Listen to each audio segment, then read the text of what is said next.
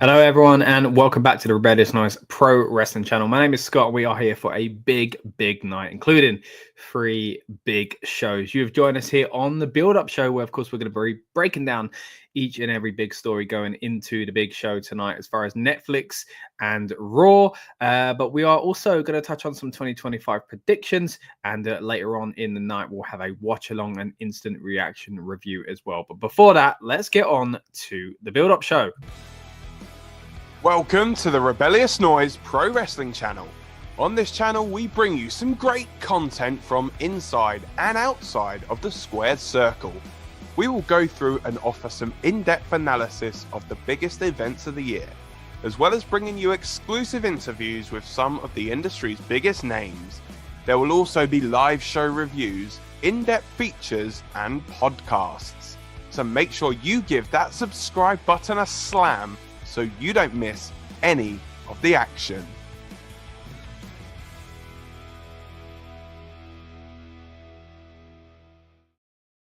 All right, once again, welcome back to the Rebellious Noise Pro Wrestling channel. It is time to talk Raw on Netflix. The day has finally come, everyone.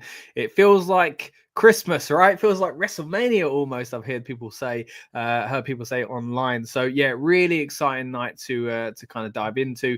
It's going to be a huge show, and there are so many things to preview as far as Raw's debut on Netflix. Already in the comments, we've got our friend Sludge Sports says hello. I'm going to miss the first hour of Raw and the watch along, but I'll definitely be there. Thank you very much, buddy. Glad to see you there in the comments once again. Yeah, that's exactly it. We're going to have this build-up show. Here in the UK, it's 8 p.m. I think I'm going to pretty much be live till about 5 a.m. So it's going to be a long old night for me. But we've started big, of course, as we always do, usually for the PLEs, right? We're here to get you and us hyped up for the PLEs, get everybody in the mood for them. But this kind of feels a bit like a PLE. And we said that a little while ago as well, didn't we, about Saturday night's main event. And we've been lucky enough to have these 2 huge shows. And then, of course, going into the end of January, well, February 1st this time around at least, we are going to have the Royal Rumble as well. So we're going to be talking a bit of Royal Rumble throughout this stream. Of course, a big conversation, especially as we get closer to what is 1 a.m. for us here in the UK, at least, is the start of Raw, of course. We're going to be talking a lot more in depth about Raw itself later on in the show as well. But let's run down some of the things that we are expecting to see on tonight's big event on Netflix. We've got Rhea Ripley going up against Liv Morgan. A lot of rumors going around about this one as far as will it be the final match? Will it be the blow-off for this big feud? Let's be honest, it's gone on for quite some time now. Not that I don't enjoy the work of both these ladies, but it will be interesting to see where either of them are going next as far as the Rumble, and then, of course, all the way up to WrestleMania. Talking about big feuds, though, we've got CM Punk versus Seth Rollins, which surely, although it's been going on for a while, it does feel like the start of something here. This isn't going to be the big blow-off. I think that itself will be at WrestleMania, so I think we'll see some shenanigans throughout tonight. Drew McIntyre is a man who loves shenanigans. He is going up against Jey Uso, the main event himself. Probably not in a main event spot, but still something I'm looking forward to seeing. Drew was one of the many MVPs of 2024. And then talking of MVP, who's going to be the MVP of the Bloodline? Would it be Solo Sikoa or would it be Roman Reigns? Who is taking that Ulafala away at the end of Raw's debut on Netflix? We'll be here talking all about it again during the watch along stream later on, and also on our instant reaction review. So if you haven't already, guys, please subscribe. Also, big names popping up as far as Logan Paul is expected to be on the show tonight, as is who Michael Cole at least likes to call the greatest of all time. I wouldn't go that far, but he is a icon of this industry, of course. John Cena is starting off his final year. So my goodness, there is so much to talk about. Sludge thinks the matches seem lazy. I get what you're saying, because it feels like we're not going to get a conclusion in all of them, because they all feel like WrestleMania matches. So it's confusing, right? But as I say, we'll kind of react to news coming out throughout the night. There's so many topics, guys. We're going to be here for the next, what is it? 9, 10, 11, 12, 4 hours. My goodness, it's a 4-hour build-up show. And then again, we'll have our watch along. We'll also have our review after it. Later on in the show, Lucas is going to be joining me live, as will our resident luchador, Rob, as well. And we are going to be breaking down, as I say, Raw and all the rumors flying around. It's not just Logan Paul and John Cena are expected to show up tonight, guys. There are a lot of rumors as far as who could be making an appearance on tonight's show. And of course, the big ones already being talked about and slightly confirmed, at least, is The Rock and possibly Hulk Hogan as well. But there are even more beyond that I'm sure you're itching for us to talk about. And don't worry, we will be getting to that very, very soon. Also, we're going to be talking about the cold open that got released earlier on today. We're going to be talking about the drone display. We're going to be talking about the arena presentation, the setup and the presentation of the cameras. And again, just so many rumors going into this show and what it means to be on Netflix for WWE. It's a big, big time to be a wrestling fan. So excited for this one. Sludge is the greatest sports entertainer of all time. Of course, referring to John Cena there. I kind of see where you're coming from there, Sludge. But hey, what we're going to do now is we are going to throw it over to some clips that we put together from earlier on this week, about a week ago now, talking about our favorite moments from 2024 and also what we're looking forward to seeing in 2025. So stick with us, get your comments in, guys, because I'll be reacting to those throughout the clips throughout this stream. So this first one is kind of a longer clip, essentially. After that, I'll be back and reacting to all your comments, and then after that, we'll kind of play it by ear from there. And again, we'll have our resident luchador and Mr. Lucas himself joining us on the stream. So I'll see you guys in just a moment, but here we are from a few days ago. Your favorite memories of 2024? I think off the bat, for me, something that just keeps kind of popping into my head, and I think I've been saying it quite often throughout the year, really, is Damian Priest's cash-in. Like, I just thought it was such a well-executed moment. I watched it again last night because I saw it was the thumbnail image of WWE's stream that they're playing at the moment, which is 2024 moments. And I went on it. It weren't the moment, so I rewound until I found that moment because it's been streaming for a while. And yeah, just watching back that last part where Drew wins the title, Punk, he gets in the face of Punk, and it's just so perfectly executed. Even though it was obvious, it weren't obvious, and I think it was just fantastic. And it's everything you want about a Money in the Bank cash-in, right? The music hits and everybody gets excited, and it led into an incredible feud between Drew, well, continued really for Drew and CM Punk as well. So right off the bat, for me, yeah, I got to say, one of my highlights would be the Drew McIntyre kind of situation at WrestleMania with Damian Priest cashing in, and then that storyline of Drew and CM Punk. I think if I had to pick a storyline of the year, Bloodline's always going to come close, right? But I think the Drew CM Punk storyline really did deliver. What about you, Lucas? What are your thoughts on that?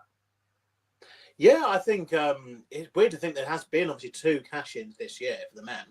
But obviously Damian Priest waited, you know, from last year into this year, and then Drew McIntyre waited his on the same night.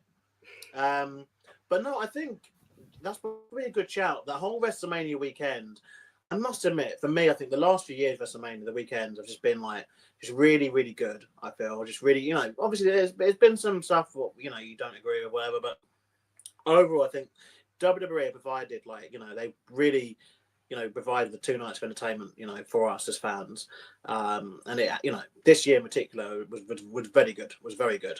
I think for me, the one that will kind of stick out though is Cody finishing his story. Oh, you know, that in terms of the year and summing up obviously everything that's kind of happened. I think that was like a massive moment. In terms of obviously moments that I've enjoyed, like obviously I was blessed enough to go to Bash in Berlin this year, and that was such a good weekend. It was such a good weekend, you know, going there for the SmackDown on the Friday and the next day, you know, for the pay-per-view itself, which I thought was really, really, really good. And it's just Germany, Berlin as a city is a lovely city. It's so relaxed, like it's, you know, it's very. Just it's just a really nice vibe to be around, like so many wrestling fans, and like walking out on the venue and just you know getting given prime as you left the venue. Oh, this is cool. I was thirsty anyway, so you know. And Scott, a city that probably is one of that you'd like. People just seem to drink everywhere. So I'd love to. I could do a good build-up show from Berlin then, yeah. But no, for me, but as a fan, like it was really good. It was really good. But I think ultimately that moment, Cody finishing his story will be kind of the top one for me. 100%. And for those that haven't already, you can head back and watch Lucas's instant reaction to some of the things out there in Berlin on this very channel as well. And we're hoping to get some more Roman Lucas, the reporter, in 2025. So we'll get to 2025 in a moment, but do want to hand over to you, Rob, as well. Again, I know a lot of it, but you've been kind of playing catch up as far as 2024 goes. So some of these moments may have come across a little bit different, I guess, with that kind of perspective in mind. But yeah, with that, what have been your moments and highlights of 2024? Do you know, I feel like I've been like, the Internet Explorer meme, and like everything else is happening, and the Explorer is just catching up. I feel like that for this year of wrestling. Like, I really like the Cody thing. I think at some point it was inevitable that he was going to finish the story. I think it made sense. The second year of Mania, it was a beautiful moment. Controversial on the Undertaker thing. I liked it, didn't like it. It was there. It would have been great if it was Austin, but so to be. For me though, probably, I know it's again one-sided. Jey Uso, obviously winning the title. Yeah. But obviously I really like that moment. But for me, that wasn't the moment for Jey that really stood out. I was like, this guy is actually a mega star if you push in the right way. It was he had a match with him against Priest when they were in France. When they did, and the fans really kind of took his entrance. Just absolutely incredible. Like just you can literally see how simple marketing can make you a star. And it felt like it was a long story of overnight success. If you know what I mean, like him breaking out and all that kind of thing. Other than that, I mean, I don't know if you want to kind of dabble into other things like NXT, obviously AEW, as I said in the chat. There's a few there that have been great. But WWE wise, probably Jey Uso, Braun Breaker being, in my opinion, a breakout star of this year. He has been absolutely incredible. It is a shame about the Dragunov being injured. Obviously, that was a shame, because I think him and those two together would have been just insane, with the chemistry they've got in the ring. So obviously, I hope they run that back. I'm trying to think things that have really stood out. Bronson Reed, I've really grown to love Bronson Reed. That guy is an absolute monster, and I think again, marketing the right way, doing things the right way. Him coming back for a couple of years ago with The Miz, and then seeing how he's progressed. Man, just everything about it. The new bloodline, I'd probably been one of my favorite things to watch. But I think capping it all off, my favorite thing, Chelsea Green, finally getting the title. Man, I just love when you get like that Cinderella story of someone that they had the moment, and then I don't know if you've seen like some of the edits, but she didn't make the cut. Then she was let go, and then she would, it was like she had a long road, and then her finally getting that moment. I was like, you know what, that's perfect. I think if anyone was going to have it, it wasn't going to be Mitch, and it should have been Chelsea Green. So, but yeah, as a recap, there have been a few of my favorite things. Yeah, 100%. Just touching on that Chelsea Green thing, of course, that is one of the most kind of recent big stories to come out this year. Myself and Lucas on the build-up were saying the other day, exactly like you said there, Rob, you wouldn't be offended if either one won that match, essentially. And again, I came out of it happy. Good opportunity, of course, to plug our Saturday night's main event, Instant Reaction, as well. So if you haven't seen that already, you'll see my instant thoughts on that. I would say PLE. I'm still in that awkward phase of not calling it a PLE because it felt kind of like one, didn't it? But also not. We're going to be diving into the January edition, of course, Raw on Netflix. Just some of the examples of things coming your way in January, of course. It's going to be a big year, of course, for WWE, as we mentioned, and therefore, hopefully, a big year for us on this channel. I want to say personally as well, thank you so much for those that have tuned in throughout the year, young and old, as far as, newcomers and oldcomers, I should say, to this channel. And if you're here for the first time for this stream, then thank you so much there as well. Again, we're going to be hitting you hard with more content throughout 2025.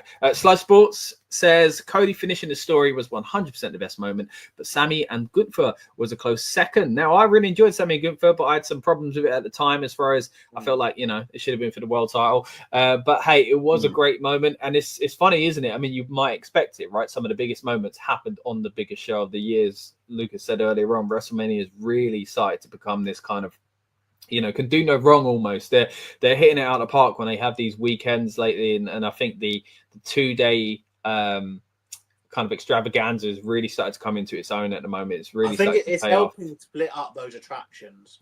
I think obviously, especially now, obviously you mentioned Chelsea Green, fantastic for her, but now obviously we've got mid-card belts for both the men and the women, as well as the tag belts, and what attraction matches. I think the one night thing, unless they're going to start giving people like 5-minute matches, 2-minute matches, it's not going to be doable. No. Put it all on one night, without it going to the lengths it got to pre-pandemic. Let's not forget those 5, 6, 7 hour, all in events they were doing, for It was hard, man. There'd be like 14, 15 matches and be burned out.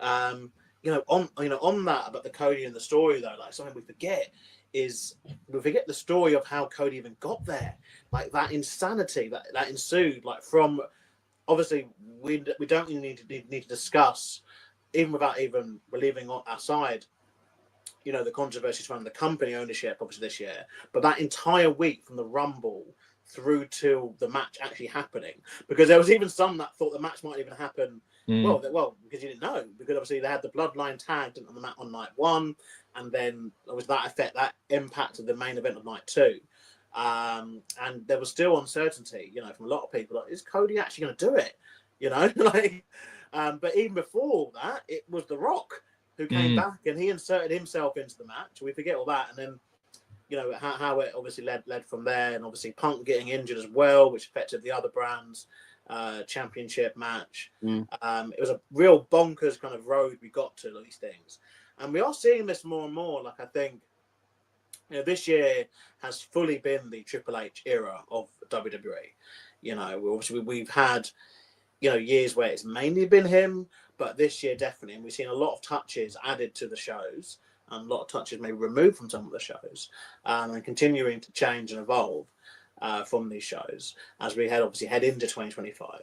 But in terms of Sammy and Gunther, my problem with that is that I still feel it was Chad Gable's moment that Sammy got, and I think that I can see why Sami Zayn and now Kevin Owens are going to keep getting these kind of moments, because we spoke, Scott and I spoke previously about Kevin Owens, 1 foot out the door very much a few years back, 1 foot very much out the door, and the game changing that could have been if Kevin, and you have to imagine Sammy would go with him, if they went to AEW in 2019 or in 2021, when both were rumoured to be going there, like the game changing that would have had to AEW's roster and how they would have done business versus, again, what it would have forced WWE at the time to do, how they would do business. But they stuck around, didn't they? Both stuck around, and it seems like they're lifers now. I can't imagine WWE without them, and vice versa. It seems that whatever itch has happened, because since then we've seen only really good big moments from both of them, haven't we?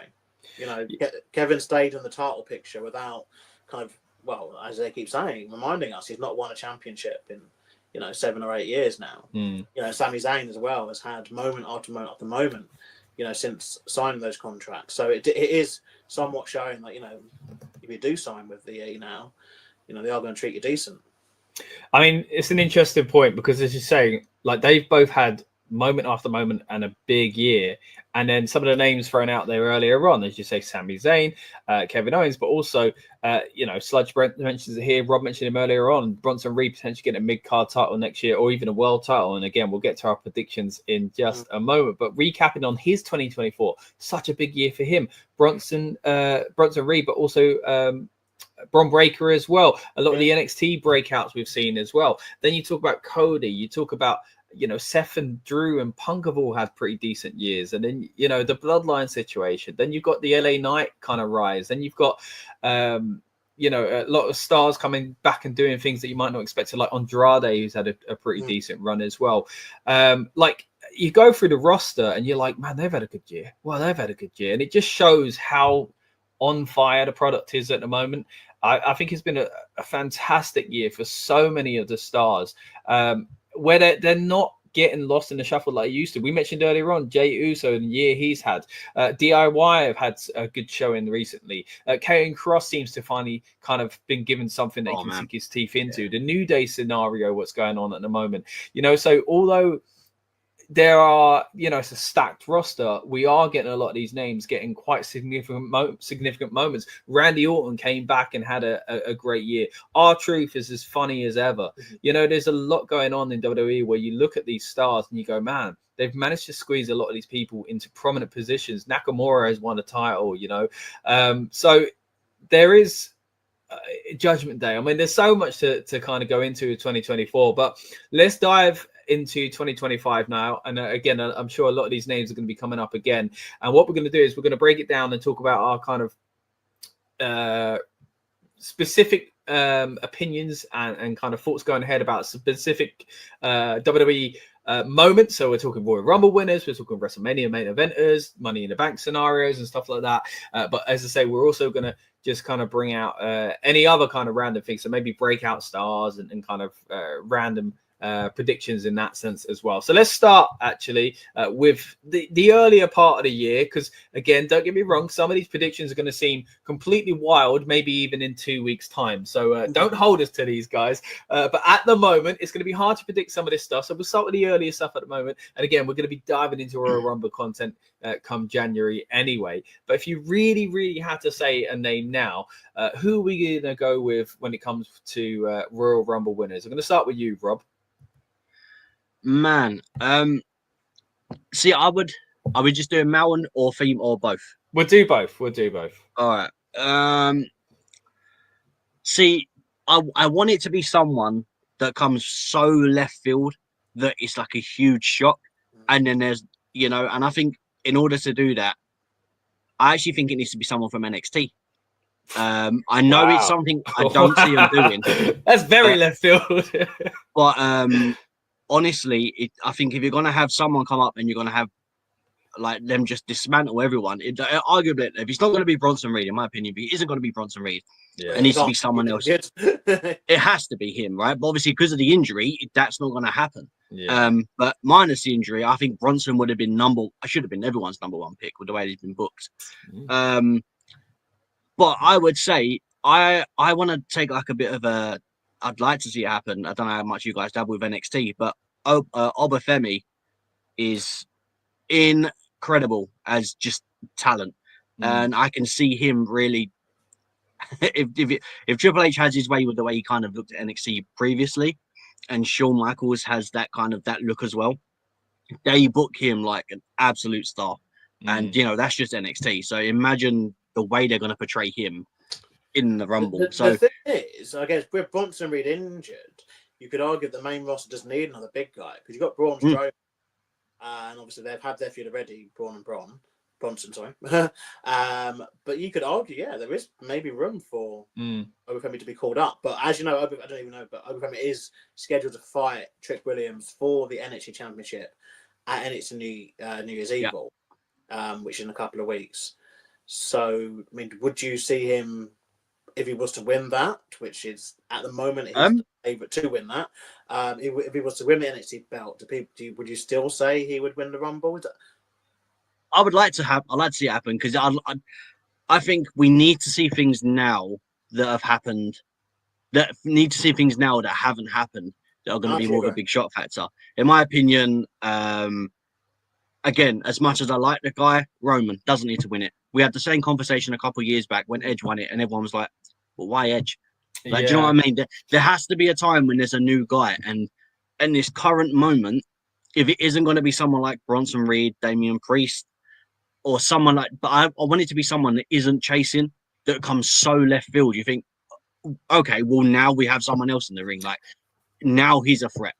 I think the issue is, though, and we're going to get to this as well, it impacts the WrestleMania main event, and it's already a stacked field of how do they even squeeze in the kind of what feel like a million different potential main events at the moment with a lot of big stars. So I don't think this is the year, or next year is the year, that they do a kind of someone breaking into that level. I think you're right, man. Like, it would be a massive shock. But I think at the moment, just putting him in the Rumble would be big enough, you know, like, and putting him on the main roster if they need to do that, as Luke says, to fill that gap. So, sorry, yeah, go on. I was say before you do that, my only other criticism, and again, this comes down to, I guess, Vince booking and the things that he wanted. But even for, like, if you looked at, let's say Bronson Reed wasn't injured, if he wasn't going to win the Rumble, you could have been like, he's going to break the record, which is great. But the record now is like 15 eliminations. So that means Bronson Reed's got to throw at least half of the Rumble out to then look like do you know what I mean? Yeah. So it really overclouds the how to make a big impact unless you're doing something, you know, insane, like the Ricochet Logan Paul moment. It's like, it was one spot and everyone spoke about it. Great. But they didn't do anything else that really shocked the world in that moment, like after that. So I just think if you're going to have someone, it needs to be someone that's either you're going to have a shock factor coming out of left field, or it's going to be someone that's going to do something insane. So I'm hoping if someone from NXT gets that big call up, because I mean, the last person, in my opinion, would have been Keith Lee, and obviously that was a long time ago there. Yeah. But at the same time, this is what you want to see. What do you think we're going to see, Rob? Who is likely to win the Royal Rumble? Man, honestly, The Rock. I think that's what's going to happen. The Rock, Roman. It's going to be someone around the bloodline, isn't it? Rock, Roman, potentially maybe Punk. As maybe he calls the favor in that he goes in number 30 from Heyman. You know, he's going to be something like that. And to be honest, I think it's going to be something that I don't enjoy, because and I know that sounds really bad, but The Rock doesn't need to be in the main event for him to be of importance. The problem is he's such a star. If he's not in the main event, he's irrelevant to the rest of the show. And I think that's honest. You know, with Roman, if you're not going last, go first so everyone remembers you. But I don't think you can have The Rock come out in the first match and kind of steal the show. No one cares. Everyone wants The Rock at the end. When the crowd's dead, they're tired, they erupt and blow the roof off the place. So unfortunately, I think it's going to be The Rock. But I just don't think he needs to do it. I really don't. I agree with you. I can see it being The Rock, and it definitely doesn't need to be. Of course, we've got Raw, Netflix coming up. We could see The Rock return before that, or he could be returning at the Rumble for all we know. Quickly get to some of these comments here as well. Sludge also thinks Royal Rumble is probably going to be The Rock, and gets to some more comments here as well. If I'm thinking like Rob, I would say Carmelo Hayes, a good pick there. So it says Elias would be better than The Rock. And you see what he's doing now?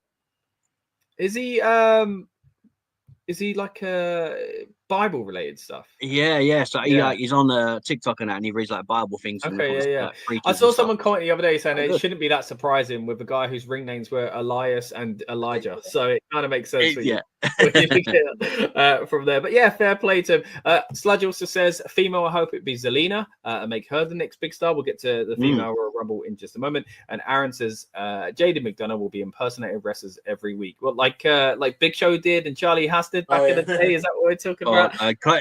More later. What was it? Yeah, okay, that's a big shout for 2025. We'll see if it happens for JD, but appreciate your comment, buddy. Right, so Rob would like to see Obafemi, but that's his heart, but his mind is saying he thinks it will be The Rock. Lucas, mate, where do you think WWE are taking us as far as their booking goes for men's Royal Rumble winner? Yeah, I think as much as I'd like, but I think we'd all like to see someone fresh win. I think we're going to see repeat winners in both matches. I think we're going to see the men's Royal Rumble winner be John Cena. Wow. To see the women's Royal Rumble winner be Rhea Ripley or Charlotte Flair, one of the two. Okay. Maybe Becky Lynch, but I think Becky Lynch is going to return, but I don't know if she return as part of the match or whether she return. Well, there's lots of places you could return, but either the Raw Netflix, the Rumble, or the Raw after the Rumble to set up a WrestleMania feud. I don't think Becky Lynch winning needs to happen per se, but I think they're going to hit hard with this. It's the first one on Netflix. They need to show that. Because I think it's everyone, we have to look back at their history of television and contracts and stuff. They've had a history where they've overloaded the first bit of the contract to obviously get to show that, oh yeah, you know, we're worth the price we're paying, and then it slips. Remember Superstars, the show Superstars, not 2008? Yep. First episode, Undertaker, John Cena. A year later, it's like Curtis Axel and like JTG, best of 17 series. You know, like they light sweeping the rug out. And I think this Netflix people, I mean, obviously we will talk about this obviously in a couple weeks' time when we're talking about Netflix. This is like game changing. This is international. Like we're not just talking. Usually before they've been talking about the little US networks and getting one network and talking about 2 million viewers to SmackDown, blah blah. Yeah. This is a global thing now with Netflix. It's huge, and I just think they're not going to start the year off with people who just aren't known to the majority of the international audience. Keyword being there being international, and I think they're going to go for those big names. And I think with it being John Cena's last year in the business, I just think they're going to accelerate the moments they want to get. They want to, in my opinion, they're going to want Cena to win the Rumble, so he ties Stone Cold's 3-time Rumble winner. They're going to want him to win another world championship, so he breaks Ric Flair's record, and they want him to have one more match with Randy Orton. And I think we're going to see all those things in the first 6 months of the year, because they're not going to risk him getting injured, or if Suicide Squad or Fast and the Furious call and they say, "Look, John, we've got a movie for you," and if he wants to duck out early or whatever, or he gets unavailable in that middle section of the year. So I think they're just going to, you know what, he's only going to have his last year once. Like this is it. And I truly believe he's going to be like a Batista, where that is it. He will not wrestle a single match for love nor money. No Rumble appearance, no Rumble returns. I genuinely just think that's going to be it for him. In terms of the women, I think they've already kind of showed a pattern where they're happy to kind of have only the main women win it. And I think now that they've narrowed down their main women to like 4 of them, it's one of those where you can only really see, in my opinion, those people all just winning twice and then 3 times, and so you just get, so in my opinion, Rhea wins this year, then Charlotte wins the year afterwards. They're both 2 times winners, and then Becky wins the year after that. She's a 2-time winner. Then Bayley can win again in a few years' time. By that point, Bianca Belair will kind of maybe she might leave, have her kid, come back. Do you know what I mean? And then she can win it again, and she's a 2-time winner, and then Rhea Ripley wins again in like 2032. Like I think they've got enough. You laugh. Oh, like you're reading that from a script, you laugh, but I just think that's just WWE for you. Like I think they're gonna they like to stick predictable with these things to a certain extent, and I know it sounds kind of maybe a little bit boring to an extent, but I think they're going to want to just, particularly after the Fast and Fat of last year, they're going to want to pinpoint these WrestleMania main events and say, look, you're getting John Cena against, and then the next night on Raw, here pick his person, who most likely will be Gunther, at WrestleMania. And then, if it's Becky Lynch, or if it's Charlotte Flair, or if it's Rhea Ripley, their pick of their champion as well. And so I think they're not going to want to do so much of the teasing and stuff, because they don't want to risk the scenario from last year. Because again, what one could argue is, okay, what if someone does win the Rumble?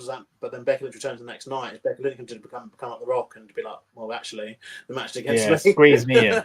Yeah. They want to just nip it in the bud to get it out of the way, and we just go. I think again, with it being international, this Netflix thing, I think they're going to want to just really hit the ground running.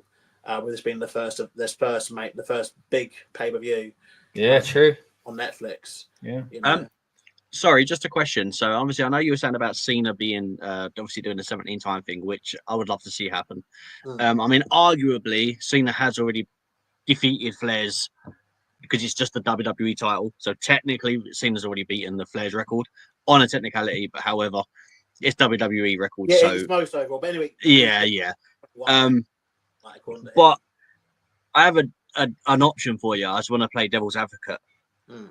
Cena's only a triple crown. Would you rather Cena break Flair's record of the 17-time, or would you rather him win the IC title? Because he's never won. This keeps coming up, but I don't think he needs to. I think he probably would do it, I mean, maybe that might be another thing he does. I mean, because again, I would like to see the Open Challenge brought back. That could be a good way. That'd be great. Especially to put someone over at Mania. Yeah, a thought that I had was that it depends. I mean, I keep bouncing between two ideas with Cena. I'm either of the ilk that they're going to long it out and do him almost like he almost wins the Rumble, and then he almost qualifies for the Chamber or something, and then he almost wins the top, and they build up the whole year. But the only thing that gets me thinking they won't do that is just what if? It's just like, what if he gets injured? And what if, and I think they're going to have to make sure those moments that there's a list of stuff they want to do, and they're going to make sure those moments are happening as part of it. But something I did kind of have in the reserve, like if he wasn't to win a world championship, which I think he has to, is that he wins the IC title, brings up the US Open Challenge, and then obviously he has that, and he can face obviously people from the main roster, NXT, whatever, defend that, even on house shows, all that kind of stuff. Let him have let's say a couple of months of that, and the last person be Randy Orton. Yeah. And then they obviously, they find a way to get that match done properly as his kind of final kind of match. Randy Orton cost him the championship, and then he then says the only thing to do is to fight you one more time. But then with how Randy Orton's been like the last year in the company anyway, it seems very much like he's in that position now where people won't boo him. People will not boo Randy Orton for love nor money. So I think the only way they have to do it is just look. I think they might just do like the typical Saudi / Brock Lesnar type thing of just look. This is the match. This is when it's happening. Yeah. Like you don't need anything more. Like it's a 20+ year rivalry between people who the universe just bloody adore. But yeah, if there was a choice of that, my answer would be I prefer him to win another world championship. I don't know how you would feel, Scott. I don't think the answer. He's never really gone after it, so it doesn't. It's not like it's something where I'm like, if he came back and starts caring about it, I'd be like, well, you didn't care about it like 15 years ago. But Whereas with Sheamus, it's different. I know what you mean. Yeah. Yeah, I think it's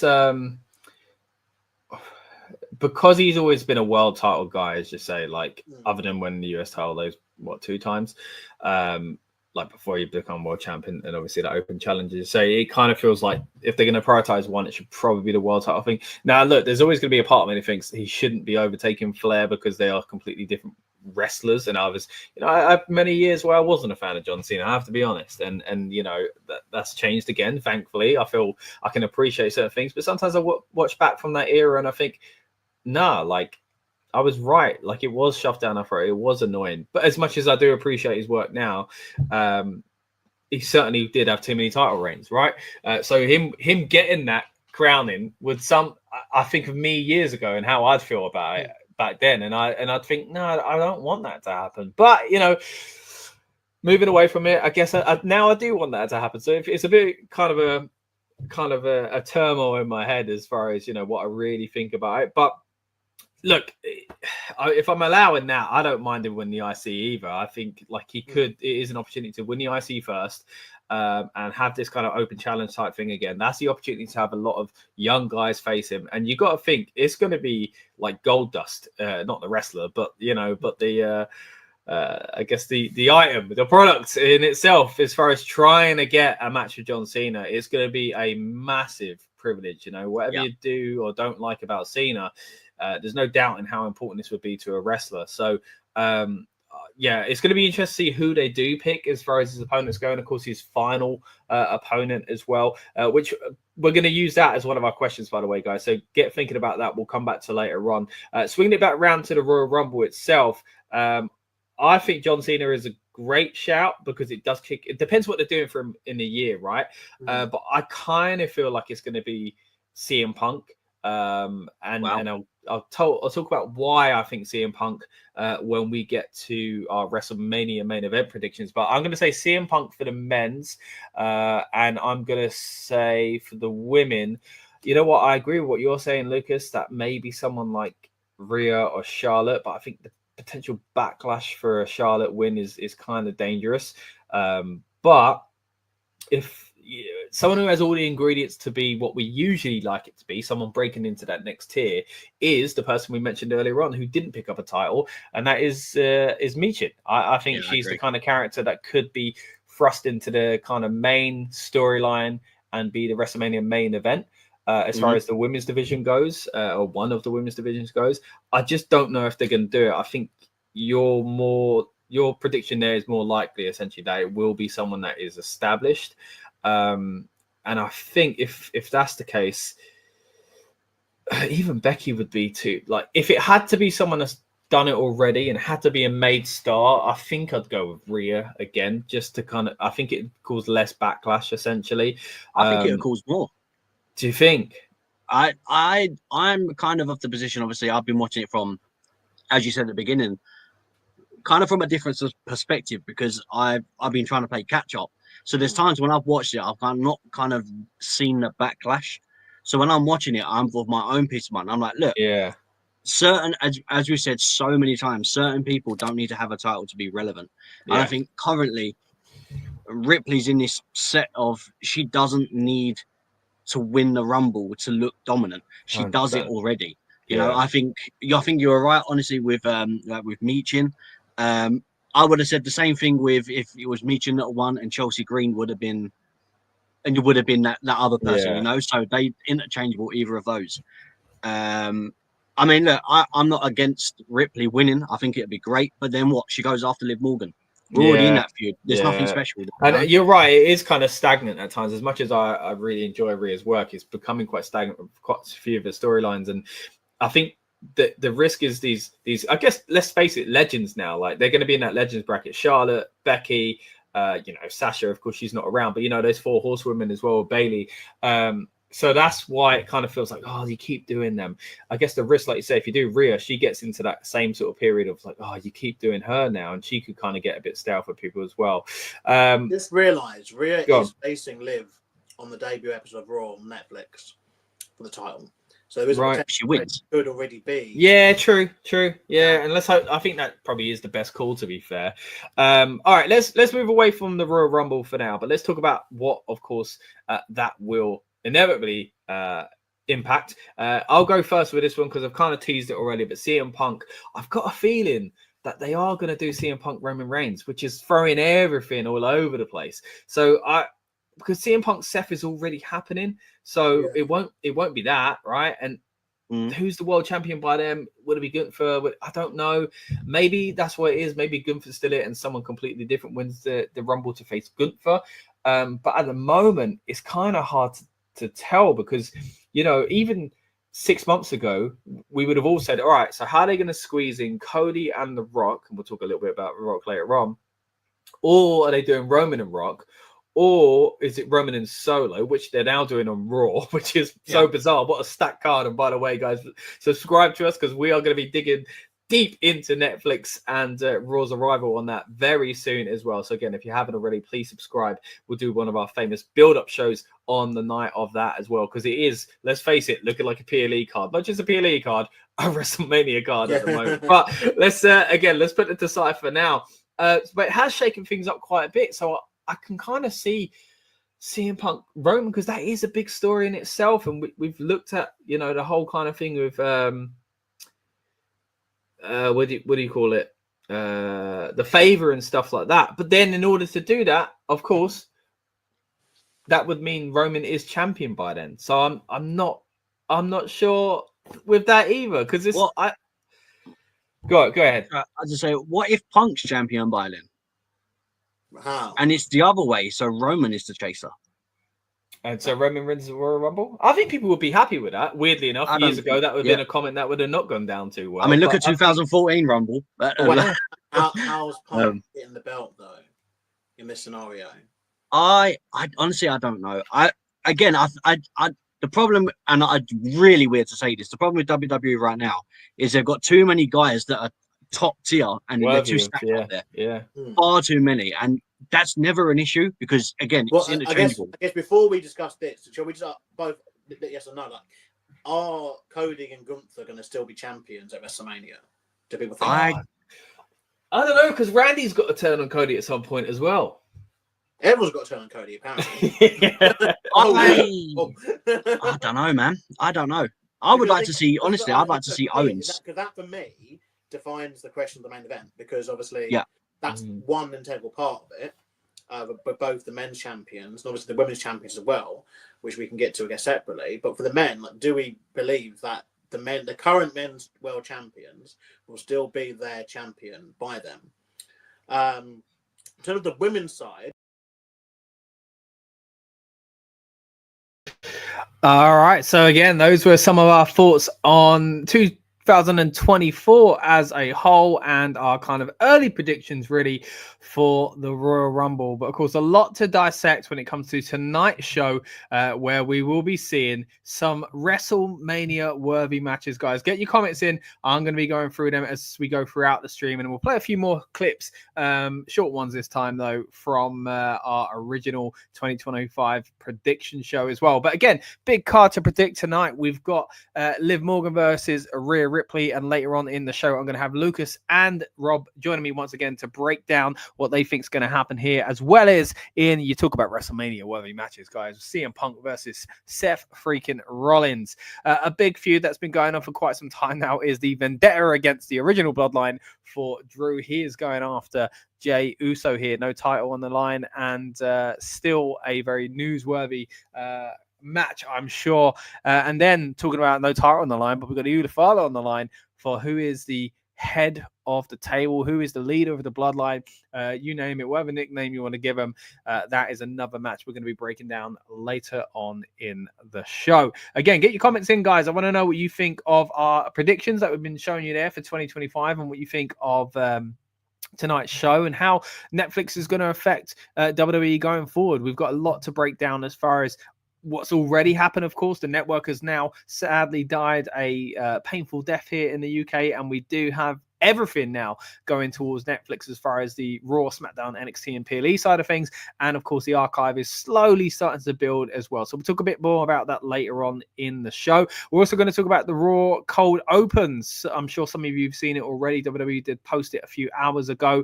We'll talk about the drone display and a lot of those rumors going around. There's a few images as well going around about the kind of new design elements when it comes to Raw. Of course, the new logo has been out there for a while, but we've got a new arena setup to talk about later on in the show as well. Also, rumors that it's going to be 3.5 hours this Monday Night Raw. Of course, there is no kind of cutoff point that is strict anymore from WWE side, because they don't need to worry about a new show starting after, right? It's live on Netflix, and then people carry on Netflix in, I guess you could say. It doesn't really matter how long it goes, unless, you know, you could look at the argument of, well, too much of a good thing can be a problem as well. But I think tonight makes sense. 3.5 hours. It's feeling like a PLE, so I guess it should be as long as a PLE, right?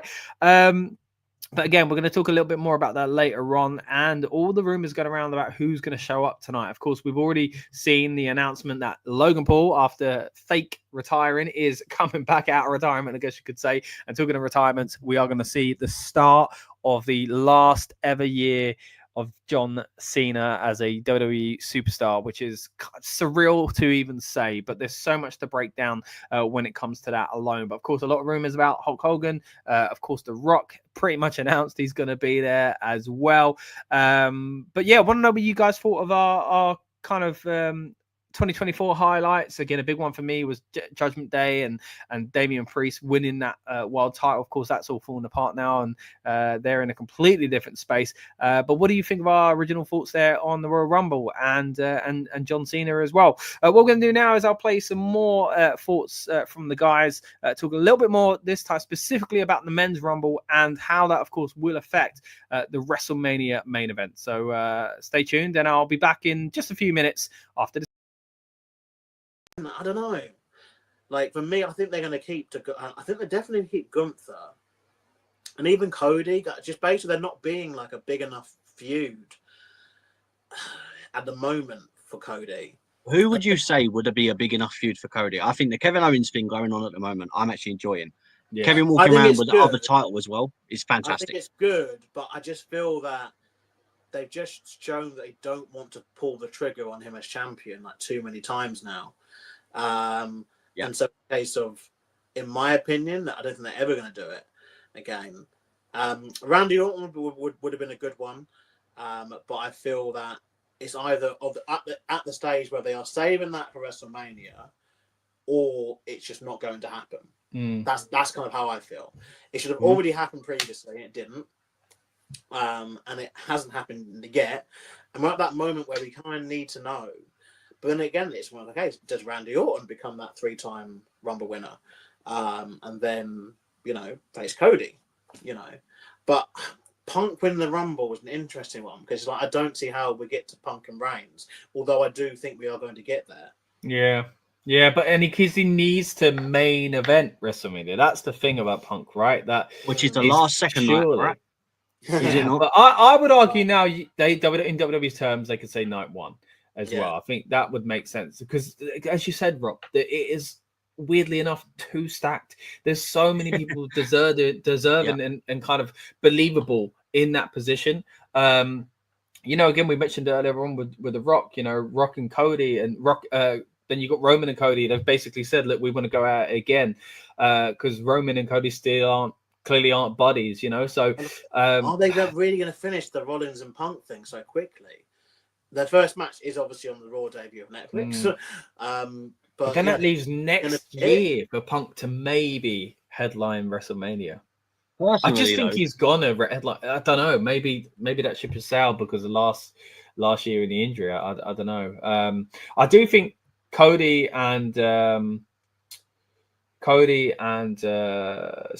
Orton is the way to go. I think that would be a great main event. But again, if that's the WWE World Title match, then where does Punk fit? Where does Rock fit? Where what I mean?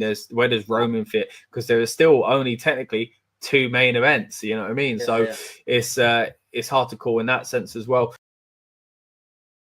So the funny thing about WrestleMania main events is, as we've been saying already about this Raw, there are matches on this card that feel like they are deserving of being in that top spot, right? As a WrestleMania main event, as I say, and we mentioned it there on that original predictions show. You've got Punk versus Seth Rollins happening tonight on Raw. You've got Rhea Ripley and Liv, and don't get me wrong, this feud has gone on for a bit too long, but that is a WrestleMania worthy match, right? Jay and Drew could be on WrestleMania for sure, and this certainly could be a WrestleMania headliner. Solo versus Roman Reigns. Now, the reason why I think it won't be in any other timeline it might have been is because The Rock, right? The Rock is apparently showing up tonight on Monday Night Raw, and surely that was always going to be the case. Look, I actually thought The Rock was going to show up as a surprise. I didn't think they needed to announce him. They've announced so much, and there are still so many surprises they could do. And I think it's made me feel a bit more comfortable as far as what we might see later on, because there has to be some surprises, right? Again, Hogan, Penta, Becky Lynch, Charlotte Flair, just to name a few of those names flying around. If you've heard any, guys, would love to hear your thoughts and opinions on who's showing up tonight.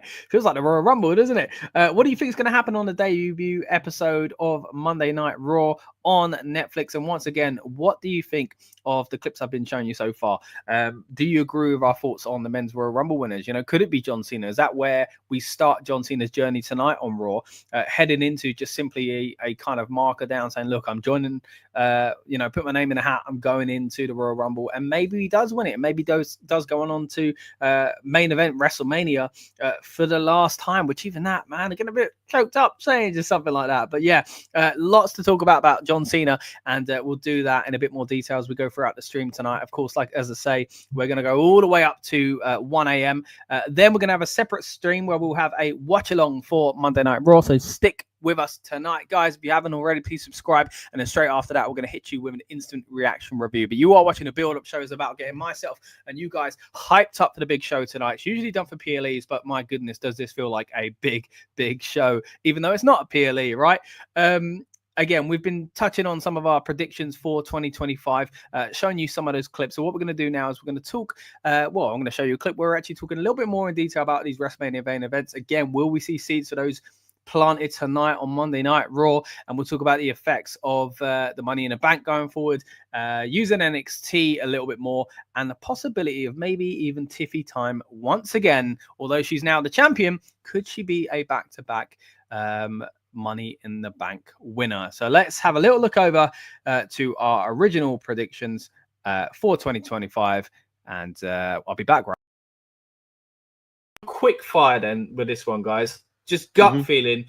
WrestleMania main events, and I'm not talking male and female. I'm talking, what do you think WWE are literally going to make night 1 and night 2? So it could be, if you genuinely think there'll be a female main event, fair enough. I don't think there will, because as we mentioned, there is so much going on in the men's roster. I don't think they're going to go for the 50-50 booking. I think they're just going to go for what is the bigger storylines at the moment, and that's no kind of slide on the women's roster or anything like that. But let's just be honest, there is a lot going on in the men's kind of main event scene at the moment. So let's go one by one. If your heart, no, not even your heart, what does your mind say, Rob? What do you think? Night 1, night 2, as quick as we can. Bronson Reed, Gunther, night 1. Bronson Reed, Gunther. Is Bronson Reed going to be back in time for that? It's ankle injury. I reckon it could be possible. Yeah. Okay, and night 2? And night 2? Randy Orton versus a heel Cody Rhodes. Flipping heck. All right. Lucas, night 1. I think the women will main event night 1. Okay.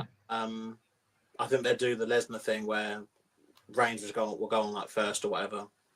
Or wherever the big match is. Right. The match will go on first and then women will go last. Think that who would that be, though? Who would the women be? Depends what combination they're going to go with, but now it's changed my mind. Now it's not going to be Rhea, it'll be Becky winning the Rumble, based on the fact that I think Rhea will be champion. So if they're going to do Becky and Rhea, something like that, I think it's a big enough match.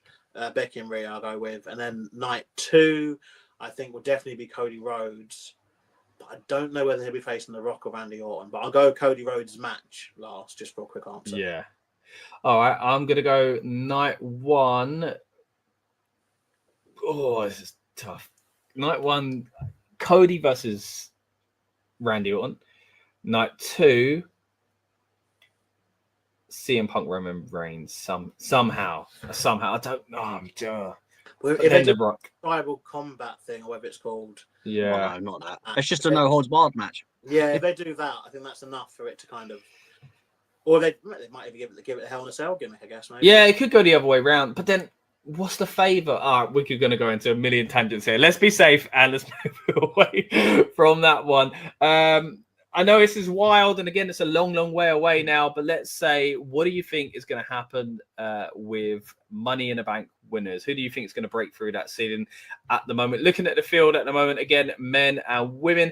You know what? I'll go first on this one, because I think if it isn't going to be her for the Royal Rumble, then I think maybe Michin is the one to win the Money in the Bank. Then on the men's side, I think they might just go LA Knight. I think at some point he's going to be jumping back into that main title picture. It'll feel like 2 years behind from when we all thought it was going to happen in London at that time. But yeah, I'm going to go LA Knight. Again, this is hard to tell at the moment, right, guys? We're 6 months away from, pretty much 7 months away from this actually being the case. But just judging how the roster is at the moment and where you could see, I guess, the safer bets, I'm going to go Michin and LA Knight. Lucas, what are you thinking? So for the male side of things, I actually think something that Rob was saying earlier about the Rumble winners, I think they might do for the Money in the Bank instead. I think someone from NXT will win the briefcase. I think that something I think we're going to see big time happen, as we're already started to see already. You know, as they have always sent some main roster stars down to NXT. NXT stars are appearing more on WWE main programming, and particularly because obviously, again, something we haven't touched upon, at the start of January, SmackDown joins the 3-hour club and Raw returns to 3 hours. So there's a lot of TV to film. You know, they're going from both shows at the moment are 2 hours apiece, and that tends to mean there's 4 matches per show. NXT obviously also 2 hours, but both the main roster shows are going to 3 hours. And one has to imagine there'd be extra match spots to fill every day. not imagining it, it's going to happen. Yeah, Bill, isn't there? So, you know, with there being potentially an extra 2 or 3 matches having to take place on each show, plus the satellite main event, I think we are going to see more NXT integration. I think that, you know, something which was said following their recent NXT being on the road, which we're going to see more of in 2025 as well, is that they are seeing that there is a benefit to them having main roster people be part of the road shows to help sell the tickets. And so I think they're now going to see it as a two-way street. How about we try and make that star our own? And I think Money in the Bank is something I said this year. I think I kind of alluded to it last year, but this year I really said it. I personally feel it actually is a format that needs to be rested. But I do believe that it could have life in it if they choose to use it differently. Problem I had with it this year, particularly with the men's one, is Drew didn't need it. They gave it to Drew for a storyline bit, and then it was done and dusted within a night. Yeah. And, someone else could have used and benefited from that briefcase.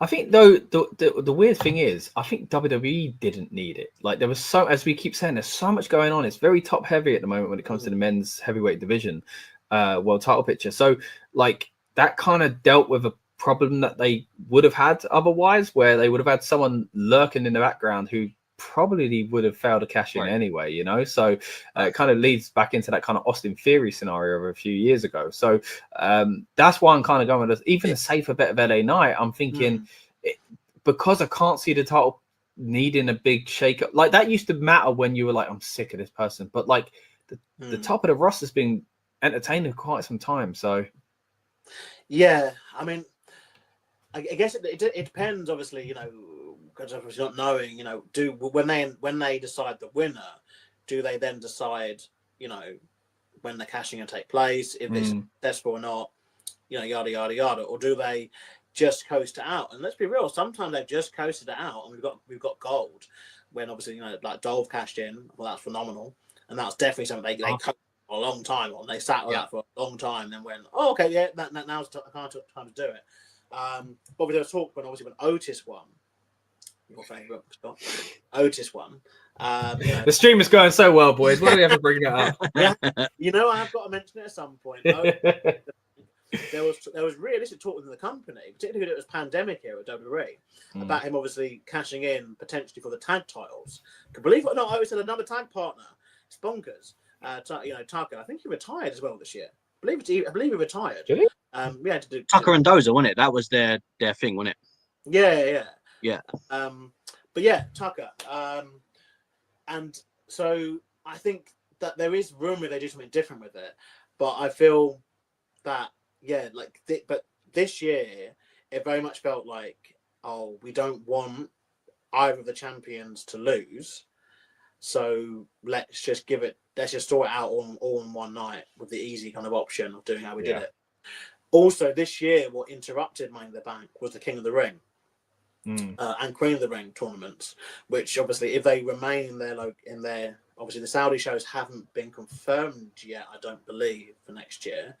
But if they stay in that same location, the same position in the year, it also then mess up Money in the Bank, because then you've got two people. You've got the guaranteed title match at SummerSlam, and you're walking with the briefcase, and you've got the champions. And also they changed the rule as well, where it's your brand's champion. Like, they made it very different from what it used to be. But I think to give it a breath of life, and the thing is with WWE, remember they got precedent with this. Remember the year they only had former WWE champions in the match, the year of Big Show's Big Ladder, that one. They've done the weird things before where they've had like this. So I think, in my opinion, I think an NXT winner would be good. And I believe because he's going to lose the belt, I would even shout out Trick Williams. I think he's got the charisma to do it. He's popular and over with the NXT audience. And I just believe that is just going to only kind of carry over to the main roster audience. And it's that shock factor. It brings that shock factor back with the briefcase. For the women, I think they play it a bit safer. And the women won't be interested because at the time when we're going to obviously record the podcast on this, so the prediction, build up, obviously we will have had 6 to 7 months of the mid-card women's belts existing. Yeah. And I believe that essentially the women's Money in the Bank will go to someone who they feel is kind of just above those mid-card belts, but hasn't quite reached the next stage. So it could be where, like, Meechin or Chelsea Green, Chelsea Green was to lose the championship by then, and it's a case of she wouldn't really then, you know, do you really want her to keep going for the women's US title over and over again? And I think that kind of question will come up. But again, we're talking in 6 months' time of like, well, you know, Chelsea Green's over enough. She's proven it with the mid-card belt, but we can't just go, okay, right now Chelsea Green's facing Rhea Ripley. We need this to happen. So I think, I'm going to go and say Chelsea Green. Then actually, just off that, I think she can hold the mid card belt for a few months. She can then have a feud with anyone really. Maybe come out successful off that feud, and then straight into the Money in the Bank match, and become I think as well this year as well the women, something which I think is very important to remember is that Tiffy, they've made a lot on the merchandise of Tiffy, of the whole Tiffy time, and the briefcase being pink. And just imagine what Chelsea Green would do for it. She had different outfits for every week, and really pimp it up. And again, that's just merchandise. So I think, if anything else, the women's one might just follow that as a yearly basis now. Like, make the women's one something which is like an accessory.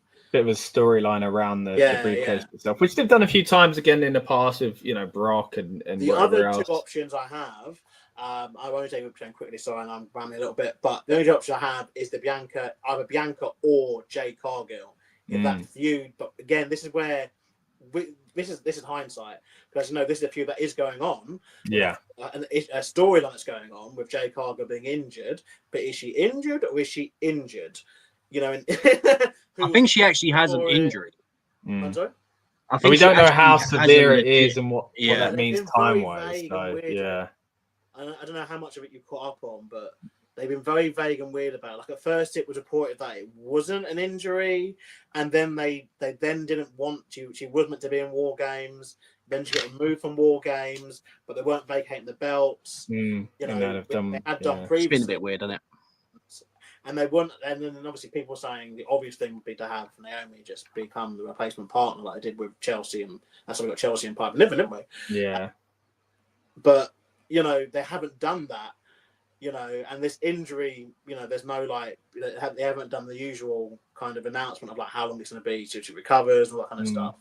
Which could be leading into a surprise, essentially. Sort of, I mean, even the Royal Rumble's coming around the corner, and the revelation of who's done it, of course, is a big talking point. But we'll dive into that, I'm sure, in the next few weeks. We're going to go much further afield with our predictions here. But you're saying Money in the Bank, you wouldn't be surprised, essentially, if it is shaking it up with someone from NXT. And as you say, we've got to see where these chips kind of land, really, when it comes to who is a mid-carder and who is a main kind of title picture cut, that level of cards essentially, and how do we differentiate those, and then using the Money Bank as this kind of ladder, pardon the pun, but essentially to get you to that next step, which is the way, again, we've always said on this channel how we enjoy these spots being used, both that and the Royal Rumble. A few comments here going to get to as well. Sly Sports says, for me, Money in the Bank, I have 5 options: Gable, Carmella, Ludwig, Pete Dunne, and Dragunov, which is my favorite. Some great points there, and some I could see more than others, but some that certainly deserve the position at this point in their career on the card in that way. Also have Grayson Waterbrooks of Reed. Jay Uso, of course, is a big shout. We talked about that a lot on this past Money in the Bank PLE. There you go. You have your ladder match. I mean, it's a great ladder match in itself, even if you don't necessarily have a winner in mind. Also says I would pay to see that match. And for the women's Money in the Bank, I have Tiffany Stratton. Now, we'll get to Tiffany in a moment because there's a chance. Weirdly, my question was twice. I don't think Money in the Bank is something people need to win twice. No. I would have had it as like it's a one and done. No, Punk did it famously back to back. But imagine to stretch it out because you really don't know what to do, or you want someone to win it eventually. So what you do is you have them lose it and they win it straight back, and it just continues that storyline for 2 years. In some ways, it's a risk. It could really get stale with the audience. But it could be done well. Is a risk, because you are relying upon an uncertainty to happen, which is why I guess we've seen so many of these quick or same night even cash-ins, in my opinion. Yeah. It's a case of, look, that night we can vouch for because you're going to be there. You're all going to be there. Everything will be fine. But even like the next day, it's unknown. We said with the Finn Balor, Universal title run, we've seen that was a one-day thing. That was he won the belt, but the next night bye. I'm injured, and does that, with Money in the Bank, we've seen obviously people have to vacate it. We've seen people have to lose it, defend it, yeah. I'd like to actually see more of that though. The briefcase being on the line, actually being defended. Oh, I don't like that at all. Don't like it? Nah, no, because you want it in the match. It's like when they've done it with a Rumble spot in the past as well. It's like, nah, like that. I think already earned it. I think devalues the match. All right, so once again, some interesting points. I'm sure you'd agree from Lucas and Rob there talking about our 2025 predictions. But hey, look, it's going to be a long night. I got my cup of tea ready. We are here talking Monday Night Raw as well. And a lot of the people we talked about there, of course, will feature on tonight's show. One person, sadly, who will not is Tiffany Stratton, of course, because she is on SmackDown. You would imagine that's going to be the case going forward. But this is that time where a lot of things have been shaken up, right? We've got the transfer window going on at the moment. But what do you think, guys, of the full, the possibility of someone winning back-to-back this time around? Of course, it would be Tiffany. Now, since making those original predictions, she would have to maybe lose the title, or maybe not. Maybe she just has like a reload, essentially. That'd be pretty cool, right? You got the title and you win the Money in the Bank. Like, that'd be a cool way to do something in the future. Once again, guys, thank you so much for joining us. We are here for the live build-up show to Monday Night Raw. We've got our watch along later on in the evening as well. So if you haven't already, please subscribe. You can also find the link for that in the description, or of course you can go to at RN Pro Wrestling on YouTube and just go to the live tab essentially of our channel, and then also part of that and later on we'll also be hitting you with an instant reaction review. But that is a long time away, guys. We are still, just under 4 hours away from Monday Night Raw's debut on Netflix. And again, there is so much to talk about. Rob and Lucas, as I say, will be joining me later on in the stream to break down the matches where we're going to see the announced kind of returns, such as Logan Paul and John Cena. But of course, there's a lot more beyond that being rumored at the moment as well. So I want to know your thoughts. What are the rumors you're hearing out there? Is there anything you're excited to see specifically when it comes to potential returns or debuts? Of course, Penta being a big one. A lot of people think that he's going to team up with Rey Mysterio tonight against the New Day, so that'd be interesting to see. It did seem to point that way, right, when we look at those promotional teases that we've had on Raw lately as well. So hopefully we do get a few surprises tonight. Now, again, beyond that, we've got some announced stuff that I think itself could throw up a few surprises. I don't think this match is going to be the end of the feud, so something's going to happen wild here. Speaking of wild endings, surely this is not ending smoothly, is it? Like, I think the Ula Fala is probably going to go around someone else's neck, and I'll talk a bit more in detail about that later on when I'm joined once again about Raw with Rob and Lucas. But yeah, let me know what you thought of our predictions there, guys, and the Money in the Bank and things like that. Gonna throw over to another clip now, just about a minute long, and I'll be back in just a moment where Rob is going to tell us a little bit more about his thoughts on the Money in the Bank. Throw some names at you. Some of the stuff that Sludge has said. Ludwig, yes. Carmelo, 100%. Dragunov, if he come back, would be great. I'd love to see it. Can I just say, as I said, I think I have a massive love for Bronson Reed, but can you imagine him on top of the ladder and just hitting a tsunami on someone and just taking both of them out? Even that through a table, I'm all for it. Yeah, I mean, judging by what's to win the match, but just yeah, it'd be a great moment, but I think he might want to hold off on the big spots for a while. Maybe. So look, I'm going to throw a name out there that I think is going to pee a lot of people off, but I think the idea of the Money in the Bank, for some people, is you actually hate the person and the fact that they have it. Firstly, can I just say, Damian Priest, in my opinion, one of the worst Money in the Bank holders I think I've ever seen. No, listen, and let me quickly tell you why. He had multiple chances, right, to cash that title in on an injured Seth Rollins when he couldn't move because of Shinsuke Nakamura, and he didn't come out. Yeah, what an idiot! He was stage of them all, mate. Did it grand stage of them all with a great and again a memorable moment that I'm calling one of my favorite of the year. So wow, take that. Right, I get it. All right, once again, interesting thoughts there from Rob, of course. Says Damien's was one of the worst cash-ins, or at least times with a briefcase of all time. I really disagree with that, as you would have seen from that original clip. Not a fan of that opinion that Rob has there. Also talks a little bit more about the Money in the Bank, which we're going to throw over to another clip now, because he's got another, would you believe it, controversial opinion as far as who should win the Money in the Bank. And a little spoiler for you guys, it is relating to someone that's going to be featured on Monday Night Raw tonight. So let's throw it back to that clip from Rob. I think is actually winning Money in the Bank is Logan Paul. Oh wow, yeah.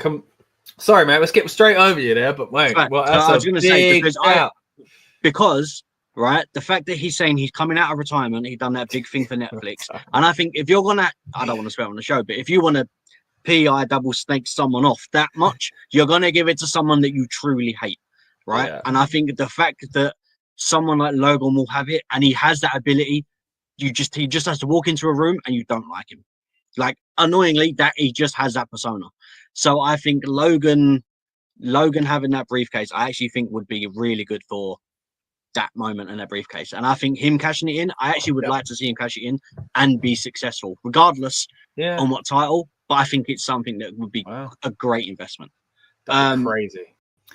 So crazy. I said it there and I mean it now. Logan Paul winning the Money in the Bank would be a big, big move from WWE and a big thing for his career. Of course, he's held a title already.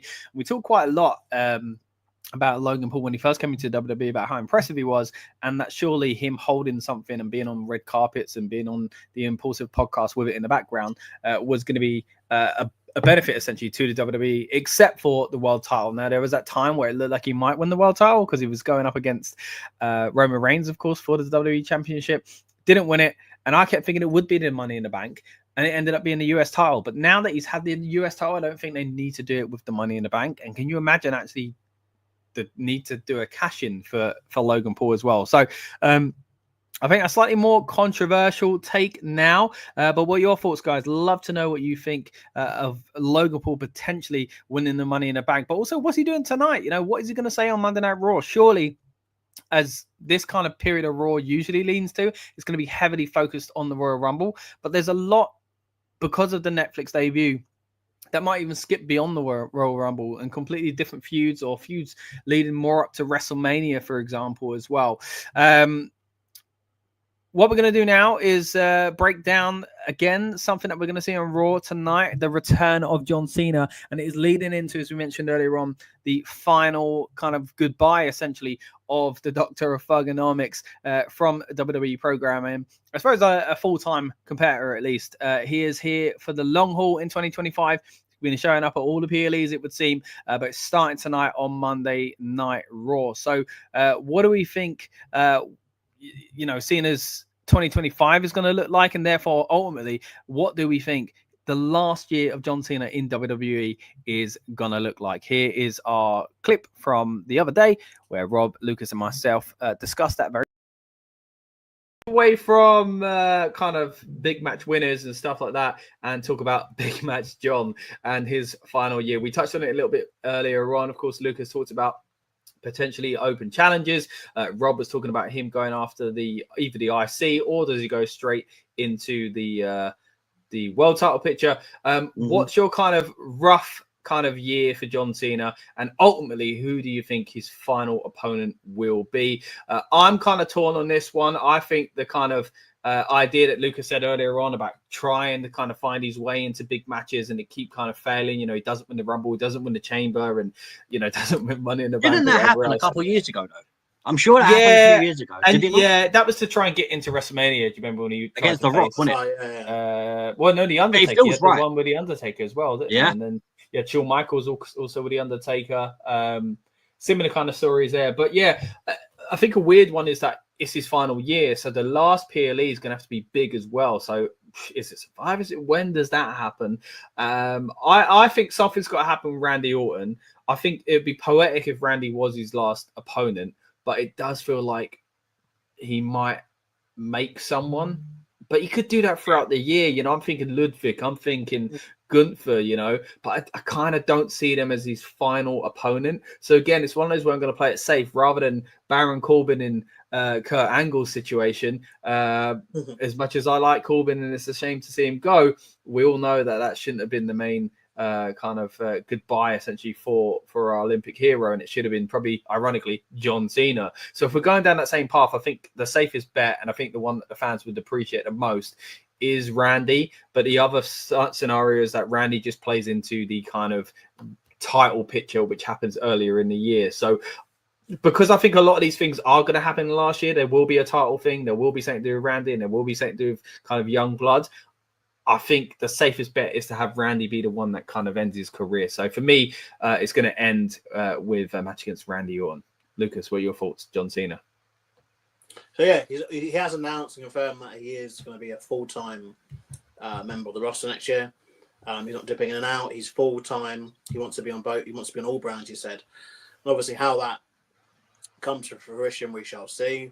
And obviously John Cena was the one who did stand at Money in the Bank seemingly an eternity ago and scream that and demand that we were going to get WrestleMania in London, and it's not happened, and it's not been announced to happen at least for the next couple of years anyway. But I'm hoping that they just say, look, John, Nussbaum's away, like what do you want to do?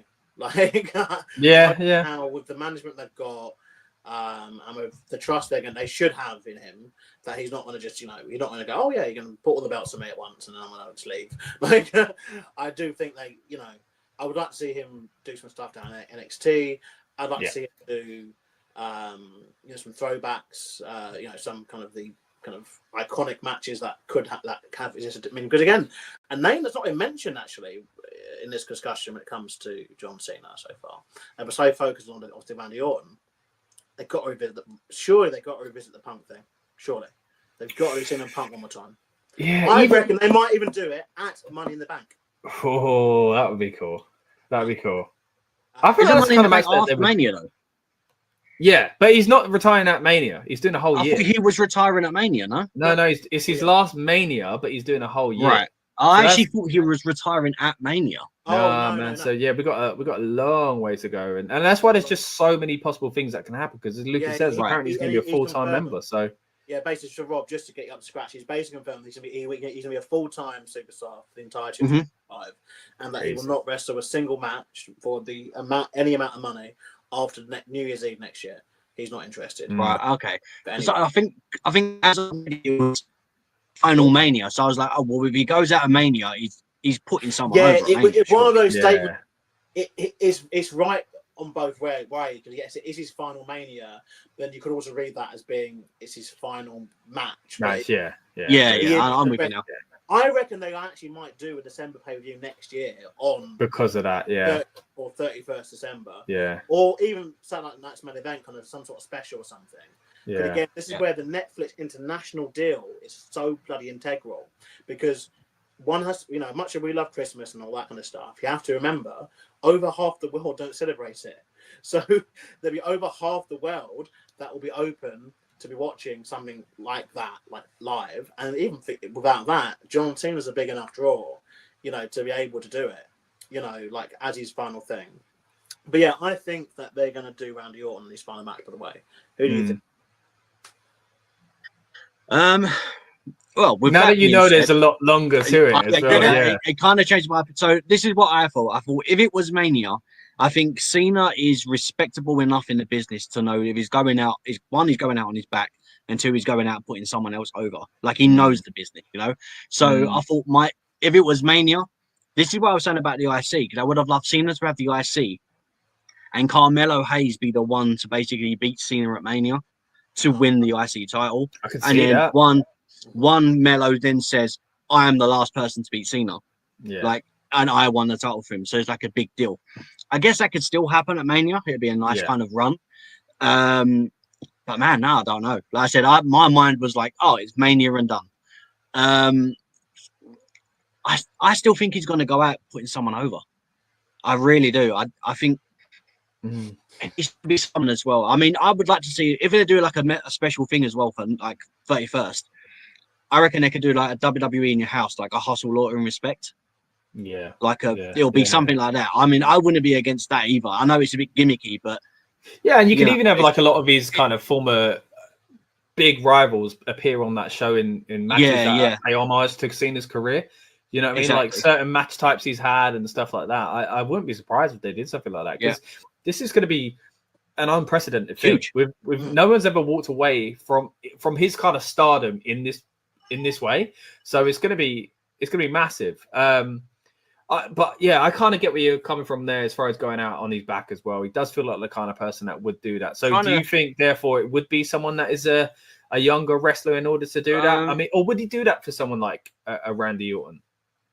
The thing is, as well, I think I look at it as Randy's one of those guys that's like, do you know what? The honor is there. Yeah. But this should be for someone else. Like, again, I think Randy's now of that maturity and the way he speaks about the business. Obviously, he's still going compared to someone like Cena, for example, of the same age. He's like, he still wants to be the wrestler. And I think someone like Randy I don't think he needs, as much as we'd love to see it, I don't think it should be Randy. You know, same as if Edge was there. Again, I don't think it should be Edge. It should be someone that's going to capitalize from this, but someone that they've really got stock in and invest in. So I don't know who, but I think this year they build someone that's going to beat Cena. I mean, Gunther. Gunther's I wouldn't a good say shout. no to. That's what I was going to say. I wouldn't be surprised if it would be Gunther. It does kind of fit. Going to quickly get some of these comments, guys. We've got Matthew Rodriguez in the chat. Says, "Hey guys, sorry for being late. No worries, buddy. You can always go back and watch it from the start on demand, but appreciate you being here either way." And he says, "Here is one early prediction: Penta debuts at Raw in Netflix. Teams up with Ray to face the New Day." That's an interesting point. Of course, we saw Ray preventing the New Day from going in the locker room recently. They win, but Penta turns on Ray, breaks his arm, and destroys the LWO. Interesting take there. Of course, we'll see what happens with, because the LWO hasn't been used that much recently. So kind of giving him a new lease of life in order to break him down for the arrival of Penta is a good call, actually. We'll get to returns and surprises in a bit more detail very soon before we do start wrapping up as well. Yon says Becky Lynch to regain the Women's World title at WrestleMania 41, a scenario that I think is quite possible, judging by Lucas's thoughts earlier on, of course, on the Royal Rumble potentially being won by one of those kind of I guess breaking into that legend tier, right? So that is possible. Right,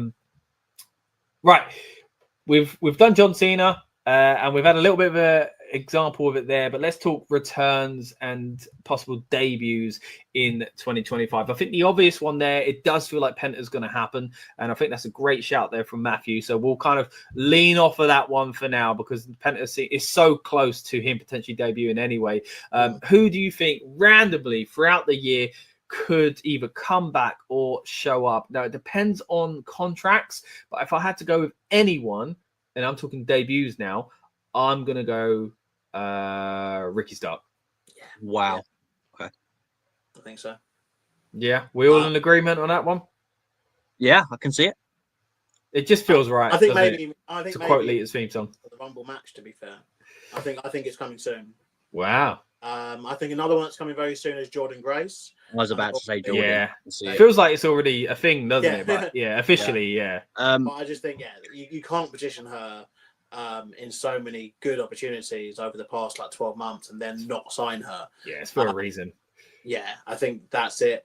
I think we're going to see Joe Hendry again. I think we may even see him on the main roster. Maybe Rumble. It's just the thing. I think they're going to really overload this Rumble match. But yeah, I don't think Rumble is the only thing that we need to focus on. I think, obviously Penta's coming in separately from Ray Phoenix, isn't he? So I think they're going to have to. I think Phoenix has still got they're going to add a year on or something, aren't they? Injuries or whatever. That's been very controversial. I think Tony Khan said that he wouldn't do. Ooh. Yeah. And I think that's about it. All I can think of. I think we're going to see.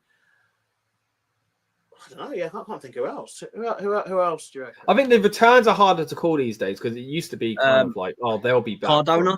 I could see Matt Cardona coming back. Yeah, we've been saying it for a while, haven't we? There's a video on this channel, myself and Rob diving into do it if that would look like under his name, though, isn't it? Well, hey, that's what I was saying there. The video that myself and Rob did dive into what a return for Cardona would look like. Would it be a mixture of the Zack Ryder and Cardona character? Would it be straight up Zack Ryder? Would it be straight up Cardona? As I say, I believe it would be a mixture. So go and check that out on this channel if you haven't already, guys. Here's the thumbnail if you do want to look for it as well. Now, as I say, returns are a little bit harder to pick, but I think that's a great shout because you got obvious ones like The Rock. The Rock will be coming back this year. We just don't know in what capacity, right? All right. Well, we now know The Rock is coming back on Monday Night Raw. He's going to be back tonight if his Instagram, TikTok, wherever else he posted it, post is anything to go by. Of course, very, very much talking about the situation surrounding his family's legacy, and a big match we'll be predicting throughout tonight's stream, of course, is Roman Reigns versus Solo Sikoa for the Ula file. And as I mentioned earlier on in the stream, I've got a sneaky suspicion that The Rock might have something to do with that match there. Now, you've been watching a clip there from our 2025 prediction video.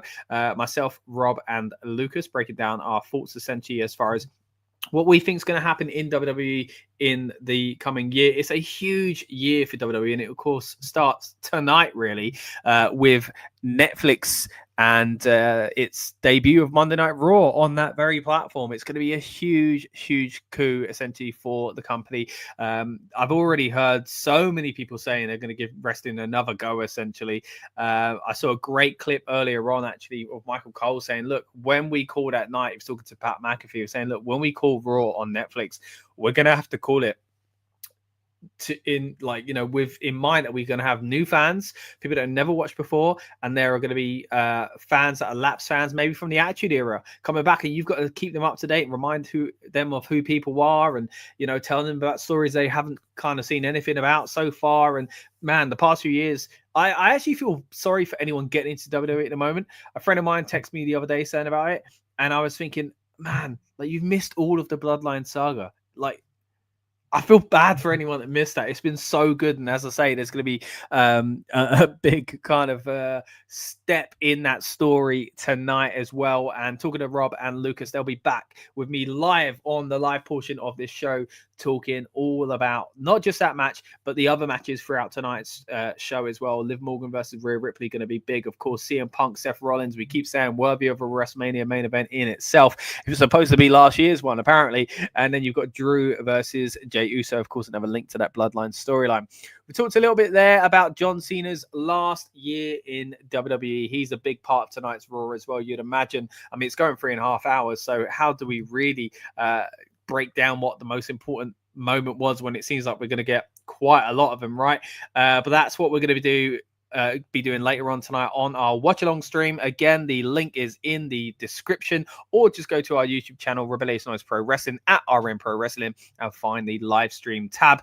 We'll also be hitting you with an instant reaction review. But right now, it's all about getting you in the mood for this show. Again, we usually do it on the night of a PLE. Myself, other members of the Rebellious Noise Pro Wrestling family, and also friends from the wrestling media hop in and out to give us a little bit of insight as well. Talking of insight, we had some fantastic comments coming throughout the stream, as well as I've been showing you the clips from our 2025 predictions. Let's break down some of these now. Detox 2045, jumping all the way in the future there, says the opening promo WWE posted for tonight is amazing. Fire emoji, and I completely agree, mate. Looking forward to hearing Robin Lucas's opinion on that, because it's a great intro. If you haven't seen it already, guys, check it out. Well, you're going to see it at the start of Raw anyway, so stick with us instead. But it is fantastic. It really dives into the history of WWE and uses some terms that I was very surprised to see used as well. And as we saw earlier on in the chat, in the background, we dropped a message appreciating Detox's comment there, and exactly saying exactly that. We're going to break that topic down in more detail later on. Christopher says, I've just subscribed on my phone, and thank you so much, Christopher. Really appreciate that, buddy. Whether you're here for the first time or you're here for the 10th time and you haven't pressed that big red button yet, hey, it's all cool. We're all friends here, but please come on, press it eventually and stick with us on this channel. It's not just preview shows like this. Of course, as we mentioned a moment ago, we're going to have a watch along later on, an instant reaction. We did our predictions for WWE's 2025 earlier on this. We've been showing you throughout the stream. I should should say. But we've also had the opportunity to interview the likes of WWE superstars such as LA Knight. Yeah, we've had great conversations with the likes of Bailey as well, and also had the opportunity to have great chats with Finn Balor and members of Imperium, just to name a few. Look at that. 2 members of Imperium smiling so brightly because I was bigging up their fashion choices, essentially. So go and check that out. And yeah, we appreciate everyone that joins us. And again, I know these build-up shows are a great way for us to reach new people. And we always do appreciate those that stick with us on this journey once they find us on these streams as well. But as I say, we are here to break down the Raw card, get us and you guys in the mood for WWE Raw tonight. There is so much to talk about, and I really am excited for Rob and Lucas to join me later on to do exactly that as well. Eric says, just found your stream looking for Netflix Raw countdown stream. Is this it? Pretty much, Eric. There isn't one from WWE. So we appreciate you hopping into our stream here on the Rebellious Noise Pro Wrestling channel. Look, we're going to get you hyped up for tonight regardless. That's what this show is all about. The build-up stream is for exactly that. Because as I say, WWE aren't doing a countdown tonight. They're not doing one of their traditional countdown shows like they do for PLEs. But after the show, they will be doing a post-show. So they'll be doing a press conference. And we are going to be talking all about that later on tonight as well. We went live here an hour and a half ago now. And we're going to be live until about 7.5 more hours. Various streams, though, as I say, the watch along link is in the description for this video, and we'll also be hitting you with a review as well. You be out there, that's awesome. I'm going to the Royal Rumble and they are having a WrestleCon and I'm going to meet Sting. Yeah, found this channel. I'll keep intact. Thank you so much, buddy. Eric, I appreciate that comment, all those comments. And man, that's cool. Royal Rumble Live will be so cool. I've just seen they've announced officially now it's going to be in Saudi Arabia in 2026. And my goodness, there are so many things to talk about when it comes to that decision. But there's a lot of Raw stuff to talk about, so I'll hold off on that for now. But yeah, big news in the world of WWE. One of my bucket lists, guys. I'd love to see the Rumble live. I've been privileged enough to be able to go over to the States and go to 3 different WrestleManias now. Of course, as a member of the Rebellious Noise family, I've had the opportunity to interview the likes of those superstars we mentioned earlier on and go to many UK-based shows. We've got coverage on this channel from when we went to Clash at the Castle in Cardiff, Money in the Bank here in London as well. And you would have also seen Lucas's coverage of Bash in Berlin on this channel, which, by the way, Lucas is also going on a bit of a mini European tour, it seems, when it comes to the road to WrestleMania. So subscribe, guys, and we'll show you more content from our travels in covering WWE around the world as well. It's also got to talk to them personally. Yeah, fantastic, man. Yeah, of course, you mentioned there not just Royal Rumble, but WrestleCon, and you're gonna meet Sting. There's the, well, not the man himself, but you know what I'm saying. There's his mask. I've got it. It's hard to see from here, guys, but it's signed in the corner. Isn't that cool? I had the privilege of going to a TNA fan party. When was this? Feel I'm getting old, boy. 15 years ago? No, maybe not. 13 years ago, something like that. And yeah, I got a TNA Sting mask signed. That was fantastic. Speaking of which, we had a great time at All In. Of course, when we saw his well, not his retirement match, his when he came out, that's what I was going to say, with the Metallica song. How cool was that? And then his retirement match the following year as well. But yeah, TNA Sting, that's legendary. Yeah, good times for Sting, right? You know, it was a big controversy when he didn't go to WWE and then eventually did. And then it was good, I'll be honest. But then it kind of it kind of didn't end the way we wanted to, right? So his final run in AEW, I should say, was really cool. Yeah, that was at All Out. That's sick, dude. Yeah, man. All Out was fantastic. It's a shame. I say it's a shame, just selfishly, that it's not at Wembley this year. It's going to be, of course, in Texas, but they will be doing Forbidden Door in the UK and then coming back for All In, I believe, in 2026. Sounds like the future, doesn't it? I mean, I know it is. Next year is still the future, but you know what I'm saying? It sounds sci-fi. 2025. Can you believe it? Now, speaking of which, we are going to get back to some more clips from our 2025 predictions video. This is where Rob is hitting us with his bold predictions for the year. So we're going to hear about what he thinks is going to happen, and also a few things that, of course, I'm sure he would just simply like to see happen. But here we go. Here are Rob's predictions, bold predictions, just a short clip here for 2025. Hit us with your bold prediction. Yeah, a couple of things. I think by the end of the year, by the end of next year even, Drew will be a world champion again. I think he has done more than earned it this year. 100%. I would say that's one bold thing. Again, it's something that maybe you guys don't agree with, but I would love to see a heel Cody Rhodes. But then he turns back to, I don't know if you remember, have you seen him earlier on when he left, before he done the Bullet Club stuff? But he was just horrible, man. Like, he had his hair black. He was like, it was just over cocky, and like people wanted to hate him. Yeah. And I think with the stuff that we're getting with the Kevin Owens thing, Cody being the one to turn, and he's like, well, what I have, because at the moment they're playing it like Cody hasn't done anything wrong, and he's playing victim. So I would love to see that happen. And it turns out Owens was right, and Cody was that guy. So I'd love to see a Cody Rhodes heel turn. NXT, I can see Jada Parker potentially coming up. Sol Ruka, I could see becoming a female NXT champion at some point. I think Jonathan Gresham from TNA, I think his contract almost up. I can see him going NXT. Obviously, are they married? Him and Jordan Grace, I believe they are. Yeah. So I can see that happening. Yeah, and I also think Theory's going to get a big babyface push. I hope next year. I really to shave that beard off and make him like the new babyface Cena. Like, just do it already. We know he has the potential. Yeah, and he seems like such a nice guy as well. Just do it.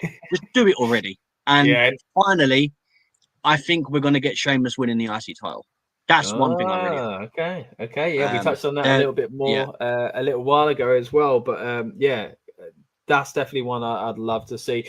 Quick to get to these comments again before I throw it back to you, Lucas. We've got Matthew saying, crazy prediction, but never going to happen. When Tony Storm's contract is up, WWE will be interested like crazy, and we have a massive bidding war on Tony. I think it has potential. I see Lucas shaking his head. I think Tony Storm's had a great year, but she's only just returned, doesn't she? And gone back to her old character. So that's got some legs, surely. But I do think if she does leave anytime soon or gets close to it, I think WWE would surely be interested. I think they clearly fumbled the bag with her, in my opinion, and had a great kind of appreciation for her when they first were using her quite well in NXT and stuff like that. So it wouldn't surprise me if she did end up back there. Also says Joe Hendry as the Royal Rumble when John Cena is the only one standing in the Rumble face to face.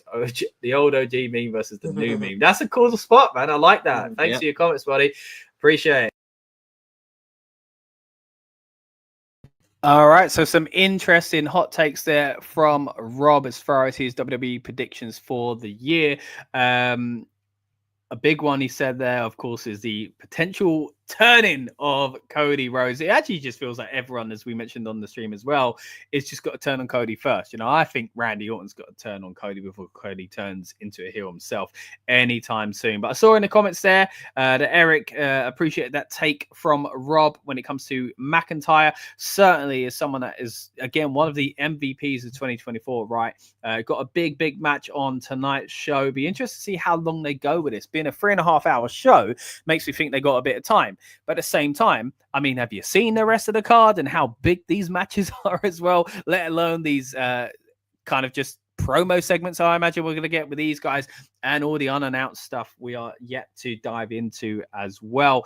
Again, this is the Raw Build-Up Show. If you haven't already, please drop us a subscribe and let us know in the comments what you think is going to happen on Monday Night Raw. And I'd love to know what you think of Rob's bold takes there for the new year. What do you think of a heel Cody? What do you think of Gresham showing up in WWE or a Theory face turn? I think that's something we are going to get.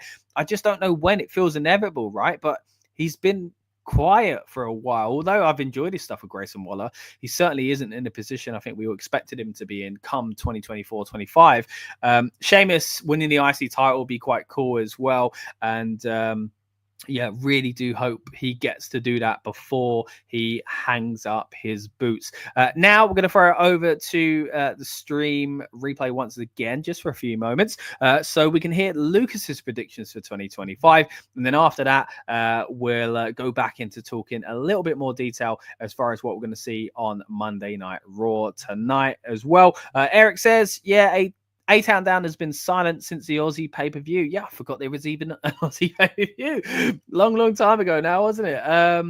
Elimination Chamber, right? Well, we're nearly at the next one, right? So be interested to see what they start doing with these two guys, because surely that breakup is inevitable, right? But as I say, a lot more to dive into when it comes to 2025. Sludge Sports is back in the house. Thank you so much for joining us again, Sludge.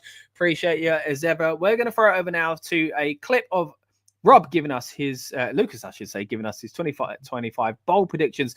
And I'll be back in just a few minutes' time, guys. Here we go with Lucas's predictions. Here's with your bold prediction. Yeah, a couple of things. I think by the end of the year, Drew. And I accidentally did Rob's ones, but here we go for Lucas. Predictions for 2025. Yeah, so I think that I hope we are going to see the removal of War Games. I don't think that will happen, based off obviously the pay-per-view buy rates and stuff. And obviously, my video that I did last month on it.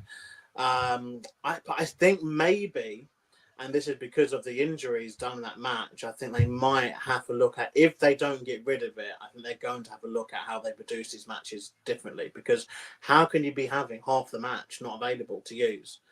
Like, and not just not available to use like a week or two. We're talking, Bronson Reed most likely is not going to see WrestleMania, and yeah, I think that's a problem. It's a problem they're going to have to look at. And so I don't know if they're going to change the format, or maybe just tone down the level of spots that they've been doing in these matches. Because no way should Bronson Reed have been going to the top of the cage. Like, no way. Like, I mean, it was a good spot, but why? It wasn't needed. Yeah, I mean, we did want it when we were doing the build-up. We were talking, Lucas, about how it would be a cool spot. But I think in hindsight, looking at all those injuries that come from it, they're going to have to be a bit more cautious next year. Yeah. Particularly as the matches now seem to involve, obviously, the top stars, obviously previously on NXT.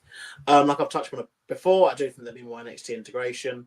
And I do think that the international side of the business is going to become very important for them into next year. And I think how that looks like on TV will be that there'll be more international superstars getting put in position. So I think that's where Penta, he's a big part of this. He comes in on the Raw side of things, and I think there's already a series of superstars, ready to kind of go. Now, the big elephant in the room: do we see a European PLE take place? I think we're going to. Do it in Ireland. Yeah. Oh yeah. In Ireland. I said, do it in Ireland, and then we crown Sheamus at that PLE. That would be cool. That would be cool. Quite nice, to be fair. Yeah. Yeah. Look, I think obviously the ship has sailed for us getting a big four, definitely for next year and the year after, actually, because on Indianapolis getting everything, aren't they? Like, I'm confused how big that is. Like, we basically WWE have just moved in at this point. Yeah, they'll be there for a while. They've just moved in any time to pay with you, But yeah, I think I feel that we will see it announced probably on the Road to WrestleMania tour. I'll just pimp this out. I am going to the Barcelona event there, so there will be more of Lucas on the road, at least for that one. I'm trying to get tickets for the Italy one as well, so we shall see how that will go. And I'm sure one of us will probably end up at the O2 for one of, or if not both of the Raw and SmackDown tapings in March next year. But yeah, I think we will get one. We will get one. I think we might actually get King of the Ring, actually. Oh, that'd be cool. Europe. And that'd be quite cool because obviously we as Europe as a whole. But yeah, I think it will be a smaller scale kind of thing than what people were thinking previously. Yeah. In terms of a lot of what Rob said, it's one of those, like, it feels very much in Triple H WWE like kind of anything could happen, but I also think that they are definitely signing people with intention of doing things with them. So I do feel we will see less of the like, oh look, they've left AEW or their contract's up. Like I truly believe that if Triple H, Shawn Michaels, and all that don't have anything for people, like we're not going to see them make the jump, or the jump. They're not going to be approached to make the jump. Right. Tony Storm, one of those where I just think because she because she left when Triple H was kind of in charge, of that booking, and because she's kind of found her niche in AEW as being pretty much one of four women that get TV time on, believe it or not, like 6 hours of TV. Insane, isn't it? Four women that work there apparently. I think that she will fight that. She'd rather fight that battle there rather than join the battle over in WWE, where she's not going to go in. I mean, is she even at like facing like Chelsea Green? Going into that level straight away. I don't think she would be. I think she'd probably have to go in by NXT. That's ridiculous. No. Look.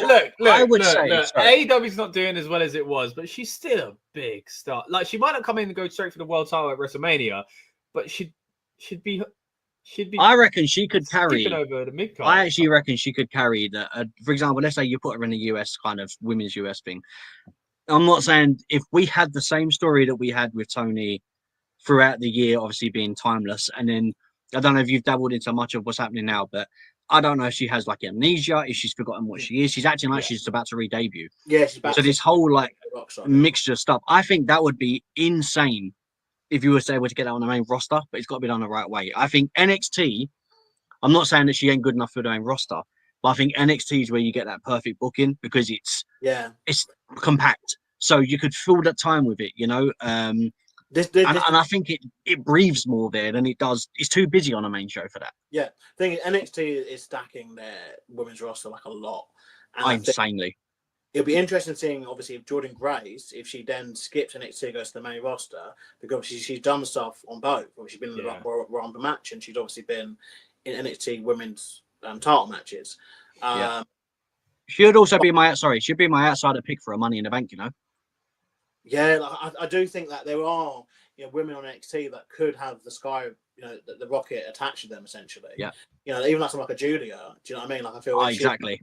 If she was to win NXT women's title now, like I think that we could be talking about her as NXT call up to the main roster already by Mania. I think that's a believable run that she'd win it, lose it at Sand Deliver, and then debut on the main roster, and then straight away be entered into US title or main women's title contention, because I think there's a lot of talent in that division.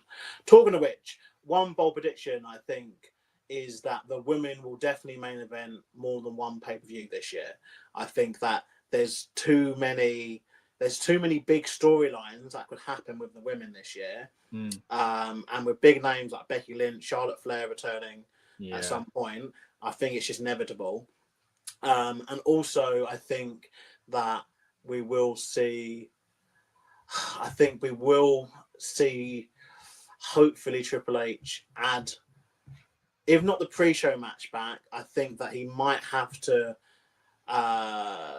change his format with the 5-match cards, particularly with the John Cena match now involved, because you're talking essentially pay-per-views going in with, you got your world title matches for both men and women, and then you've got your John Cena match. These are all main events. So you can't sit there on a pay-per-view and go, we only have 5 matches. It's like, well, what are you gonna, are you gonna leave off like a world champion?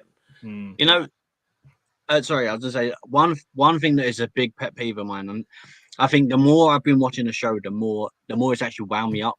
The amount of time that WWE gives for adverts and build-ups, and not every single match is going to need a long-ass 5-6 minute segment build-up. I mean, I don't like comparing one company to another, but AEW does it so well. That's why they can have like 8 matches, 9 matches on like a 2-hour card, because they just throw stuff in. They don't overfill it. WWE needs to take so much of that away. I mean, let's go back to, let's say, like the year 2000. We had like a card with 6-7 matches on, for example. It was never as long. All the matches were good. Some of them were short, granted, but you're going to get that in every PLE. But it wasn't oversaturated with You I know, think the All amount Night of for Good in 2000 is stretching. nostalgic wise, No, but you know what I I mean. get where you're coming from, and But it's again, it's too much now, man. It's too much. this is something we started doing quite a bit on the channel lately about trying to find that balance. Although there are perks to the 5-match card thing, there are definitely kind of problems with it as well. But again, I agree with Lucas. I think this is something that Triple H is probably going to look into tweaking in the next year. All right, so once again, great to see Lucas's predictions for 2025. If you haven't already, guys, you can check that full stream out on this very channel. Don't do it now, of course. We're here getting in the mood about Raw, but we did go about an hour and a half, maybe even near to 2 hours on that, essentially talking about what we think of 2025. Of course, we played many of the clips throughout tonight's stream as well. But if you've joined us late and you do want to dive into that conversation a little bit further and see where a lot of those conversations started, then head back to our channel and check out our 2025 predictions video on the Rebellious Noise Pro Wrestling channel as well. But again, we are here to get ourselves and you guys hyped up for tonight's show. It is the debut of Monday Night Raw on Netflix. It feels like a seismic shift in the world of not just professional wrestling, but WWE as far as their programming history as well, because this is going to do a lot again for the industry, but it's going to do a lot for WWE. It's already opened a lot of eyes to them again. It's got friends of mine texting me talking about, you know, I ain't got a lot of time at the moment, but what do I prioritize? Is it Raw or SmackDown? Because I see they're both coming to Netflix here in the UK, at least. I know out there in the States, it's still USA Network, of course, for SmackDown, Raw here for Netflix. But this is the debut, essentially, globally, as far as I know. I think Raw is pretty much everywhere now on Netflix. May still be on TV on other, you know, in other countries, but of course we're still going to get the benefit of a huge show no matter where you live tonight. Rumors going around at the moment, guys, that this is going to be tonight's main event. I saw that Sean Ross Sapp's recently been talking about this, of course, of Fightful. He says that the run sheets basically said at the moment that is going to be the main event, which is really interesting considering it looks like we're going to get something going on with The Rock, right? And even if we didn't, we've got something big going on with Roman Reigns. So it'll be interesting to see where they put that on the cards. And if that is what closes the show, CM Punk, Seth Rollins, I mean, that's not the end of the feud. Something big's got to happen, right? But what is so big to get you to tune in next week? That's what a lot of this is going to be about, trying to figure out how they get returning customers and people going, you know what? I'm paying for Netflix. I might as well watch it again next week. That was pretty fun. So maybe it's a good idea to kind of draw people in with the legends and stuff like that they may be familiar with, depending on when you fell out or watching wrestling, whether that be, you know, you remember John Cena growing up, whether that means you remember The Rock, or whether that means you're just a younger person who's never really watched it, but always been a fan of Logan Paul and you're finally giving it a go. Maybe that is why you're tuning in. But what's going to hook you, I think from WWE's perspective at least, is their current stories and their current superstars. I say current, I mean these guys have been here for a long time themselves, don't get me wrong, but this is where we're going as far as, you know, full-time competitors on the roster at the moment. Yes, John Cena is going to be a part of that in 2025 as well, but they want to get people invested in the current storylines as well as drawing them in for the kind of legends and the kind of one-shot things that we're probably going to see tonight, as far as, you know, Hogan and people like that as well. Again, we'll be doing a watch along for this show. If you haven't already, please subscribe, but the link for it is in the description or on the Rebellious Noise Pro Wrestling channel's live stream tab, where we will be, of course, breaking down everything we see as it happens. And then after that, we'll be hitting you with an instant reaction review, because WWE are doing a post-show press conference. You know what they usually do for PLEs? Well, they're doing one for Monday Night Raw. That's how you know it is a big show. Now, of course, we've been watching some clips tonight from our 2025 predictions podcast. The last clip we saw there was of Lucas's predictions for the year.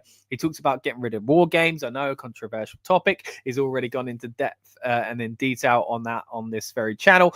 So there's a video for that if you do want to hear more about his opinions there. Also says he reckons NXT is going to be used quite heavily throughout the year as well, and a real kind of step forward in WWE's expansion globally. And I think that's something important to mention as well, because WWE have talked about the global expansion so much with regards to the Netflix deal. They've talked about how much that's going to help them globally quite a lot, and it's quite interesting. That really is playing into the promotion for Raw going to Netflix. Also says that he reckons we're going to see a European PLE. I really hope that's the case. Again, we talked about how we had 2 clashes now. We've had Bash in Berlin. It would be cool to get something in 2025. We also talked a little bit about Toni Storm and a potential return for her to WWE in the future as well. Probably not going to be 2025, but hey, she's to her credit on quite a roll herself. And how the PLE format does need to change. You know, they're not really using the pre-show properly these days. Every single PLE, guys, we are here with a build-up show, as we are today. Of course, it ain't a PLE, but it feels like one, to give you a build-up stream, essentially, to get us and you guys in the mood. And we used to do it alongside what used to be known as the pre-show, then the kickoff, and now the countdown. And we did it as a watch-along, and we talk about the matches on there. But now you don't really get matches on those shows, which is a real shame, especially considering that there are so many talented people that aren't really getting a shine really on PLEs, but to WWE's credit, they seem to be using Raw and SmackDown a little bit better these days as well. So what we're going to do in a moment is throw over to my 2025 predictions, but again, just before we do, let's run through some of the things we're expecting to see on tonight's Raw, and I'd love to know what you think is going to happen on the show and what match you're most looking forward to as well. Again, the Ulafala is on the line between Roman Reigns and Solo Sikoa. I'll be honest, guys, I don't think we're going to get a definitive ending in this feud. Same goes for CM Punk and Seth freaking Rollins. I'm hoping we do, though. I'm hoping this is the one that doesn't have any kind of controversy in it. Rhea Ripley, Liv Morgan tied up in a nice little bow. And then Jey Uso and Drew, again, feels like something that could be going on beyond this show as well. So again, let me know, guys, what you think about tonight's show. But also, just going to throw it over to me from a few days ago now to let you know what I think is going to happen in 2025. A few bold hot takes, and I'll be back in just a few minutes. Some quick fire predictions myself. I also believe we're going to get a European PLE. I think Dominic Mysterio is going to win a mid-card title. And I think sadly, and I have to admit very sadly, the Yeet Man himself is potentially going to get lost in the shuffle, because we do have so much going on where in any other timeline, Jey Uso would become a world champion, but there is just so much going on at the top end of the roster. And hey, I guess in some ways for viewers at least, that's a good problem to have. But there is a chance that next year there are people maybe starting to get a little bit tired of not being able to break into that top tier. So it'll be an interesting year for many, many reasons. And we've touched quite a bit on it already, but we've got Raw on Netflix coming up. We've got Saturday night's main event coming up. And of course, we've got the Royal Rumble coming up soon as well. A big month of content. Of course, January will be, but we hope you stick with us throughout the year as well.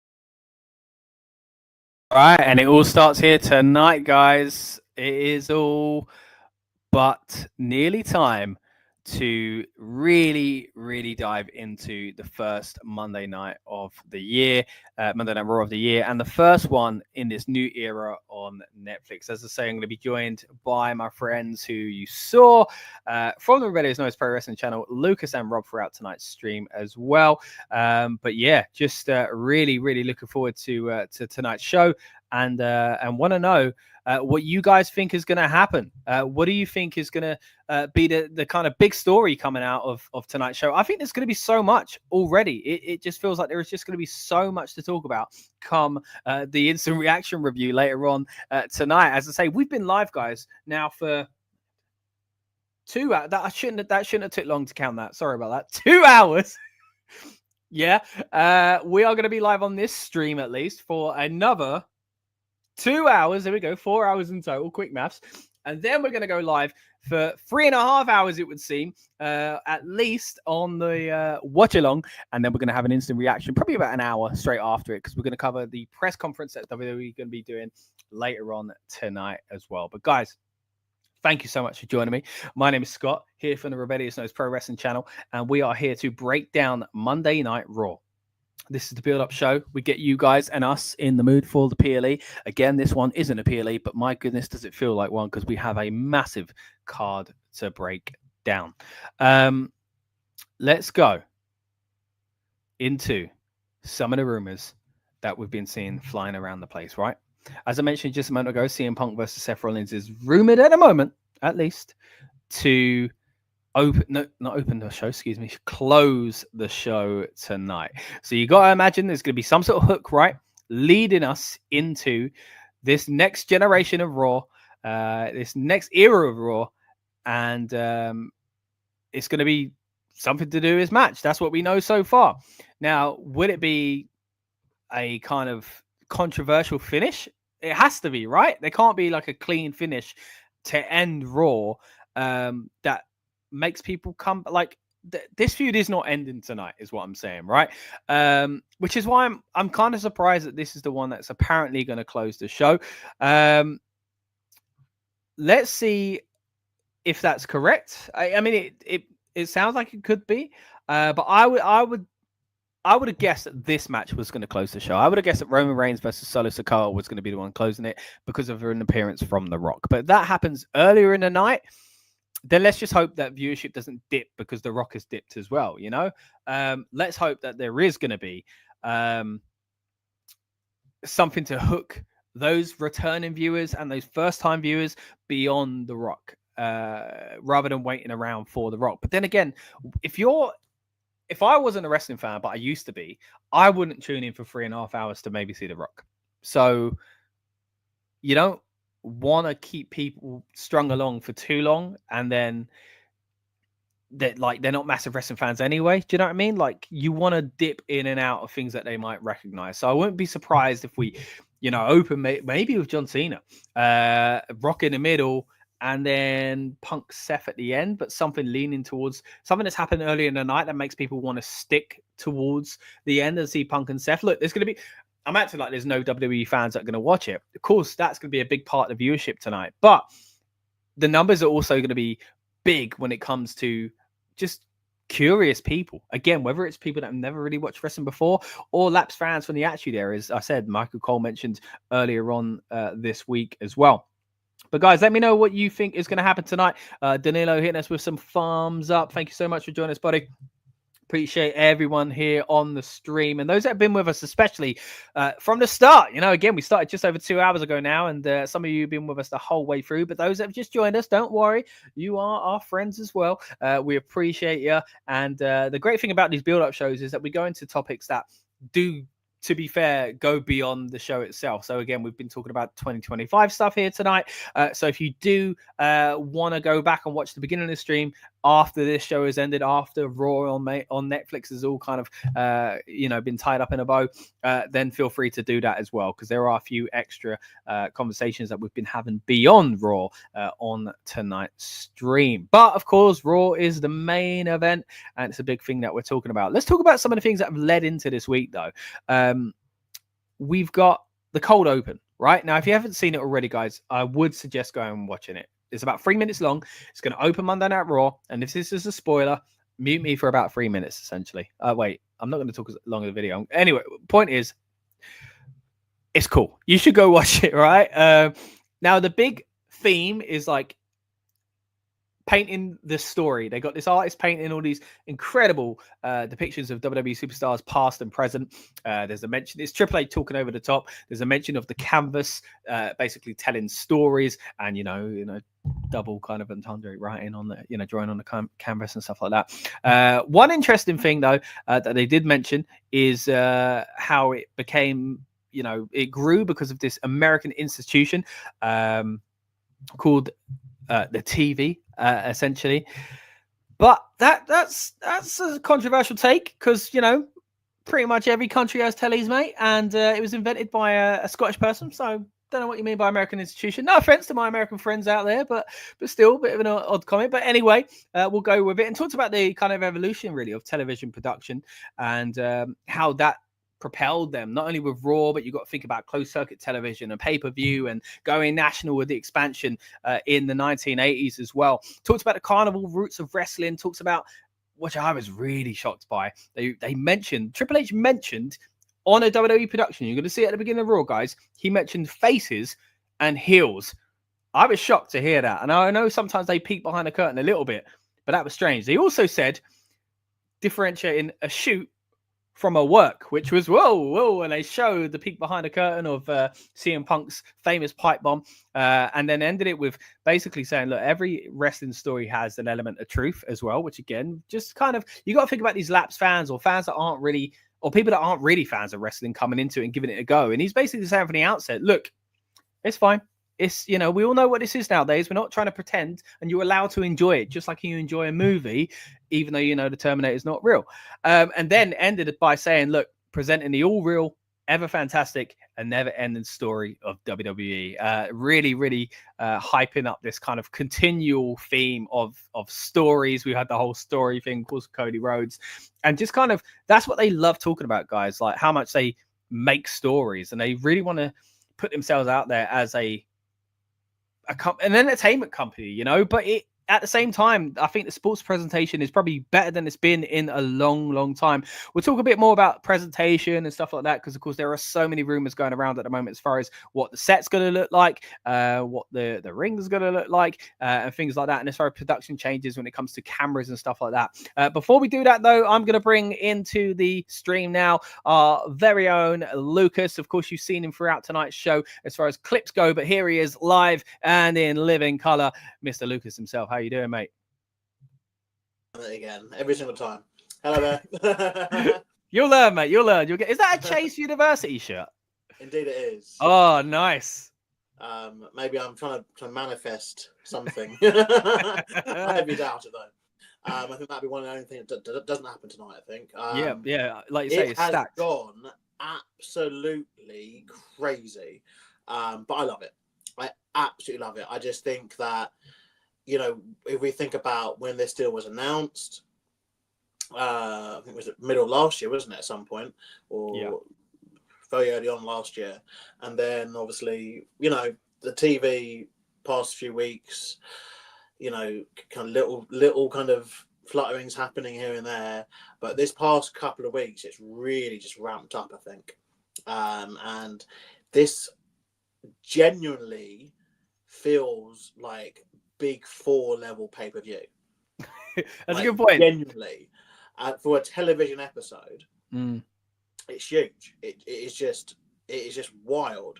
And obviously today alone, there's been, I don't know to what extent you've discussed stuff already, but today, you know, we have had the confirmation about it being the longest episode of Raw kind of ever, pushing the 3.5 hours. Yeah, it will be. Yeah. We've had the discussion of the confirmation that there's no adverts on the broadcast.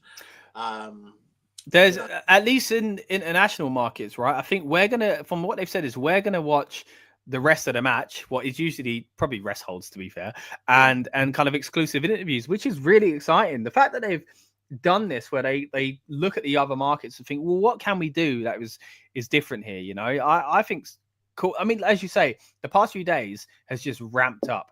Like, I want some stuff to be a special surprise, don't get me wrong, and I think we'll get enough of that. But like, even the little things they've fed us are just like, we're lapping it up, man.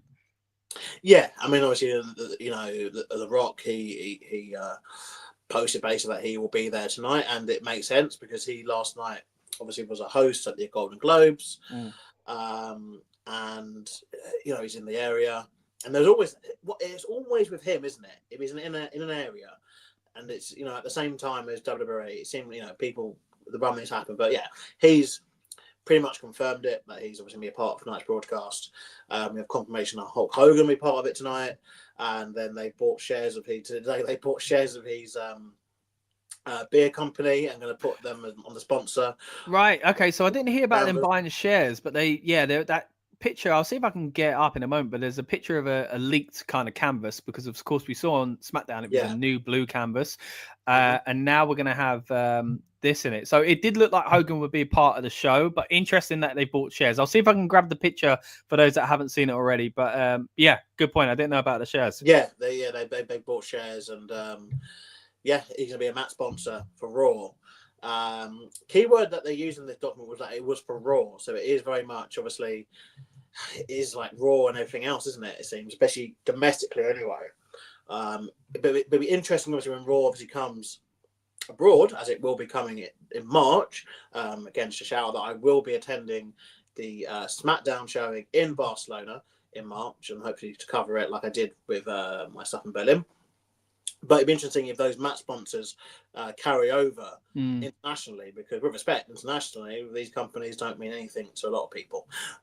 They are very much domestic interests of of the WWE, I guess, and obviously potentially for Netflix.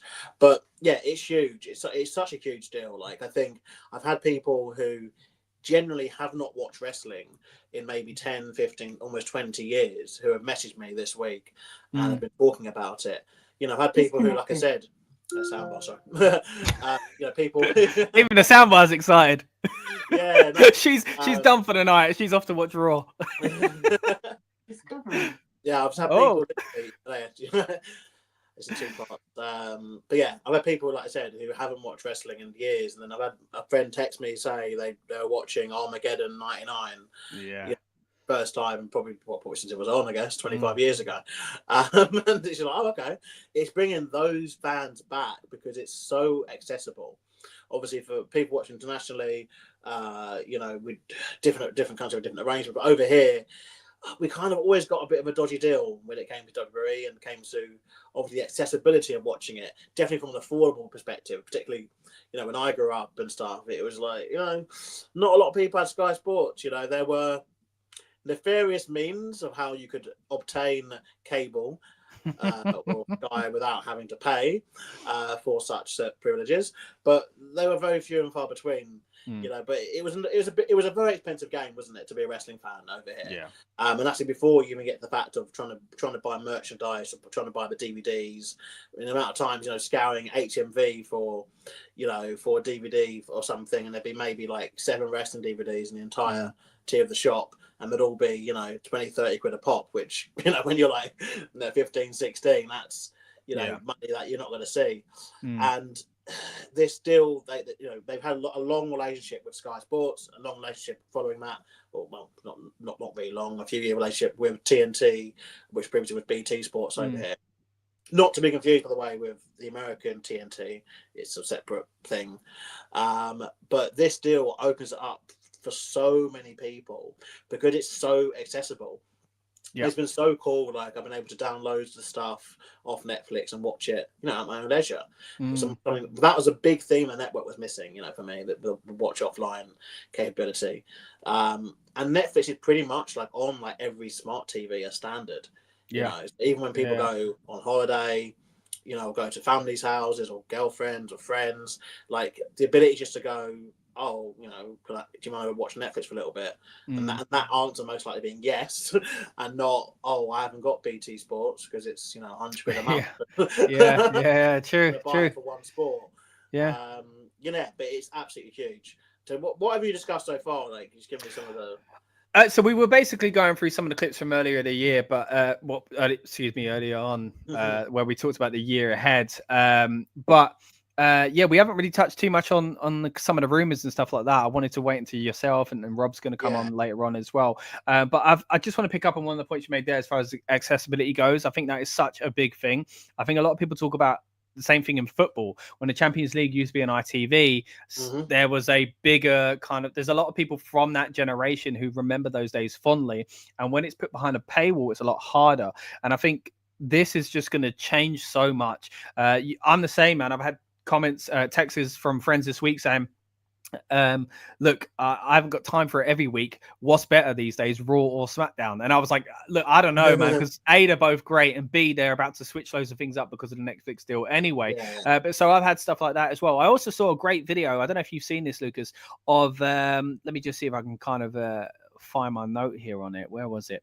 It was from Liam Pinnock of Little Mix, who was basically on I don't know if it was on TikTok or something like that, and she was going, look, I was a wrestling fan growing up and I kind of fell out of it, but they've put it all on Netflix, so I'm just watching through old Royal Rumbles, and I've put on the 2018 Royal Rumble because I realized it was the first women's Rumble, and what do you know, my song's playing in the background. Now that might sound like a shock to some people because you think, how would she not know that, especially if she is a wrestling fan? But the way these licenses work for bands, you often don't know what you're being used on, essentially. So she had a pleasant surprise. But even people like that going on their platforms and going, guys, when I was a kid, especially for a woman to come out and say this, when I was a kid, I was a wrestling fan, and she's just going, man, I'm watching old Rumbles, and she's watching one she's clearly missed out on because she didn't even know she was a theme song.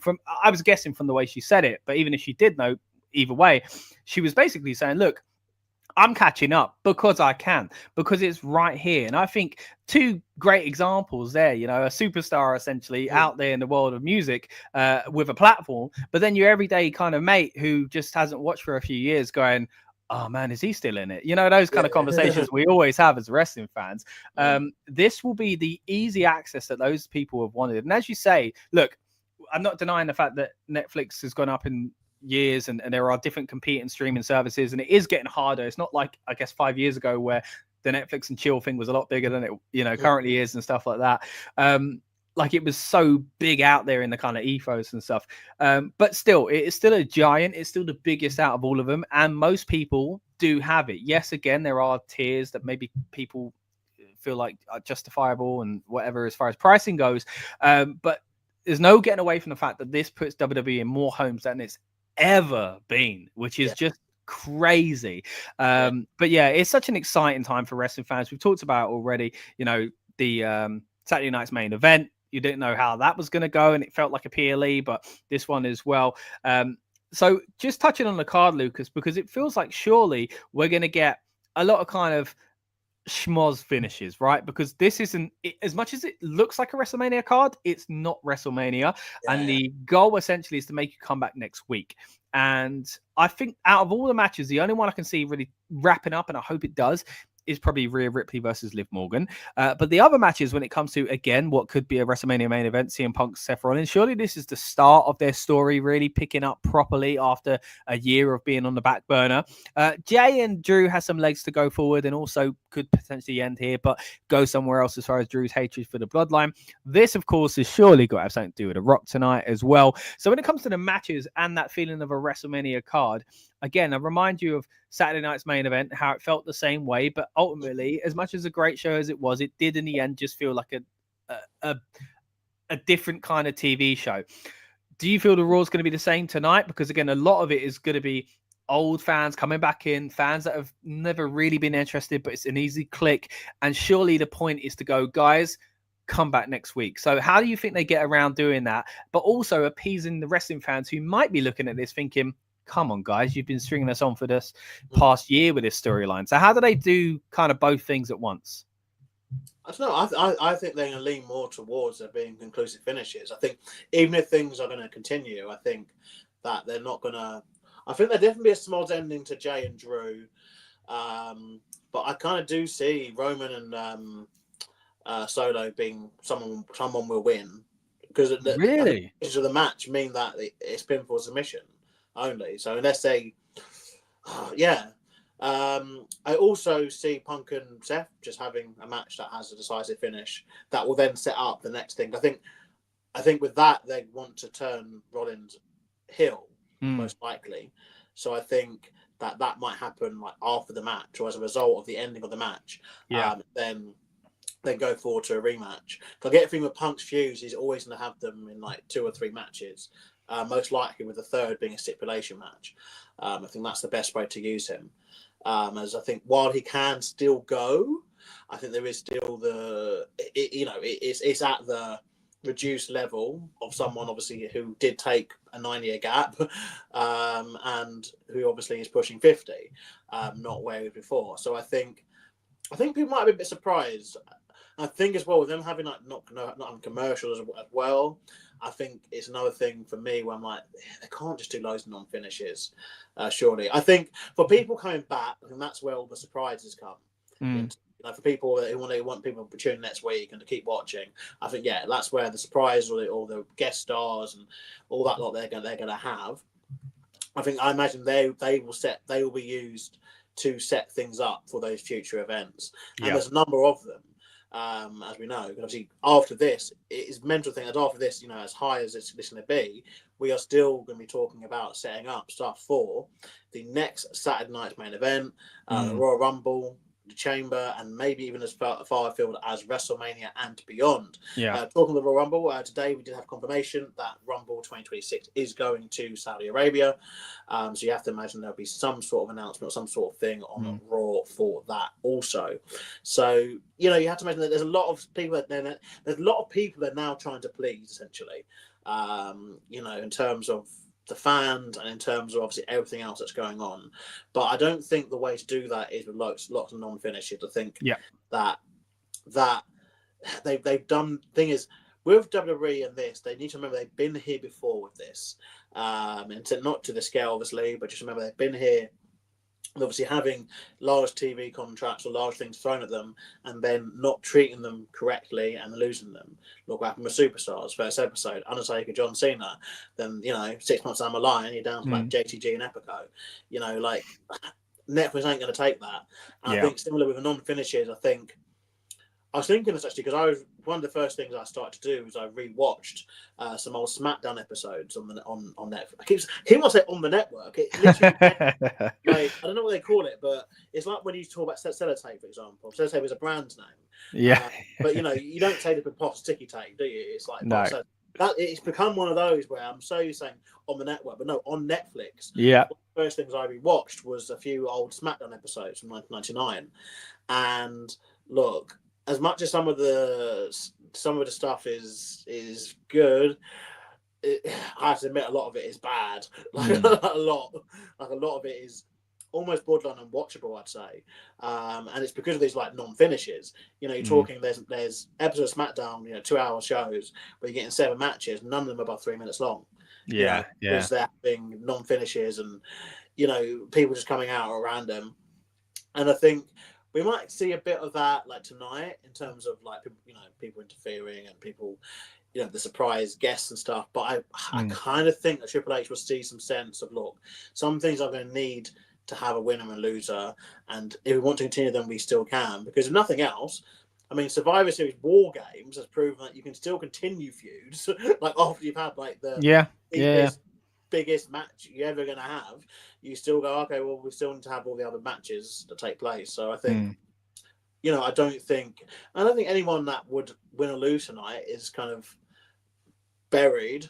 Doing so. Like, I think even if it goes the way we don't think it will go, even if Solo was to beat Roman, I don't think that's not, for Roman especially, it's not kind of like unsavable. He's too big a star for that to kind of be the divine. But no one's look back, 10 years from now and go, oh, Roman Reigns was a great champion, he did great for us, but that lost so to Cole on Raw. I buried him, the same thing like everything else. Even if I think, the only thing really I think that would really be a big deal, and it's more how they do it, is if Liv Morgan squash Rhea Ripley, as in a Goldberg-esque, 1 minute match, and Liv Morgan wins, and you're thinking, well, okay, maybe Rhea isn't this powerhouse. But even Liv wins tonight, which I don't think will happen. No. I don't think it'd be a bad thing, like for Rhea. I think the only thing it would prove is that, there needs to be something else now for Rhea, like, because she can't keep chasing this belt. That's obviously not going to her. As we spoke previously about this feud's obviously gone on quite some time now, and no one else has really been able to get a look in yet. Rhea Ripley and Liv Morgan, for the women's stuff. Something on the subject of this match graphic. I've seen these pop up over Instagram and Facebook the past couple of days, but something I did think that they're missing on them is very important. Is that the people's names, the wrestlers' names? Because I understand people who are regular watchers of this, but genuinely, I've got people in my contact book who would have no idea who these people are. Yeah. I guess it all depends on they tag them or they put them. It's how they promote it, right? Because again, we're talking about how this show is going to cater to lapsed fans and new fans and whatever else. So drawing them in, you do have to kind of think, maybe it would have been good to have their names on these graphics. But I guess it's because the way they're probably in two minds, the way they usually do things, which is to their own fan base. But even still, you imagine you always got to keep your eye open for newcomers. But as you say, when it's attached to a social post, you do have the ability to write a description and tag names. And no, it said tagged people. Then in the description, they haven't put the description, which I found a bit weird. But it's interesting. And obviously, also tonight, commentary wise, we were returning to it's Michael Cole and Pat McAfee. Yeah. Joe Tessitore, who I think has actually done a fantastic job, and Wade Barrett are moving to the Raw post show. And this is where I just think we are at risk of just it being like overkill. It's a very long night. Obviously, Raw is 3.5 hours commercial free, at least Mm. over here in the United Kingdom. And obviously the post show will be after that. So, that's already for us over here in the UK, we're talking 4:30, pushing 5 o'clock in the morning. And in the States, it is close to midnight when that show will go on.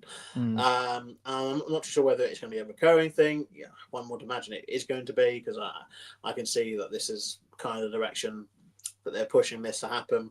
I don't think there's a pre-show, is there? Is there a pre-show? No, there's no pre-show, but like you say, there is the post-show after, and I think that means they'll have one of those press conferences with it as well. We will be doing a watch-along for the show itself, so talking about going long, we're doing the whole show on this very channel. If you haven't already, please subscribe, and you can find the link within the description, but we'll also be hitting you with an instant reaction where we will be reacting to whatever goes down on that post-show and basically just reviewing the show itself. I just want to go back to one of your points earlier on as far as kind of using those legends to draw people in, but also bridge the gap between them and that new story. And of course, someone that looks like we're going to get that with is Hogan. You mentioned it earlier on. It's leaning towards that because it just is the type of show that gets those rumors going anyway. But also, again, we'll bring it up now. But the map essentially that is being rumored now. This tweet here via WrestleOps, and I believe the picture comes from G Bates 5533. Not sure if they're the ones that originally got a hold and took the photograph in the ring itself, but there you can see what the Raw mat is supposedly going to look like. This, of course, is as of Friday. Of course, with SmackDown just a few days ago before we saw the blue mat, it looks like they were testing out this one as well. Now, I will say, I know some people aren't a fan of it because they want the purity of the mat. Now, WWE have toyed around with commercial partners way more than they ever have since Triple H took over, and I don't mind it. I actually think it's a positive in many ways, financially, of course, and also I think kind of makes them look like a bigger deal in some ways because they've always been good at branding, but they've been very careful as far as keeping their own branding separate. Whereas New Japan, for example, and AAA and CMLL, for example, over the years have famously had mats full of ads, which kind of add to their presentation, the famous Corona mats in Mexico and things like that over the years. New Japan, again, have done it as well. The one thing I will say is that if this is the final design, it's not very nice. It is quite tacky. I don't think they've done it well. I think it can work well, and you see it in boxing, you see it in mixed martial arts as well, and of course in the corner there we've got Real American Beer, so again some sort of link at least with Hulk Hogan. You'd imagine he's there probably guzzling down the fruit. I'd love if the glass smashed and Hogan got a stunner with his own beer or something like that, but that's maybe chat for later on in the stream as far as surprises go. But yeah, what are your thoughts, mate, about moving into this kind of new direction as far as what that mat apparently is going to look like on Monday Night Raw? It's horrible. Horrible. And I mean, it's worth noting that the Prime logo is missing. Yeah, the one that started it all for the WWE. Or if maybe Prime will have its own separate thing. I don't know. Yeah, but I've always found this stuff horrible. I think so Pedro Pablo Hurtado, sorry if I've mispronounced any of that. The mat is sacred. Keep it clean and with no ads. Yeah, I'm with you. I think even if you take away the mat being sacred, which it is, I think it's still a case of this just looks horrible. Yeah, 100%. Also says best wrestlers wipe their boots before it in the ring. It reminds you of people like Gunther, William Regal and Gunther, right? He's definitely one who thinks the mat is sacred, of course. Thanks for that, Pedro. Gunther, though, is he even on this show tonight? And what does he do going forward, right? Because it looks like if Logan Paul's come over to Raw, right? So let's talk a little Logan Paul as well, because he does tie in here with a Prime sponsorship and all that, right? Yeah. Logan Paul coming over to Raw. On the kickoff show for Raw, he basically said he was coming after Gunther and that title, it seems, right? Okay. So if he's coming over to Raw, that would imply that Gunther is going to be on Raw, but all the promo work, as you would imagine, promo material does feature Cody Rhodes, Bianca Belair, who has no kind of part in this show from what we can see from the outset at the moment, and Roman Reigns, who we do know has a part. But going forward on Raw, do we have any of those guys coming over? And if you do have Cody Rhodes, then you don't need Gunther. And I thought Gunther was going to go over to SmackDown with that title. So it'll be interesting to see what they do there. Yeah, the only thing I can think they're going to do is just maybe just relax / stop the brand split for a little bit, like while they have WrestleMania season and then reset it afterwards. Because obviously one has to imagine that, the problem they created themselves domestically, just so people know, is obviously, over here, just to clarify this, because of, there seems to be a lot of people in Facebook comments everywhere, not understanding the deals that are in place differently in different countries. But in terms of United Kingdom and most of the rest of the world, we have the full package on Netflix. So that is Raw, NXT, and SmackDown, and the pay-per-views. In America, it's only Monday Night Raw that has gone to Netflix. SmackDown is part of the USA and it's gone to 3 hours already. And NXT is on the CW network, and pay-per-views are on Peacock, I believe. So we must clarify that. But it does seem that they now, there was that thing before where, I remember way back when SmackDown had a Hell in a Cell match on SmackDown, and then Raw wanted one because it was different networks, and it's like you can't bring attraction one place and another. The same thing when obviously they signed CM Punk, it was made very clear to WWE that USA Network and not Fox were to get hold of him. And I guess with the Fox still winding down at the time of CM Punk, obviously becoming part of the company again, it wasn't. That's one of the reasons. But it'd be interesting here because you have to imagine, yes, like if these things are true from what we see, if Bianca Belair, arguably one of the most over female workers they've got, along with Cody Rhodes, the current WWE champion, and Roman Reigns, all head over to Monday Night Raw. And yes, they would join Gunther being there and Seth Rollins and CM Punk, but it does leave SmackDown and USA with, quite a gap of talent. Most notably not having a world champion for the men. And so, yeah, one could only imagine, and particularly with Cody Rhodes' feud being with Kevin Owens, a current SmackDown superstar, one would have to imagine that he won't leave SmackDown while that's done. But we have seen weird things happen previously, with these things. We probably have spoken about it on the stream before, and imagine if we were obviously doing these streams at the times of the Vince McMahon kind of weird, there's going to be a draft, but then the rules aren't going to take place for like 4 weeks because there's a pay-per-view coming up. But then obviously we know after the pay-per-view, all these people go in different brands. So if a SmackDown wrestler was going to fight for the Raw Championship, they're probably not going to win because they're going to have to go to SmackDown afterwards. But yeah, I don't know what you do with this, because I genuinely this. What's upsetting with this is, this is going to go on to our further discussion about obviously WrestleMania season where we are at. It does just seem that every kind of main level match you can think of just doesn't involve Gunther. And until the elephant in the room really is the fact that, John Cena and Gunther has been floating around, and it's like, okay, but how do we get to that? If the other things, like we said, John Cena obviously tonight he's kicking off his retirement year. How do we get to these other things also being true? If Cody's also going to be on Raw, are we meant to believe that Raw is going to have 2 world title programs for the men? Yeah. SmackDown has none. Do they maybe send Liv Morgan over, or Rhea Ripley, depending on who the women's champion is? Do they send them over to SmackDown so there's 2 women's world titles over there? It is strange because, of course, this isn't like a 6-week deal, right? There's plenty of time for Roman and Cody and all that to come over to Raw eventually anyway. Maybe this is just what gets the ball rolling, and then. But you'd imagine they want all the big stars there straight away, as you say, like the kind of CM Punk situation. So it is tough. I mean, they brought in Logan Paul, as I say, for a reason. They're bringing all these stars onto the first show for a reason. There is a risk that people tune in next week and go, where's that Roman Reigns guy gone? Where's Cody Rhodes gone? We don't even know what Cody's even gonna do tonight, to be fair. But I imagine he's going to be on the show. There's also rumors that NXT guys are there again. Whether or not they're going to be in the show will be interesting.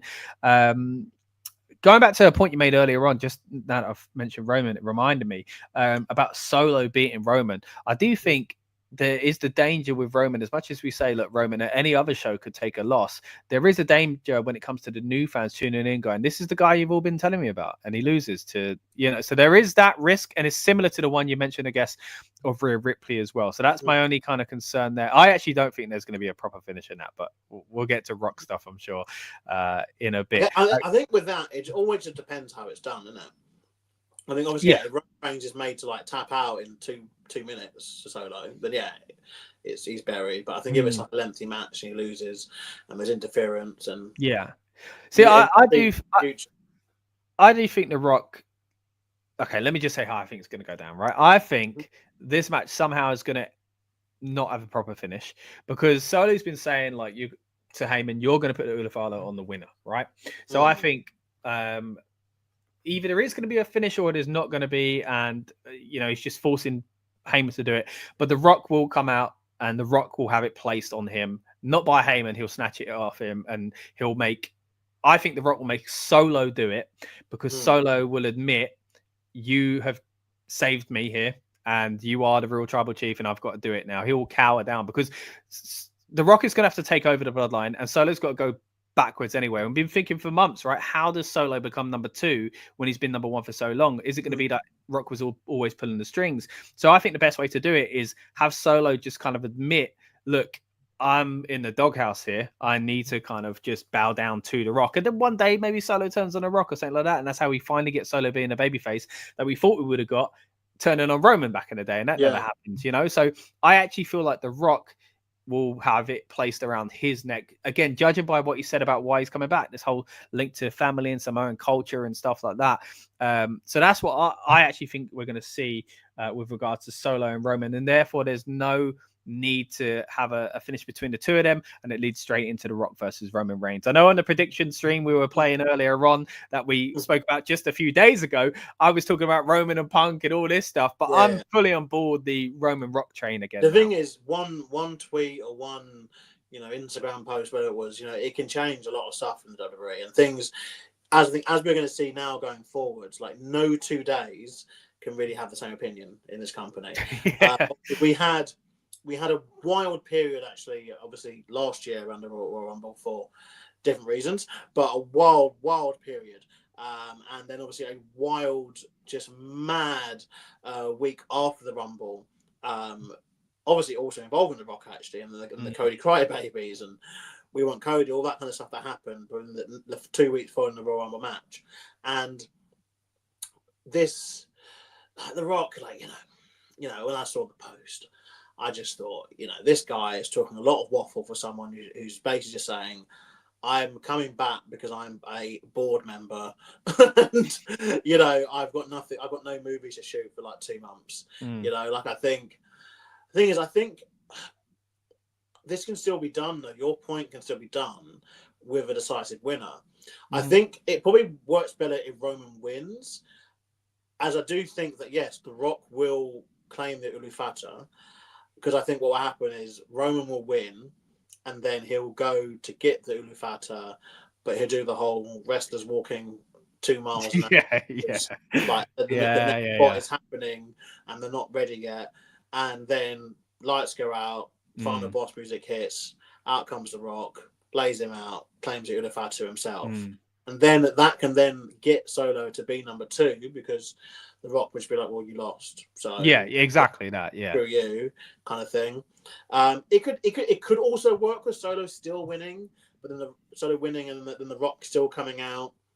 And as obviously Solo goes to get the Ulufata put on him, The Rock appears. But I think it probably works better all round for Roman to win. And then The Rock to take it off him. Because it could even be at that the moment Heyman's about to crown him, basically. It could be right there when his music hits. Pedro with us in the chat says, my wish is that The Rock helps Solo pin Roman to set up WrestleMania match. There's no harm to Roman, and Solo solidifies as a top heel for SmackDown. That's a good point as well, because as we say, we've got to do stuff over in SmackDown, and we do have to make Solo look strong. And it's been up and down, this new bloodline, right? I have enjoyed things about it, I've got to say, but there are certainly parts of it that I haven't quite enjoyed, and it's not really stuck as well as I think we expected. But this is the time to ramp it up. I mean, what a great time to to go to Netflix. For this deal to start, by the way, in January is great because we are literally, again, you talk about the lapsed fans, right? They're tuning in, they're seeing all these big things and going, this is what you guys have been talking about. This is actually quite fun with the bloodline and whatever. And then they go, by the way, guys, at the end of the month, for free, because you're watching it on Netflix anyway, we got the Royal Rumble. Remember that? Remember how much you love that? Because if you talk to a wrestling fan from back in the day, there are certain wrestlers they bring up and there are certain events they bring up. A Royal Rumble is always at the top of the list, maybe more than WrestleMania. People don't often say, oh, do you remember WrestleMania? They quite a lot just as a broad term say, do you remember Royal Rumble? I used to like Royal Rumbles and watching Royal, because it was such a fun event. It's and it still is a really fun match, isn't it?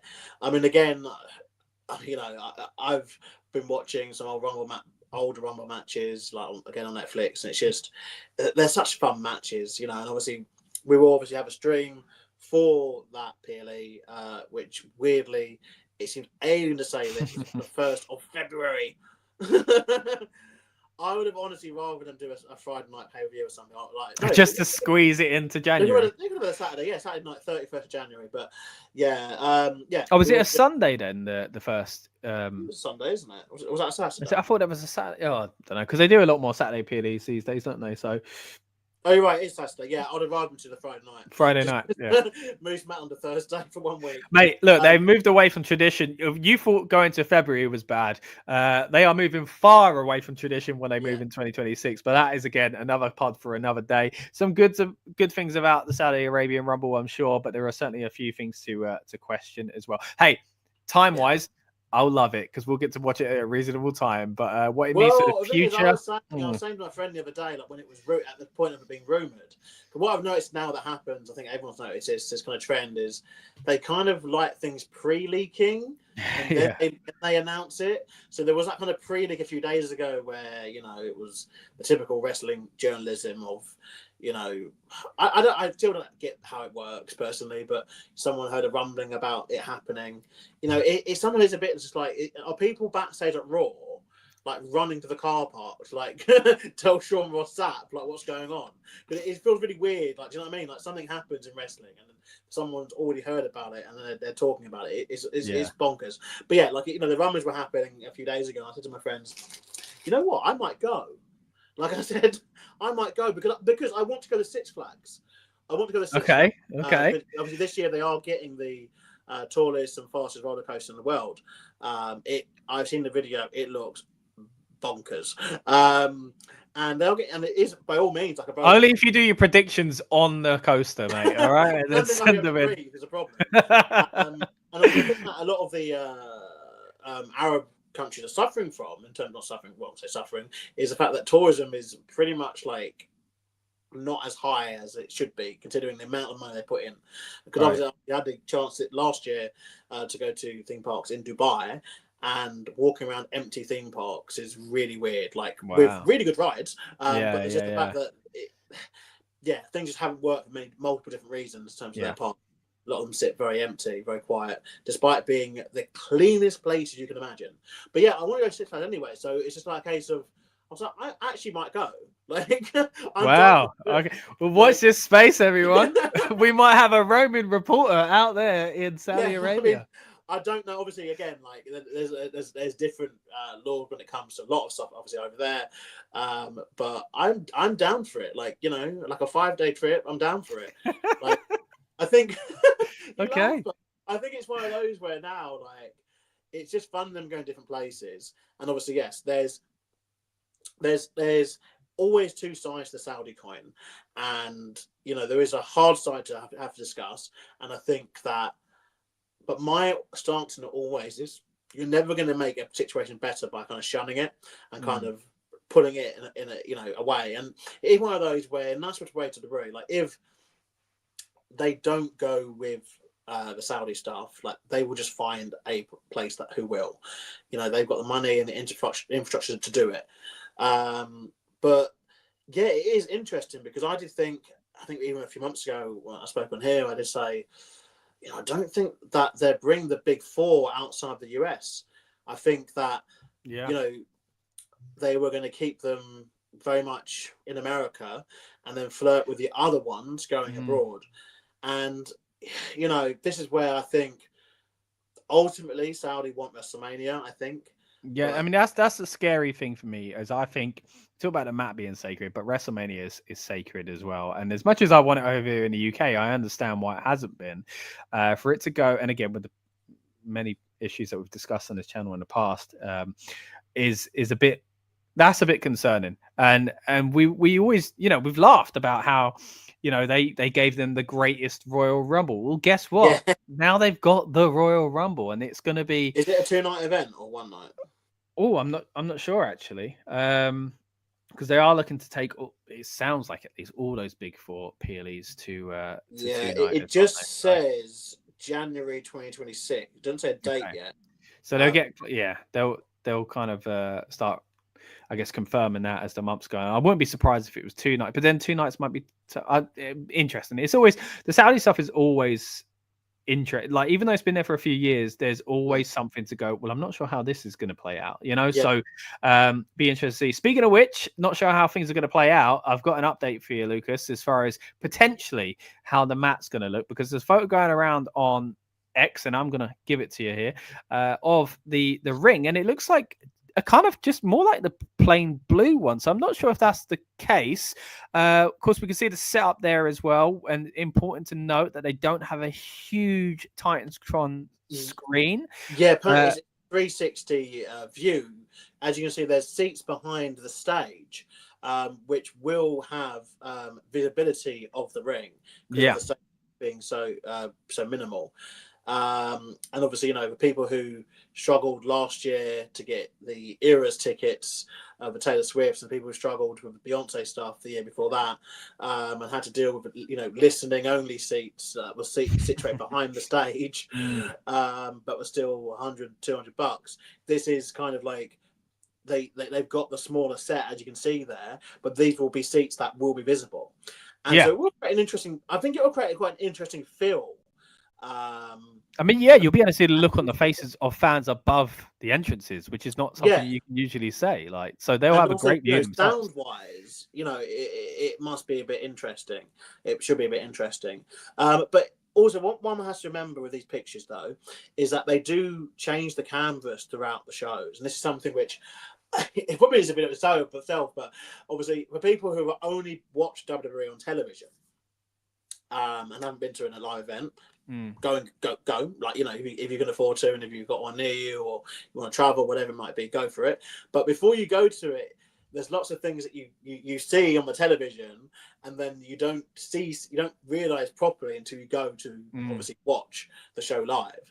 And obviously, when you watch the show live, you do one of the most notable things for me anyway is the lack of commentary. And another thing is obviously there's no adverts, as there are obviously on television over here. So obviously you do get very long breaks in the arena that exist. But also you do see things like they change the canvas. They go round, particularly during the COVID times, they did go round and they, were cleaning the ropes and cleaning the turnbuckle pads and cleaning everything. They switch desk things. They change, when Michael Cole and they all talk about, sponsored by insert sugary snack of the week here, America, that you see them bring out like, a whole tub of Snickers, and they go, here you go, Michael Cole, talk about that. And then you see this get wheeled out, 5 minutes later. So you do see all this. So what I'm getting at, essentially, my long way of saying this might not be the only canvas they have tonight. They could have canvas for the segments, and true. It's weird that they brought the blank one, if that is the case, because I know what you mean. They do check. You see the ring skirting changes loads and stuff like that, especially if they're filming another show. Yeah, they might be aware, obviously, of the previous. They must be aware of the previous post. They're not idiots. They must know that the previous post went out and people are talking about it. Let's save this until the cameras roll. Yeah. And the Netflix deal, the money, it's starting essentially at 1 a.m. or 8 p.m. obviously over in the United States. That's literally when they start earning money off this deal, of this mega deal, 10-year deal, $500 million a year. What thing will they use? Oh, that's an interesting one, Aaron. Thanks for your comment and that. Hopefully you can like, share, and subscribe. It's interesting. They usually do Raw as seasons. Again, controversial for the network, for the Netflix deal, obviously, everything going up as seasons, including singular pay-per-views.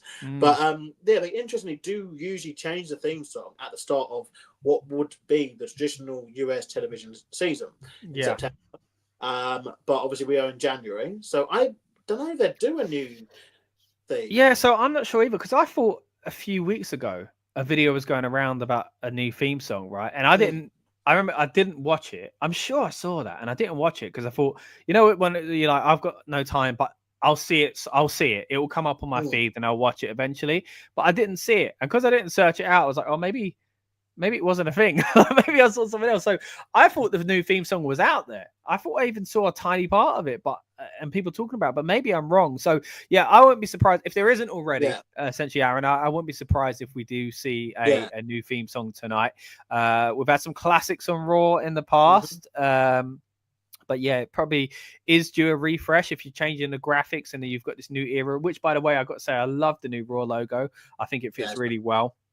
It can be used in a lot of great ways, and of course, and it helps us with our own thumbnails, which, by the way, is my time to plug the fact that we don't just have this stream tonight, guys. We have an instant reaction review and, of course, the main event itself, a watch along for Monday Night Raw's debut on Netflix. But right now, you are watching the build-up show, and what do you know, the Raw logo looks good there as well on its premiere on Netflix tonight. Of course, we are here to get you guys and us in the mood for the show. We usually do this for a PLE, but as we keep saying, guys, this feels like a PLE, doesn't it? And we're hearing rumors that it's going to be 3.5 hours tonight. There's so much to fit in.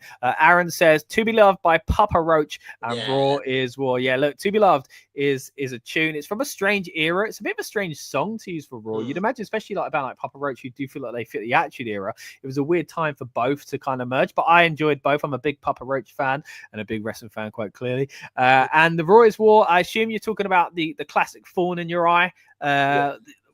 My favorite, best Raw theme song. I know everybody's going to have their favorite from the era they basically started watching, is usually when it works the way it works. Union Underground was fantastic as well. There's been some great Raw theme songs. Even I've weirdly enough got a little bit of nostalgia for the old Tonight's the Night song now, which is, I didn't really vibe with it too much at the time. King Orita says Roman is going to win. We talked a little bit about Roman and Solo earlier on. Rob's going to be joining us on the stream very soon. I'm sure he's got some opinions relating to who will walk away with the Ula Fala. He'll probably say it's going to be Carmelo Hayes or someone like that. He's always going left field with it these days. We've got Pedro again says, I do remember the first time Across the Nation theme song rolled. What a time. Yeah, look, that's a great era as well. That Ruthless Aggression era. Not just Raw, man. SmackDown does some good ones as well. I wasn't a fan of Do You Know the Enemy by Green Day being as much as I like Green Day, just didn't fit wrestling for me. But hey, that's another conversation for another day.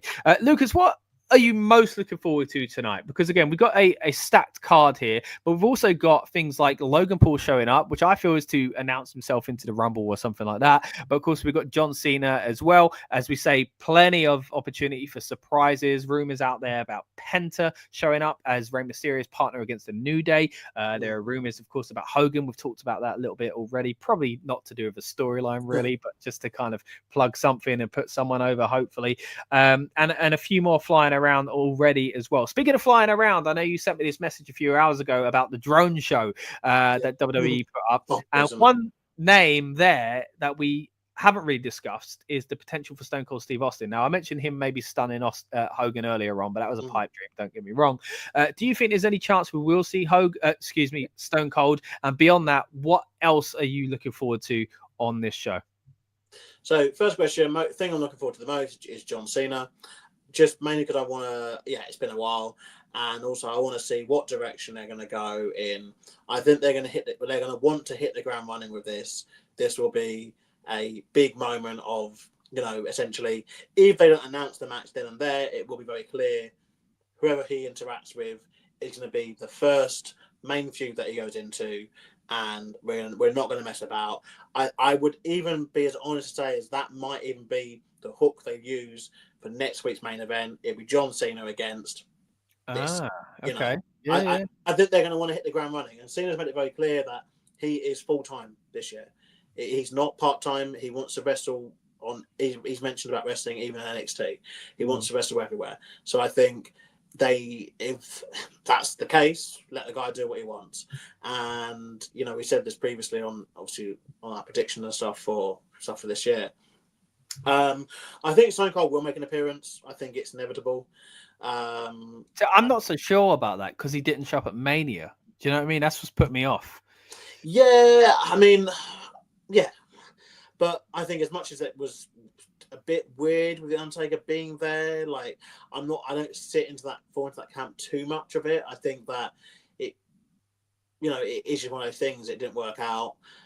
He didn't want to do it, and it's Stone Cold. But I think this will be something which will be good. I think with that, I think the fact that it happened so close to obviously his last match being, there's a lot of factors going on. But I think that the Netflix money and the Netflix push should be enough to get him, involved again. Yeah, I mean he's the kind of name that you again want those lapsed fans to latch onto. So taking someone from each era essentially would be great. Some controversial takes here, Lucas. Let's get to them. We've got Tony saying that Hogan might join the New Day. He'd be the third man as he was in the NWO. And also Aaron saying we'll see Vince getting booed like Dominic Mysterio. Yeah, interestingly enough, of course, look, we've touched on the Vince scenario quite a bit, so it's a bit of a dead horse. But something I do want to talk about is that intro video. Have you seen it yet, Lucas? The cold open. I mentioned it just before you came on the air. Now, I watched it before. First of all, I'll get your thoughts on that in a moment. But one thing I did notice is, of course, the lack of Vince for obvious reasons. But they did use his soundbite of "The Boyhood Dream Comes True," so they're clearly willing to use some stuff where it kind of fits and it's not slapped in your face, essentially. And it just shows the kind of deep, rich history they've got. Now, don't get me wrong, you can't tell the story WWE without Vince McMahon, but you can put together a promo package of the greatest hits without Vince McMahon, which was quite an interesting thing, right? Just goes to show how much they've done, ironically created by him in many ways, but didn't have to use him there. So thoughts on that kind of inclusion of Vince in that / not much inclusion of him in that, and also what you thought of that cold open segment as a whole, because of course we're going to see it live, I say, in 2 hours time when Raw starts. But for those that haven't seen it, just a little rundown on your thoughts on it. Yeah, no, I thought it was done very well. We speak about it every time there's a PLE. They excel with these promo packages as in general. It's just the fact that we do end up seeing them on PLE night about 5 times. But I think I think it kind of really introduced what they're about at the moment, and I think that's mainly what the focus is on. It's all about at the moment. I think at the moment they are pushing what they're pushing, and I think they are detaching themselves from Vince McMahon because of that's kind of what they have to do. But I still think there's little bits and pieces where they're going to do it. They're going to just have the voice or have likenesses or whatever. And we mentioned him a second ago, Stone Cold. Like, it is impossible to talk about him about Vince McMahon. Like, his entire main event, main roster run was the feud against Vince. Like, everything. Like, everything. Even when The Rock got involved, it was because of Vince both times. So that feud, that rivalry is so integral to him.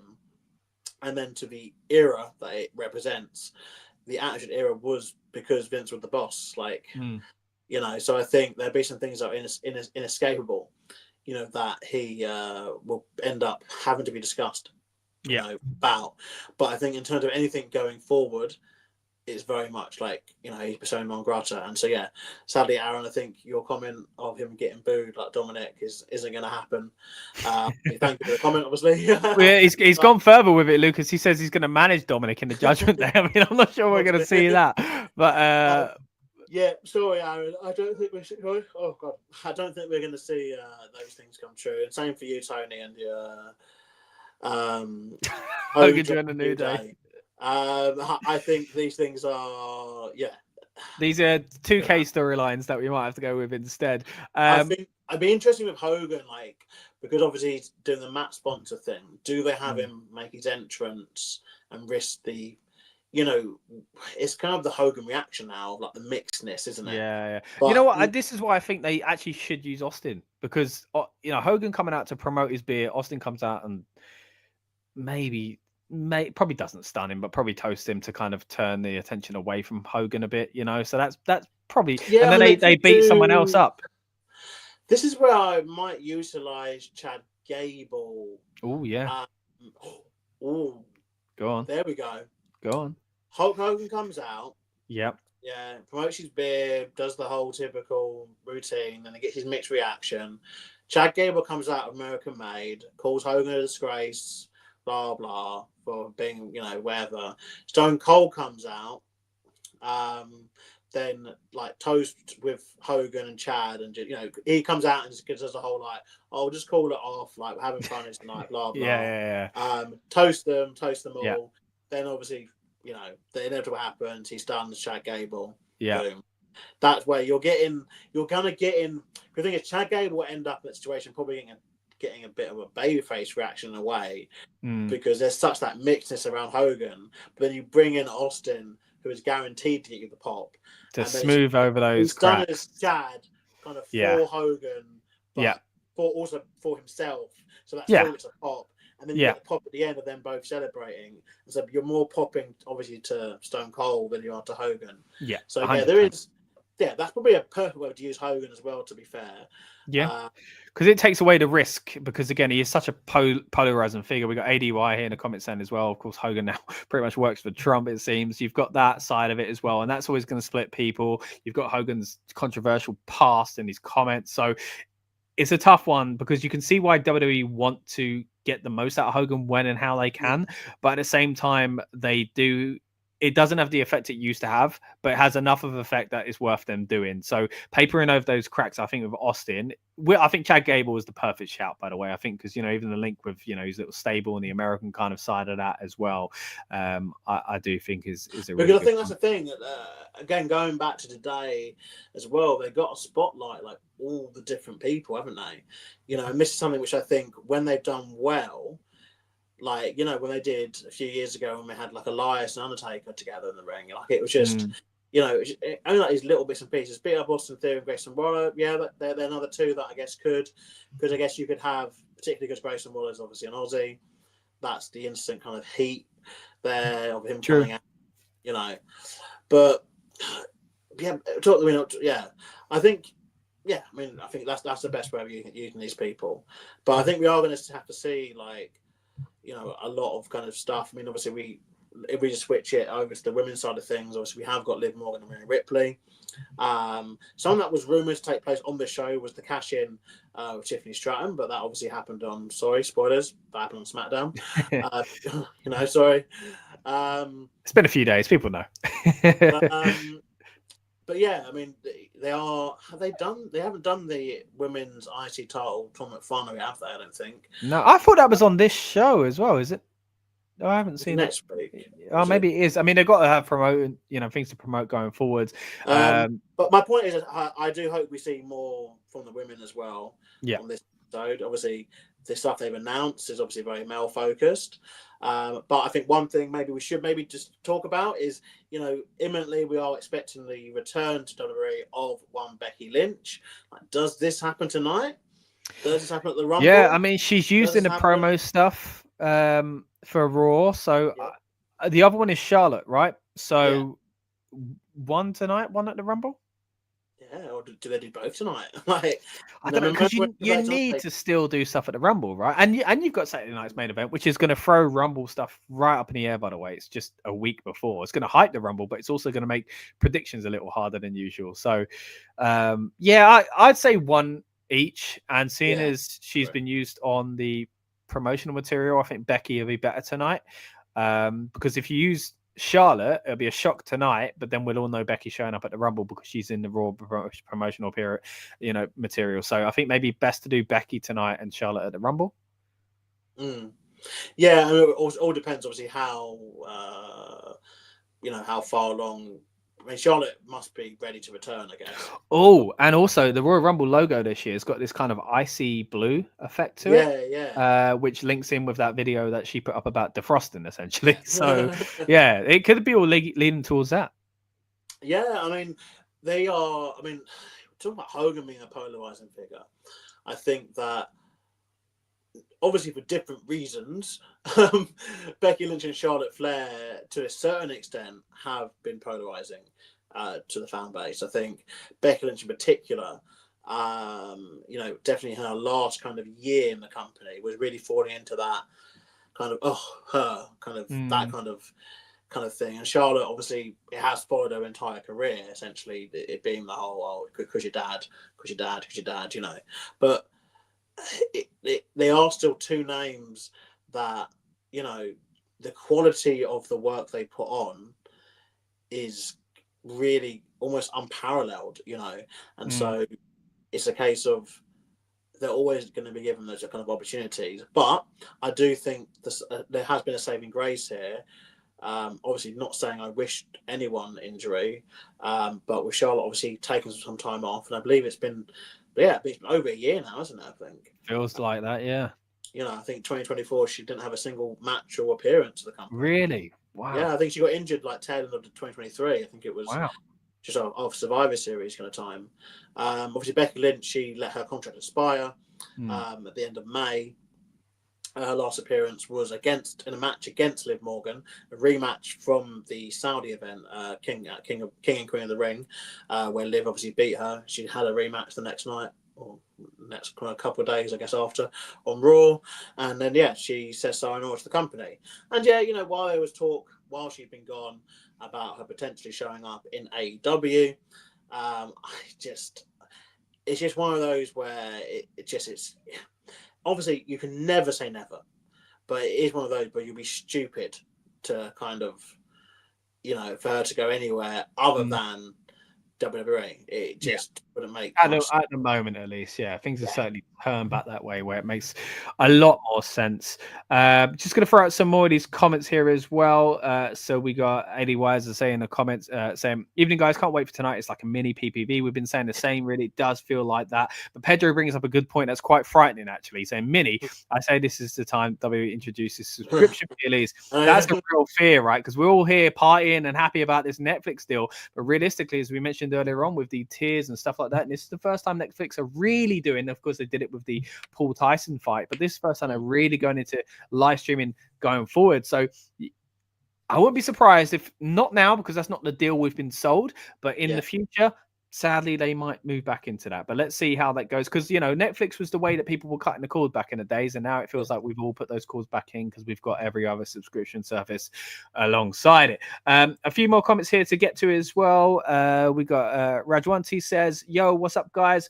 Rajwanti, so good to see you in the chat. Welcome. If you're here for the first time or if you've been here before, we appreciate you all, and we hope you subscribe and are enjoying what we're giving you tonight. It is the build-up show where we get us and you guys in the mood for the big show tonight. Of course, we usually do this with PLEs, but as we saw in the comments just a moment ago, this feels like one anyway. So we figured we'd hit you with some bonus content surrounding Raw. Speaking of which, we'll have a watch along. If you haven't already, check the description because that's where you'll find the link. Or again, on the Rebellious Noise Pro Wrestling YouTube channel, click the live stream tab and you'll see us going live there before the show starts. After the show's over, though, we're going to hit you with an instant reaction review. So again, guys, stay tuned because we're going all night long. We've been on the air for 3 hours and 10 minutes now, and we are going to be on the air via various shows for another 5 or so, it feels. So it's a longer night. Please keep me company, guys. We've also got some more wild predictions from Aaron here saying, will John Cena turn heel from the new NWO with Baron Corbin and Madcap Moss? I'd love to see it, Aaron. Anyway, says Baron's been fired. Yeah, I don't know if I the term, but yeah, he's not there anymore. And Aaron says, imagine if, this is throwing it back to old Raws, if Happy Gilmore guest hosts Raw dressed up as CM Punk, a Will Sasso treatment. Happy Gilmore too. Becky Lynch is in that, right? And so is MJF. Yeah. So we're going to get a worlds collide from the wrestling industry within one movie. So that'll be fun. So maybe he will show up on Raw. I mean, what I'll touch upon from that last one, I know what guys, we thank you for your comments, of course. Always encouraged, and hopefully that you can like, share, and subscribe, obviously, around. So we get loads more of this. We genuinely love this interaction.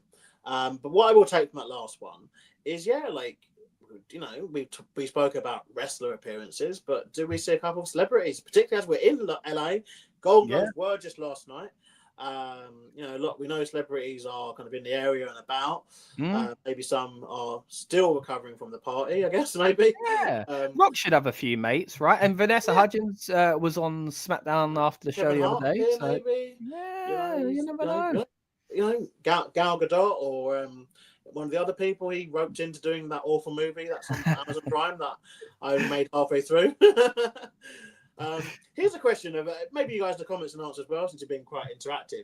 I was on a discussion yesterday of someone who is the best actor out of The Rock, John Cena, and Dave Bautista.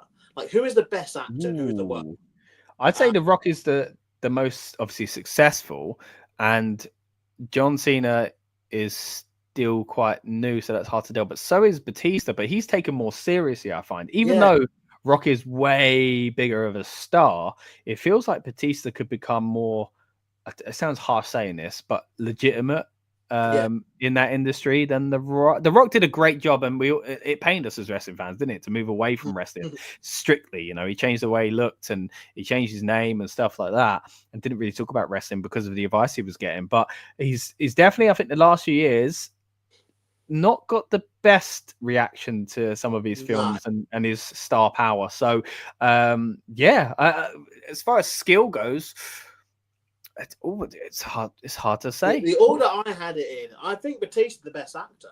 I think he generally is the best actor. I think he's particularly, like, he's going off of different roles. I mean, he's in a movie, I can't remember what movie he's going to be in soon, but it is, like, you know, kind of Oscar nominated, kind of that kind of film. Showing that Batista easy, but Cena becoming a very good comedy actor. This is the thing, Cena. So here's my full thoughts on it. Yeah, I have Batista at number one because I think he's done varied roles. He's made a conscious effort to obviously reduce his body mass and just to be in films that he needs to be a character for. Like, I saw, as much as it's not the best film, as sadly most of M. Night Shyamalan's films post like Signs, really sadly haven't really been. That's a long time ago. Over 20 years ago now. I think that Knock at the Cabin, for example, he was very good in that, like, from an acting performance. And then obviously he's done stuff like obviously Guardians of the Galaxy, and there's other stuff that he's got coming up in the pipeline that all look very different. The number two I had was John Cena. Pedro, you put The Rock, the role fits him, and Batista as a character actor. I think Batista will fall into this just doing all these different characters, and I genuinely think he loves doing that. And also he's obviously stayed away from the wrestling. He's not kind of relied upon having to come back. But he's lost loads of weight. Obviously, some of that is also because it's bonkers to think this. He's obviously pushing 60, and naturally, you shrink as you get older, muscle wise, So I had Batista number one for that reason. John Cena had number two, and The Rock had number three. I think success wise, great. But when you think about The Rock, outside of these big franchises, he just seems to pick these movies where they're $200 million budgeted, and you don't see the return back. And he had that whole controversy, obviously, with DC and the whole Black Adam stuff. And, there's a lot of stuff where he's missed the mark a lot. And more so in recent years as well, So I think that kind of bias. It's weird because we talk about this about wrestling, like, Mount Rushmore's, and it's like, well, how do you rate it? Because sometimes you'll put Flair and Brett at the top, but sometimes you got to think it's Hogan because of, or The Rock, or they all do different things. Shawn Michaels, and it depends what defines success and of being an actor or a wrestler, or a wrestling actor or an acting wrestler. But here you're strictly talking about, the talent of them as an actor, not star power, not success. I think when The Rock's in the film, I just go, that's The Rock. Like, that's The Rock. And then he does Rock-esque things. He does the rock bottom. Yeah, but look, he does. I mean, his early stuff showed more range. Did it? Like, I think there was a middle ground where it kind of went to that. Also, another comment here from Tony about Cena as well. Pacemaker is so well done, very funny yeah, series. it's very well done, very fun series. Obviously, kind of a weird part of obviously the DC non-EU now, I guess, because they're rebooting it with Superman this year. But yeah, I think Cena. I said what I said about Cena actually, and this was my friend yesterday. I said I feel Cena would have done better 10 years ago. The movies he would be good in just don't get made anymore. They don't make rom-coms. They don't make these kind of buddy gross out ones. These gross out comedy anymore. Like Superbad and things like that. Yeah, you know? Like you can imagine him as like if he was like one of the dads in Superbad, or like one of the. You know, what's that other one he did? Daddy's Home. That was one of his first. Was it called? Yeah, Daddy's Home. Yeah, I just think sadly that genre. I mean, even imagine seeing like something like The Hangover. You know, like because you almost kind of. I think because John Cena's always been that clean cut kind of guy. Anytime he's cast in a movie, he's funny and he's able to kind of play away from typecast. I think that's where he excels because you don't expect John Cena. You know, you can't see me never give up to start like swearing, and because he's so associated with the PG era of WWE.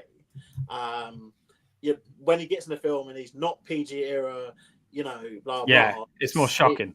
It's a shock.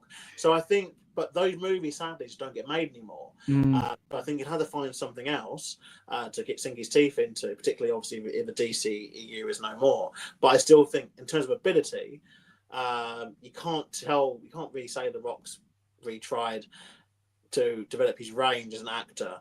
He's only wanted to be basically himself. But he has been in some really big successful films and franchises, and I would even shout out to him as a producer of stuff because I thought that when he developed the Young Rock series, I thought that was actually really good, and it probably got cancelled the series too soon, as there was lots more that he could have obviously told with that. But yeah, thanks for your thoughts on that, guys, as well.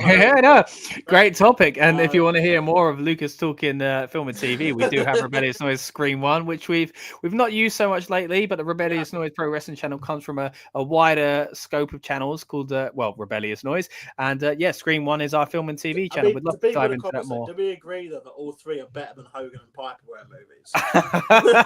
Hey, Piper had some good ones. Hogan in particular. All right, let's move it back into to Raw discussion. Of course, we are here on the build-up, getting excited for tonight's mini PLE almost in the debut of Monday Night Raw on Netflix. We are going to be joined very soon by Rob as well, so that's going to be good to hear his thoughts on what we're going to see on Raw tonight. Just going to go through a few of these kind of rumors going around at a moment. We've mentioned some of them already, and then I'll hand it over to Lucas essentially to let us know his thoughts on some of the ones that we haven't brought up just yet. So there are going to be apparently no ads for international viewers. So us lucky folk over here in the UK, we're apparently going to get exclusive promos and interviews, we think. And, I guess rest holds for a few seconds during matches. The runtime is rumored to be 3.5 hours at the moment. Michael Cole specifically has been talking about filling in the new/lapsed fans as well on commentary. So it'll be interesting to see what the approach they take there. Of course, loads of rumors going about the ring mat. We've seen what SmackDown looks like. There is a photograph going around online that we already showed on the stream earlier on of sponsors on the Raw mat. It'd be interesting to see if that is the case. The setup for the venue looks very different. It's a much shorter stage because of the venue they're in. As Lucas said earlier on, it's kind of a 360 viewing point. Will that be the same when we go to other venues? It'd be interesting to see, because it's a strange time to give us a new stage that isn't going to be the new stage going forward. So it'd be interesting to see if we have a bigger version of what we see tonight, essentially. Cena is apparently going to get promo time, as is apparently Hulk Hogan as well. The Rock as well. And of course, he has hyped his own return with that video, which I've got to say was quite interesting online, especially touching on the family and Samoan culture, which you would imagine lean into the bloodline storyline. Shawn Michaels is expected to appear. There's also rumors that there are NXT superstars backstage, whether or not they show up on the show, or maybe just like they are at WrestleMania, invited to just be along here for the ride, to kind of be in and around the legends and stuff like that. The Observer are apparently reporting that there are rumors of celebrities, no specific celebrities being put out there just yet, but as we mentioned just a moment ago, they are in LA. The Rock is there. You'd imagine he's got a few friends in Hollywood that could show up tonight. The New Day apparently going up against Ray and potentially the arriving Penta, so that'll be an interesting one to see if it does happen tonight on Raw. And there will be a post-show starting after the stream is over. Basically, probably your kind of Raw talk, but it seems maybe a press conference included in that as well. And again, we'll be covering that on our instant reaction later on, as well as going in depth on what we see actually going down on Raw on that, and also, of course, live with our watch along. So that's a little bit of a recap of the rumors going up around at the moment. If we've missed any, guys, hit us in the comments. We'd love to hear what you've seen floating out there at the moment. But Lucas, I understand you got to get going very soon, but before you do, just thoughts on some of those kind of rumors from the rundown. Yeah, it's crazy. I mean, so obviously a lot of the stuff is like production-y kind of thing. And some of it is kind of confirmed, I guess, with the seats existing where they exist. I mean, unless they're going to erect like a full-on, 40-foot screen in about an hour and a half, that kind of is kind of confirmed as far as I'm concerned. But yeah, I think it's good because they struggled for me for a number of years, in the 2000s and into the 2010s, with this kind of, all the sets were just big screens. And they had a universal set, didn't they, for the TV shows for a number of years. And, Scott and I, we obviously grew up in the era where they had obviously different sets for every event. Backlash had the claws, and take TLC had like all the chairs like stacked up and stuff. And WrestleMania was always like a huge thing, and they still are for WrestleMania. But then all the other ones kind of, they went through a phase of the other ones just being like whatever the TV show set was, but just the different logos or whatever. Yeah. And yeah, like what I do like about Triple H's era from a production standpoint, again, it might also be because Kevin Dunn's another work in there, is that they're okay, like shaking it up and changing things. So in terms of like the set, I think that it will be one of those where it will just be arena dependent, of case of like if they've got an arena that needs the huge stage or huge screen, but they use that, and if they haven't, then they use the smaller one. They might even come up with another one, like a little in-between one. Apparently the announce table, once missing, I think the announce table is allegedly moving back to the top of the stage. Well, really? Yeah, but remember for quite a while that, as I know, Shawn Michaels is a big, Triple H and Shawn Michaels are both big fans of it being there. Yeah. Also rumors creatively about Shawn Michaels coming up to the main roster to produce stuff, as well as and some shuffles that might happen backstage around that. Bruce Pritchard is meant to be back in the company very soon. He took a leave of absence because of family problems. Leave it at that, I guess. But he is expected back in the company from a creative standpoint very soon. So there are some shuffles kind of behind the scenes that could happen. Obviously, if one must think that if Shawn is going to go up to the main roster, does Bruce then goes doing NXT? That would completely change the vibe, wouldn't it? It'd be interesting to see what they do there. I did see a video of Triple H going through the venue. I think it was filmed yesterday, and they showed on. It looked like there was a podium for the podium that they use on like it must be like the draft or something like that, or maybe even like podiums they use on the pre-shows. It was out there in the audience in the venue, so I'm not sure if it's going to be a bit like what we saw on Saturday night's main event. Of course, that was a throwback. If we might get something similar there as well. Going to bring in resident luchador Rob is back in the house, and I'm going to throw over to some of these comments here, and I'm going to hop out for just a moment, give you two guys a little brief moment to catch up and respond to these comments. So I'm going to run through them before I drop out for just a moment. But we got Cody Burris over on Twitch. Thanks for joining us, buddy, on Twitch. We are live on the Rebellious Noise Twitch channel as well. So it's almost time for the next Netflix era premiere. That's right, buddy. We are here on the build-up to get us all hyped up for it. Chris Lee says The Rock returns tonight. Paul Heyman gives in the Uma Thurman. I'm mixing those words up now. Uma Thurman. And also says, unfortunately, CM Punk wins the Rumble. Not a fan of that, apparently, Chris Lee, but thinks it's going to happen. And then says, peace out. What do you mean, peace out? up. Don't run off, Chris. Come back. Stick with us until we take you right up to the start of the show. And of course, then we're going to hit you with a watch along as well. Tony says The Rock is apparently rumored to open the show. I mean, that would be a big open if that is the case. And with that in mind, I'm going to drop out for a moment and let you guys dissect some of those comments. Yeah. Hi, Rob, I'm good, thank you. I'm good. Apologies for being late. Obviously work finished late, then I had to get home, scoff my face before the show starts. But we're here. Yeah, so obviously just going off quickly of what some of the comments. I don't know if I like the idea of The Rock being the one. If he's rumored to open a show, I don't think that's a great idea. I don't think personally. I think with the way The Rock kind of left at Mania, and obviously come back straight after, gave something to Cody. I'm assuming that was the watch. We actually don't know. Do we actually know what it is now? No. So no. So it could be the watch. That's my thought of that. Because apparently, didn't Cody have one for Roman, Seth, and The Rock all engraved? Maybe it's that. I don't know. But I just think The Rock coming out still as the heel, still in this.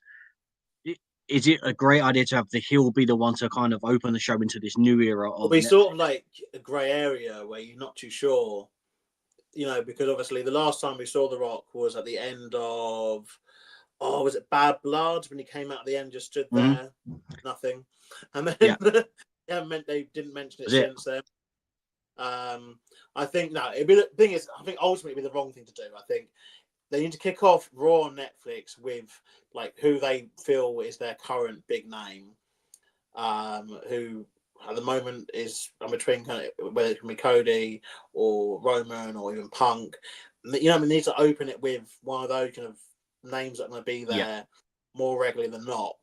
I agree. But obviously, I don't know how much if you watched what we said previously, but we have spoke about how obviously the poster for Raw on Netflix at the moment heavily features three people who you associate with SmackDown, that being obviously Roman Reigns, the incumbent WWE champion Cody Rhodes, and Bianca Belair, who, while obviously one half of the women's tag team champions, is heavily a SmackDown featured wrestler. So we have spoke about, even if Cody does open, it's a case of, but he's not a Raw superstar, so next week Cody can't. I think it kind of falls into that weird marketing tactic. I'm not saying there's other guys on the show that aren't star power, but obviously they're aiming for the likes of a fan of Cody and obviously a fan of Roman, and then I would say Bianca. She was on the cover of 2K24 with Ripley, like the alternative cover. So, like, I get it. It does make sense, but you're right. It's a weird grey area again. Whereas the idea of having your poster boy or whoever, like your main star, and they're on the opposite brand of what's about to be the debut of Netflix. So it's very strange. It's I don't know. I don't know if I like it. The only thing I do like about it though is I love the way it's been designed. It reminds me of. I think this is more for a British kind of audience that I'm about to say. But do you remember Gladiators from the UK when they used to have that really stretchy fabric? That's what it reminds me of. They're trying to break through that. I know the Americans have American Gladiators, but I don't know if that's kind of the same. No, I get that. I think it's interesting though, because you have to think that WWE must have wanted a say on who they want in the photo shoot, and must have obviously wanted to be true to what the show is. And so it'd be interesting seeing if that was one they're using for this episode, and then they're going to switch it afterwards, if that makes sense. But it'd be very odd, because I don't think Netflix often do that with stuff. Like when you watch a TV series, they have that picture of whatever TV show is, and that stays the picture, kind of indefinitely, doesn't it? Or a film, a movie. Like, a movie poster comes out, and then there usually is maybe there is different versions. I'm not saying that my point is negated by that, I guess, and there are different versions of posts that exist, but it's very rare that they do it anyway. But with what we did speak about, it potentially as well, you know, if they loosened up the brand split rules over Mania season potentially, so it would allow those people to appear on Raw. We've also spoken about Raw. Tonight's episode rumored to be upwards of 3 hours and 25 minutes, pushing the 3.5 hour mark. So Netflix's lack of limitations that are given to them, but something we didn't actually cover which maybe I'll get your thoughts on. I have got to go soon, but something I guess I will just cover is, you know, they have said very clearly that it's still remaining PG despite the lack of limitations that they're being given. The company is still remaining a PG product. What are you guys' thoughts about that? Well, it looked like they were definitely going to hype up this kind of Attitude Era thing again, didn't they? In you know, Raw is Netflix, which is now changed to Raw on Netflix. The hashtag, by the way. Yeah, it's I don't know. As long as because it can still be good at PG, you know, and they've got their own little kind of thing. Like they won't have too many restrictions, and we know that already by the rumors about them saying, "Look, we'll go as long as we need to go," essentially. So I think even the things that usually define the show on TV, like those kind of tags, will still be quite loose in Netflix era. So I'm not too fussed about that sort of thing at the moment, anyway, because it feels all new. Yeah. I think it's gonna be one of those things where they're gonna allow it to stay PG for weirdly kind of like when it suits them. So there'll be a moment in time where yes, it's PG, and I think if there is a moment, for example, let's go back to now last year, weirdly saying that, the Rock and Cody with the WrestleMania moment, or before the WrestleMania moment when Cody was busted open, or even Drew and CM Punk in the Hell in a Cell.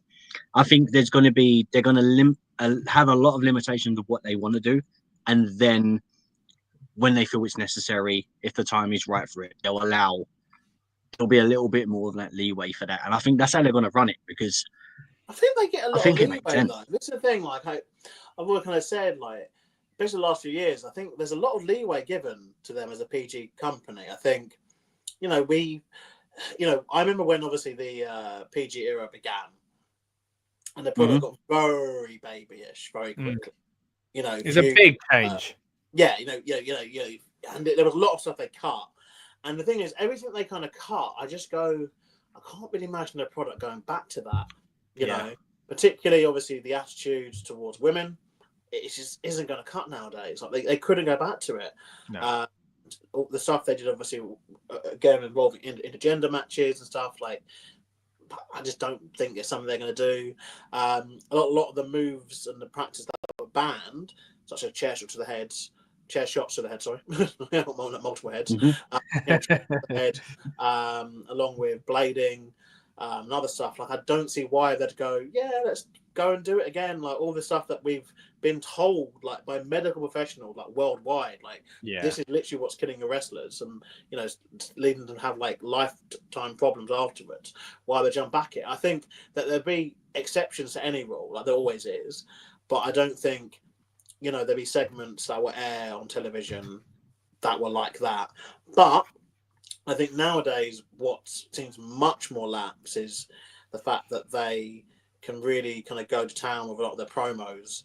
You know, the verbal stuff, there doesn't seem to be as much backlash on that. Like people aren't, you get the odd kind of parent who goes, oh, you know, my so-and-so can't hear the S word or the B word or whatever. But as a whole, most people, you know, you watch Marvel movies and they're calling each other, you know, they're swearing and stuff and that, you know. And I think ultimately there's been just a better product, I guess. Like if you have a good product, I don't think you need all the other stuff. Like I think sometimes, you know, you take it like an AEW, the criticism quite a lot is that the only way they seem to know how to write a feud is for someone to blade. You know, like if you take a feud seriously, they go, okay, you've got to have like some sort of segment or angle where you get busted up, and that's the kind of reason we want you to pop. But it's like if you have a decent story. Because that's what's crazy. Like recently, this whole Kevin Owens thing with the power driver. I don't know how much you know about this, Rob, but you know, like the heat he's getting from doing a power driver, which in like an AEW is just like regular occurrence. It's a transition move, yeah. You know, but in the WWE, it's a banned move. Like they built up a lot into the story and keeping it protected and stuff.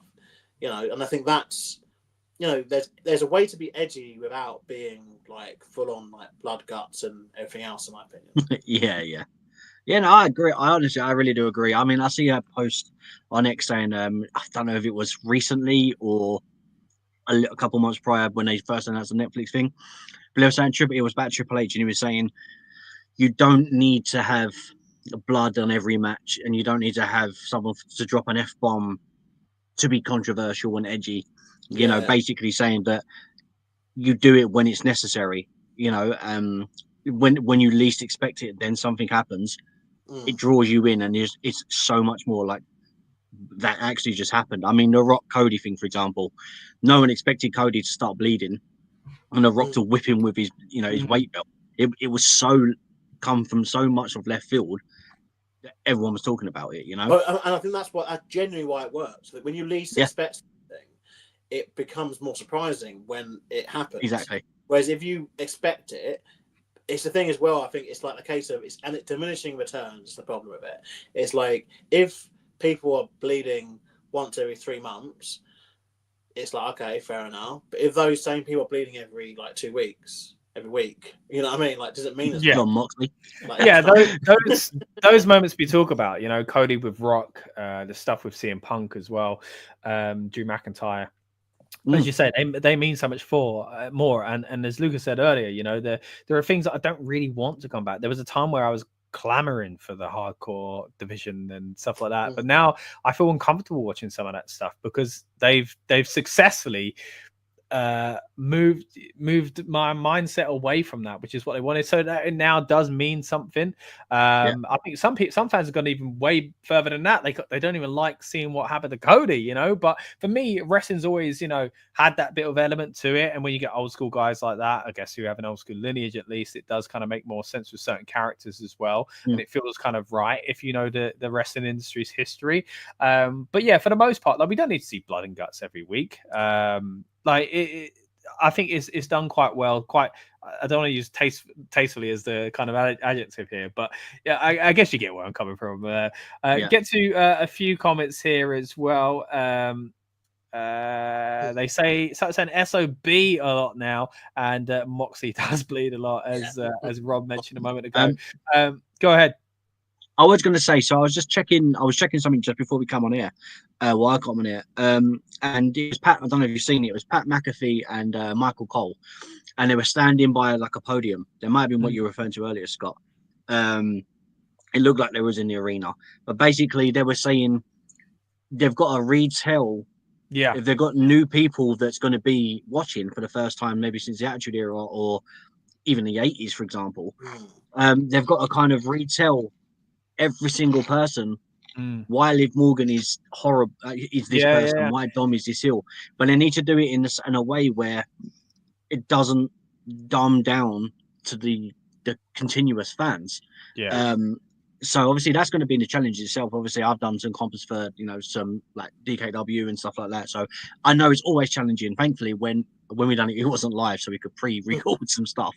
But what I just want to get your thoughts on it, obviously Lucas being from more of a wrestling background as well, what would be your safest angle to be able to kind of like explain that without coming across as too, I don't know what the right word is. Yeah, you don't want to dumb it down. Yeah, exactly, to proper fans, if that makes sense, but still open the door to new fans is, I guess, what you're saying. Yeah, I mean, I'd argue it's something they kind of already half do anyway, because WWE and most TV shows work on kind of like the repetition kind of factor. And there's little things they've started doing recently where they do like the results throughout the show now. They do like the up. They do quite a lot of promotion within the show itself. So I don't imagine it to be like anything too crazy. I think it would annoy obviously regular viewers if it's a new feature or something that happens that ruins the flow of the show. So I think if it is if they wait for both wrestlers to enter the ring and then go, hey, watch these video packages. So they're pausing the actual match from happening. But I think if it is, hopefully the best way to do it, in my opinion, would be on their entrances, you know, the little things that used to happen back in the day, or just the quick promos before the things, and I mean quick.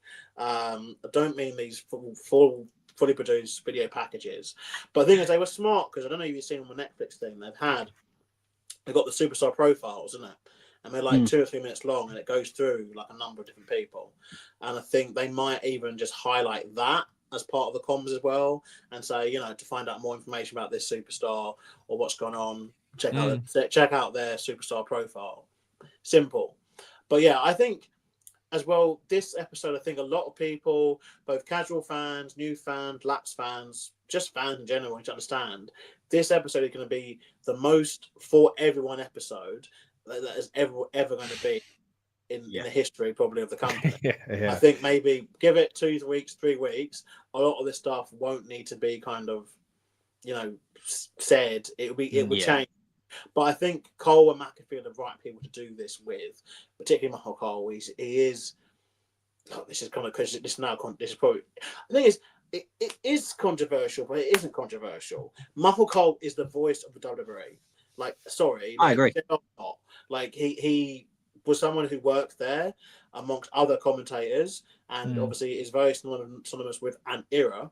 But in terms of like WWE, like no one like has spoken about that company more than Michael Cole. Like, it's crazy. The longevity is unreal, and he went through a stage where, well, most of his career really, where he was underappreciated, and I think there were issues and stuff like that, and favoritism towards you know, who you like growing up and stuff. But I think the big names that you get in the past are like Gordon Soley and then JR, and then like depending on the generation. But then I think, you know, I was always happy to say it was JR for me because I grew up on JR. But now I can appreciate Michael Cole in a different way, and I can say, well, hold on, when we were all talking JR, what about, you know, Monsoon and Heenan? You know, like there must have been people going, "Are you serious, JR?" Like, as much as people still appreciate them. As a Michael Cole for me, I think we're like, as a duo. But I think exactly that. Michael Cole's been there so long now, and he's so respected in it now, and he's great. I love watching Michael Cole on those kickoff shows. I think, you know, we always try and do streams from him as well. By the way, guys, subscribe and check out more of them. But like, I just love seeing this new side of Michael Cole, and I think a lot of that is having been there for a long time and the freedom. You know, of his reactions and stuff. He genuinely is so passionate about the product and about what he's doing, and you know, they've done some bits where they've shown him obviously working with the newer commentators coming through, and this is, again, it's probably part of getting old as well, because, you know, I still remember Michael Cole in his blue denim t-shirt. Yeah, an hour, 17 minutes, or 16 minutes now, actually. I guess by the time we read that out. It's getting very close to the time. You know, I still think of Michael Cole as that, you know, denim shirt, you know, with a WWE logo on it. Back in the day, you know, just young reporter that he was. Highlights. But, you know, now, you know, he is a guy in his 50s. He's been in that company for, you know, best part of 30 years now. Vintage Orton, Vintage Cole now. Vintage Cole. You know, and knows that product inside out, and he's been a commentator for both brands. And has done it even actually all three brands technically, as he did do the NXT. What was it? What one did you do for NXT? Was it the Takeover? No, actually that was actually WWE branded, wasn't it? The United Kingdom tournament. He did commentate that, didn't he? Yeah. So yeah, like, he's been there a long time, and I think he's the right person to think. I do hope that there's a calmer Pat McAfee option. I don't think so. I don't think that's that. I think a lot of the things that we love about Pat are the same things that can be problematic at the same time. I think if they're trying to appeal to a new audience, I think they need to try and just keep it as a bit more subdued. Because if I'm a new viewer to this, I don't need shouty guy every 5 seconds kind of shout. Kind of, you know, it's kind of distracting me, because obviously this information is going to be quite a lot. If you're a new viewer tonight, there's so much going on. Who's Liv Morgan? Who's Rhea Ripley? Why are they fighting? What's this belt? What's that? And then you got a guy just shouting and jumping about in his chair. You know, I don't think that's going to go down too well. But look, guys, I'm going to have to love you and leave you. I've stayed a bit longer than I meant to. But look, let's all smash it tonight and have a great Raw on Netflix, and let's hope the stream holds up as well. Actually, yeah, that's a good point. Yeah, will Netflix be able to hold all these new viewers? Let's hope they do. But yeah, Lucas, been such a great pleasure as always to have you on the stream tonight. Thank you for joining in. Thank you for showing up in your Chase University shirt as well. And I hope you enjoy this wonderful day of Raw on Netflix, and I'm sure we'll catch up with you again very soon, mate. Take care. No worries, man. See you soon. See you later. Right, so again, thank you so much to Lucas for joining us, and thank you to everyone that's been in the chat with us tonight as well. We've been live, as I say, since 8 o'clock here in the UK, and we're coming up to 12 o'clock, so it's nearly 4 hours strong. This stream will be going another hour after this as we get real close though to the show itself, and then we are going to have a watch along stream as well. So what we'll do is run down the card in just a moment, and we'll talk about all the exciting things we're going to see on tonight's event. And again, we're going to take some time to get Rob's opinions, but I also want to know what you guys think. Again, this is all about the build up towards Monday Night Raw's debut on Netflix. Really excited for this show again on the Rebellious Noise Pro Wrestling channel. We hype up the PLE usually hours before it, but you'll notice we're doing it for what feels like a PLE, but certainly isn't. But it is a big night nonetheless. The debut of Raw on Netflix. Then we'll hit you with an instant reaction later on, and we'll be breaking down everything that happens on the post show there as well. Let's get to some of these comments. Eddie Y says this will be bigger than the first Raw ever in June of '93. It's a great point, because this is when you get to that next step, you're like, it's hard to argue at that point, right? But then you also have to go, well, if it weren't for that Raw, you wouldn't have this Raw. So it depends how you measure it. But I definitely see where you're coming from. This means a lot to WWE. You can see, look, they always, as they go to a new network or whatever it is, they hype everything up around it, and as Lucas said earlier on, they try and make it a big deal, and then after a few weeks it gets to, you know, peters out. But I genuinely think they're going to go really strong with a lot of this Netflix stuff, and they did the same around Peacock. Actually, that's probably the closest to what we've got with this Netflix deal, right? It's going to be like an evolution of that, if that makes sense. And of course, it's different around the world. Us here in the UK, Raw, SmackDown, NXT, all on the network, Netflix, classic stuff hopefully being uploaded throughout the months and years as well. Tony says Pat takes it over the top. Yeah, I get that. Again, all the things I enjoy about Pat are also the things that sometimes can grate you about him, right? But I still, you know, his infectious personality is great, but I do think, yeah, there are certain times to tone it down. And to his credit, he does do that. There have been times where he's played that role, and you know, he's still very new in this business as well. But yeah, really looking forward to tonight, guys.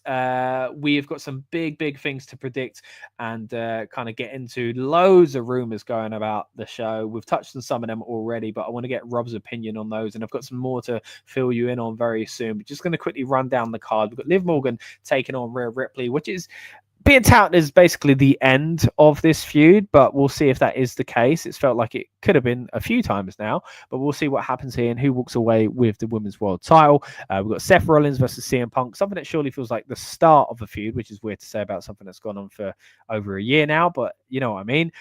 First time they're getting physical, at least in a match. We've got Drew McIntyre continuing his kind of feud with the OG Bloodline by taking on Jey Uso. And then talking about OG Bloodline, we've got the leader of that group going up against the leader of the current Bloodline in Solo Sikoa and Roman Reigns for the Ula Fala. Now, really look forward to this, but I think this is where we're going to see The Rock surprise us. Talking about big surprises, what does Logan Paul have in store for us tonight? Is he going to, you know, go after Gunther? It seems like that's his new kind of focus, or is he just going to enter himself into the Royal Rumble? Of course, we're about to enter into Rumble season. As I mentioned earlier on to Lucas, it's a great time for wrestling fans to come back to the product via Netflix when you've got one of the most recognizable and exciting PLEs coming up towards the end of the month, or technically in the next month now. John Cena's returning tonight. You'd imagine he's got a big part to play at the Royal Rumble as well. And this is the start of his farewell tour. I've just seen some footage of him online signing autographs, and it's sad. You know, this is the start of something that is ultimately going to be quite sad at the end of it, but I'm looking forward to the ride that he and the rest of the WWE crew are going to take us on. Speaking of ride, they're going to take us on tonight. We'll be hitting you with a watch along. We're going to be going through the entire show. So have us as your kind of companion piece, essentially. Have me on one screen, maybe Raw on the other. How about that? And we'll talk about what we see throughout the show, guys. So stick with us in the comments as well. Would love to know what you think of the show as it goes on. But at the moment, of course, we're all trying to get hyped up for the bigger show itself. So let me know what you're most looking forward to on tonight's show as well, as far as the matches go and all the rumors and stuff like that. Really interested to know what you think of what's currently out there. Now, time to bring Rob back into the stream. He is going to now fill us in with what he thinks is going to happen on the show. You've heard Lucas's comments throughout the night, but it's now time to dive into the card a little bit deeper with our resident luchador. So let's bring him back to the stream. How you doing, Rob? Yeah, I'm good. Sorry, I had to move downstairs. Everyone went to bed. No worries, man. Big night. Some predictions here from Pedro saying Rhea, Punk, Drew, Solo. Now, the matches themselves, Rob, I was saying to Lucas earlier on, I think we're going to get a few kind of dodgy finishes because some of these storylines are nowhere near being done. You know, these are WrestleMania type feuds. The only one I think having a conclusive finish is Rhea versus Liv Morgan. And I do think Rhea Ripley will probably win that. But what are your thoughts on the card in general? And what do you think as far as kind of which ones are more likely to have a definitive finish and which ones are simply going to lead us to somewhere else, whether it be next week's Raw, the Royal Rumble, or basically flying into WrestleMania season? What are your thoughts on the card, mate? So I think Rhea here has got I think we get a new champion. I think she's going to be the first person crowned as a champion on the Netflix era. I feel like that's going to happen because I think they're trying to shift a couple of things. Obviously, I guess it was not a spoiler now. People have seen it. They should have seen it on SmackDown on YouTube. Obviously, with the Tiffany Stratton thing. So I feel like they can't do it with the men, so they're gonna kind of do it with the women. Did you see that? I did, It all goes on in the build-up, mate. It does. So so I think that's got potential to happen, if more than anything. Oh, man, I don't know. I think the Roman and Solo thing, I'm still. Look, I like the idea. Like, I love the OTC coming back, and I love that, by the way, the OTC. But can we just do something with this Ulafala now? Like, there's been more than enough times where Roman has been in a position where he can just take it. Like, physically, what are we taking for? It feels like I'm watching Damian Priest with the Money in the Bank again. Like, you've got your opportunities. You've had more than one chance. It's more, but it's the kind of the honor behind it and stuff like that, right? So they want to have a right. So when's the perfect time to do it? Well, this could be a WrestleMania match, and the reason it probably isn't is because of the person I think that's going to actually walk away with it around his neck on this show, and that's The Rock. Right? Yeah. Now, I think, you know, we've talked about this over the years, right? We all love The Rock, but I think even more so you have dived into the kind of thinking that he needs to know his place, know his role, I guess, and not get in the way of the title picture and stuff like that. Now, I think we are ready for the Roman Reigns Rock match because it doesn't have a title, and what it can be is for the Ulafala, right? And I think because of the feud, I said this to Lucas on the stream earlier on before you joined us, but I think the best thing to do tonight is have either the match not end, or as Lucas said, it could still end with Roman Reigns winning and still do this, but have essentially Solo fail, basically, and The Rock has to come out to make things right in his mind, right? Because we've always wondered, how is Solo going to step back and be number 2 if The Rock is really the leader of the new bloodline, right? It's either going to be a demotion or Rock's been pulling the strings all along. So I think the best way to do it is put Solo falls in line by being, kind of humbled, essentially, by losing, like going, look, Rock, you're right. You did have to come out and save me. So I will put it on you. Because I think this whole, Heyman has to put it on Solo or Roman.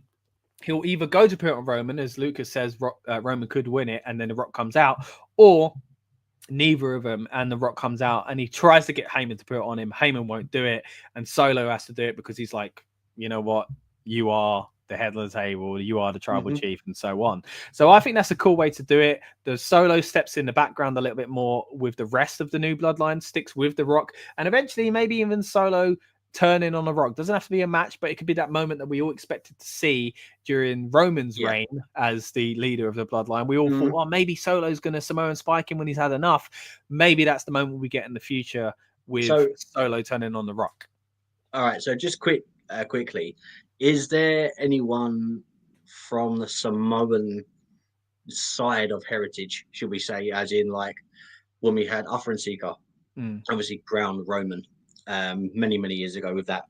Is there anyone now that's around in this moment in time that would be able to then say, if, for example, if they say Roman takes it, let's say, for example, Roman took it and he was to give it to someone of higher thing to say, look, you need to re-anoint me, basically. Yeah.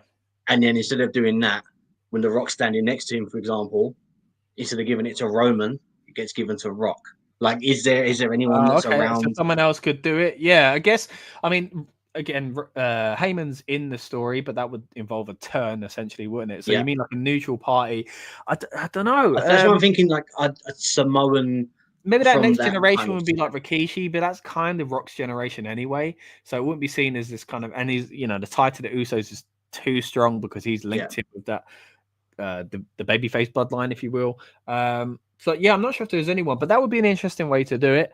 But that's how I see The Rock showing up. I thought Rock was going to be a surprise, but he's going to do something to do with this, right? And this isn't going to be the end. We're not going to have a complete finish to this part of the story. I think it's got to move to that next point. And what about the other ones, as far as I guess CM Punk and Seth Rollins go? I mean, surely this doesn't end. I mean, there are rumors that this is going to close the show. Obviously, things can change. This was reported a few hours ago now by Sean Ross Sapp, and again, things can change. But if that does close, I mean, it surprised me when I heard that, because I thought it would end on something like The Rock.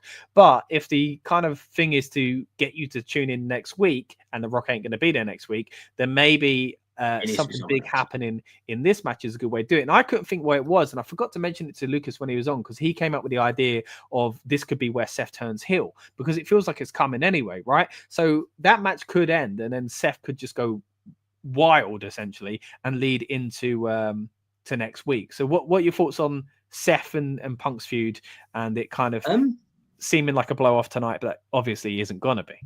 I think it's been such, literally, if anything, this is like 10 years in the making, almost 10 years in the making. It was originally the Shield. I don't know how far back people know, or from what allegedly was said on the Colt Cabana CM Punk podcast. Allegedly, the Shield was supposed to be Punk's crew or team, whatever you want to class them as. He wanted Cassius Ohno, and obviously they said no, brought in Roman instead. The whole idea was to do that, and then Punk was to stay with them, do a few with them, basically help them. Not the case, but was the case kind of thing. Kind of shifted.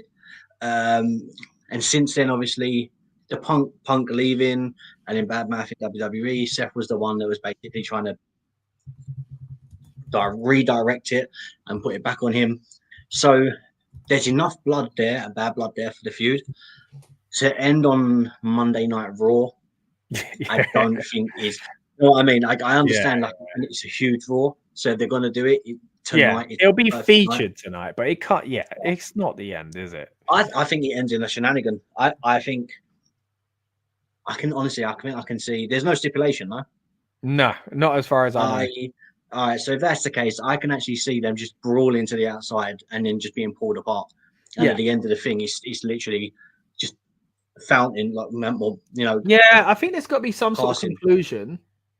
But I think, maybe Seth more kind of coming off on top of that, and him being the cause of whatever kind of brawl we see at the end, and because otherwise you go, oh, they just kept fighting. Oh, we'll see more next week, but we don't know what we're going to see next week, So not really sure if a straight out brawl is the way to go. I think someone needs to come out on top, and it probably is better off to be Seth Rollins out of the two of them, as far as kind of giving us a reason to come back next week.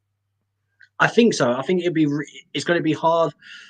I think the upside there's a lot of the guys that have, do you want to call them legends? I guess veterans, regardless of who they are, when they come back, it's really, really hard to turn them heel without something happening. I think Rock got lucky in that aspect because of the Cody stuff.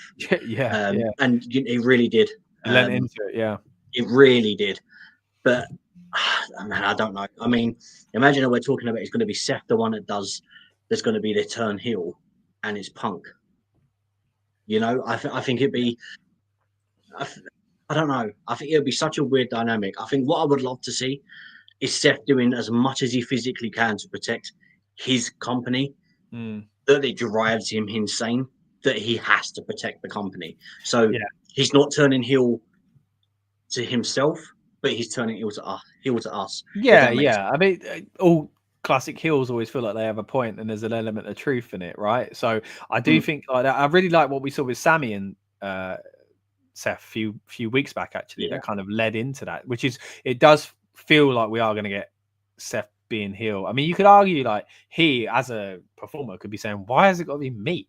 Like, why am I automatically? Because that almost feels like a demotion, really, to go, we got to make him the good guy, because I mean, let's be honest, he's the biggest star. That's what it kind of feels like. So whoever takes the babyface role in this is the one that fans are going to because they will naturally want to get cheered more. That's literally how it's going to be. It will be a popularity contest when it comes down to it. And as much as Seth is great and has a similar kind of fan base in some ways to CM Punk has more fans. Like, it's just, that's just the way it is. If people are going to choose between the two, more often than not, CM Punk's going to come out on top for different reasons, you know. A few extra comments here. Eddie White says Cena will turn heel tonight. Could you imagine that, Rob? The start of his farewell, he turns heel after all these years. Flips the crowd off. And I'm assuming Death Rebel here is gone from WWE. Yeah, I mean, that's a look. I think Death Rebel did do some good songs, I have to be honest. There are some bangers at the moment, but there are certainly a lot that were subpar. And the Rumble was where we always felt it, right? When you were like, who's this? Who's coming out again? So even the ones when you're watching the screen, you know who it is. You're like, is that Candice LeRae? Yeah, exactly. So hopefully some better themes coming soon. MWA Music with Alex. Excited for this. Excited to have you back, Alex. I remember you commenting on our channel before. Appreciate you joining us again, buddy. Yeah, man, it's a big night. Of course, a huge card. And if you're new here, or if you're like Alex, have joined us once again, we appreciate you joining us here on the Rebellious Noise Pro Wrestling channel. I'm Scott, joined by Rob. Earlier on, we had Lucas. We've been going through the build-up for tonight's show. Again, we usually do it on the night of the PLE, but we felt this was a special one, so we decided to do a build-up show for a Monday Night Raw as well. We've done it before, Raw after Mania, but first time for something like this. Obviously, I need to poke and address the elephant that potentially is in the room, but not with us now. Please tell me we get a Pentagon debut tonight. It has to happen, right? It has to happen. Right, I saw a little while ago some updates to some of these rumors, and it looks like people saying the card hasn't officially been added on from what we've seen, and therefore the rumored match of New Day versus Ray and who knows, maybe being Penta, might actually be moved to next week. Now, as disappointing as that is, there needs to be something next week, right? So I do feel like Penta's showing up soon, right? It's all signs are pointing towards it. Jumping in with Ray kind of feels like an obvious thing to do, so fair enough. And the promo video seems to be leaning towards him. So yeah, looking forward to seeing what they do with him. I think Lucas's point that we played from one of our clips on the WWE 2025 prediction stream we did of kind of using these international stars is a good one. Going back to Royal Rumble talk here, Aaron says Damien Sandow should return to the Royal Rumble. I love Damien Sandow. But what version? What version? Is it Sandow when he's dressed as everyone else? Or is it Wisdom? Is he stunt double? No, I love that as well. But Sandow when he was with Cody Rhodes, I think, and Rhodes got us. That was good, man. That was great. With the chocolate Money in the Bank briefcase. Yeah. Alex says, sorry, I'm late to the stream for the first time using Netflix as my WWE network. Yeah, man, it's interesting times, right? Lucas kept slipping up earlier, still calling it the network because it feels kind of odd. But yeah, this is a big talking point. You know, it's bringing so many old wrestling fans back to WWE, but also us wrestling fans that have stuck with it. It's a new experience for us, right? Going through Netflix and even benefiting from maybe already having that subscription, or, you know, as Lucas said earlier on, being able to download and watch things offline. There are loads of benefits to the Netflix thing as far as fans go, at the moment at least, and it looks like, you know, it's going to get bigger and better as far as, you know, now we're leading into PLEs as well. Of course, here in the UK, that's included. So is SmackDown, so is NXT. Maybe around the world, they'll start to kind of get similar. Maybe it'll be the case for the Americans as well. But at the moment, it is it's Monday Night Raw that's debuting tonight. Maybe a return for Charlie Haas if Aaron gets his way. I'd love to see a Charlie Haas return.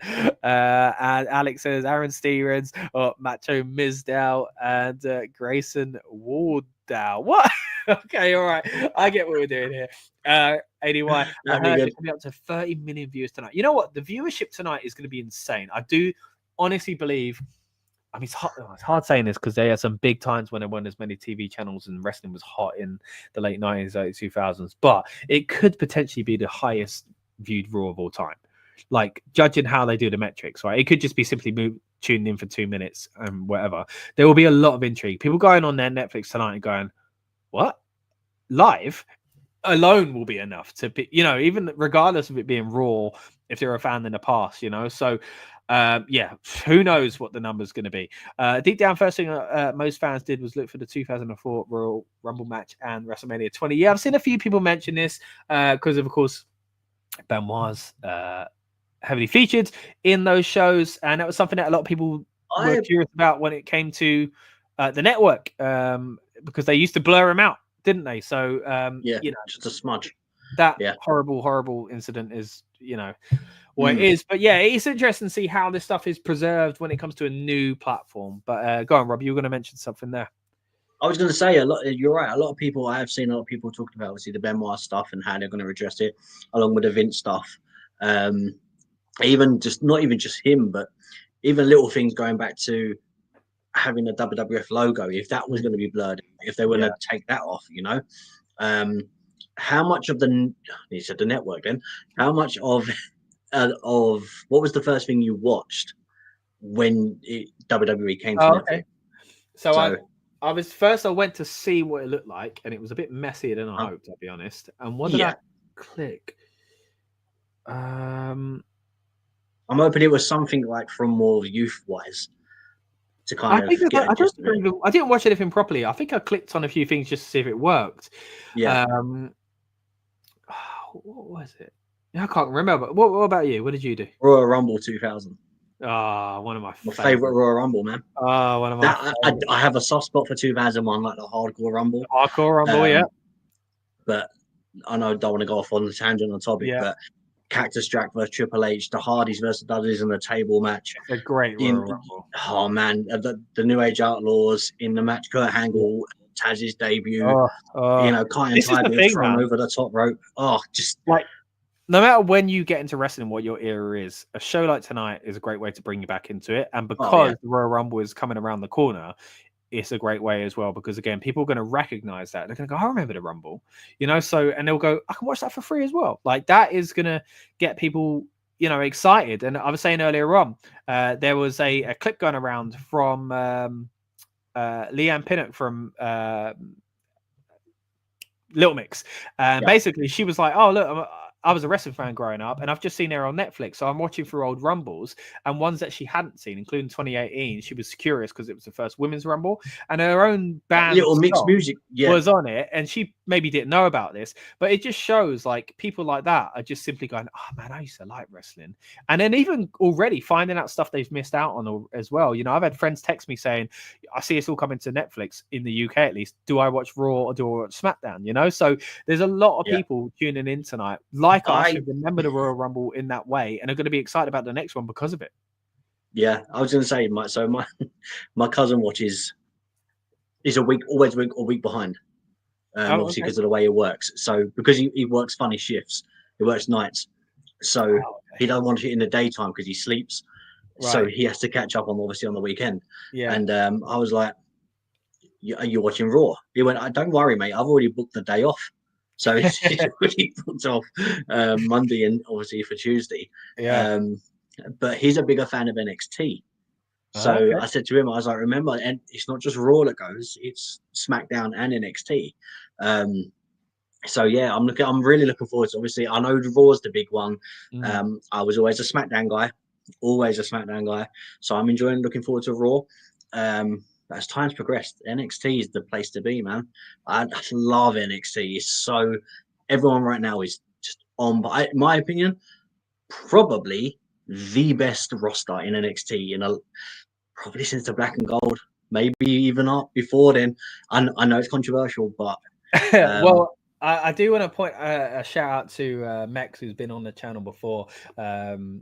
He's got a great channel, WrestleManiac, and he did a video a while ago actually, but he reposted it recently saying that Tiffany Stratton is a success story from the PC, and the maybe the biggest and first big one since the old Black and Gold era. So again, I do recommend people going to check that out as well, because it makes a good point that the PC is now doing what it was designed to do. As much as Black and Gold was great as the super indie, it was supposed to be a developmental, and it's kind of moved back to that. So, and I think it lost its way for a bit, but as you say, I think it's really with the weird color transition, Vince taking over, but it's found its way. So obviously, I was going to say, do you think, with it being Raw tonight, there's going to be a lot of people floating around?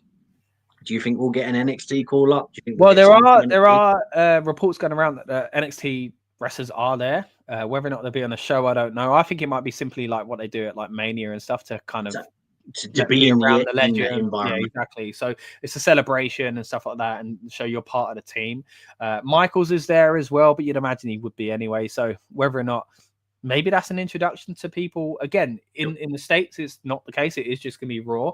But they know, because they keep banging on about the fact that this is going to help them globally, that globally people will be able to carry on watching and go, oh, there's a show about the up-and-comers. I might go and watch that, So, I mean, that's a lot to ask a lapsed fan or a new fan to go, I'm going to watch everything. But look, if this is the most eyes you're going to have in your product in years, it's a good time to promote things. Well. I was going to say, by the way, I love the cold open video. I finally got around to watching it while I was at work. Amazing. The art as well on the canvas looked just insane at the end, the way it was being done. I really loved that. But it made me think Triple H is a really great talker. Obviously, always has been. Raw 1000, we had D-Generation X. There's a couple of things that DX have done. Well, not only they've been there. True. So could DX be the ones to open Raw? Yeah, Triple H and Shawn Michaels again. Yeah, Shawn being there would. I mean, the only one you couldn't have is Billy Gunn. You can still get Road Dogg.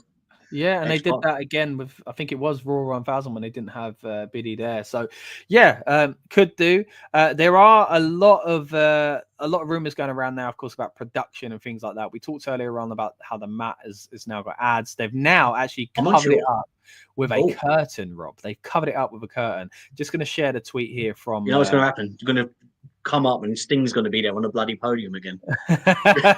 Sweating his makeup off. Just going to bring up, hold on, I'll share the screen so you can see it. Here's a tweet from Sean Ross Sapp of Fightful. Let's just bring this up. But here it is. They've actually covered it up with a curtain so that no one can see what's going on. Because there was a leak earlier on of the I think it was even the blue mat from SmackDown, but there was of course the leak of the sponsored mat as well going around just a few days ago. So it probably is just simply to do that. But hey, a lovely bit of spectacle there either way.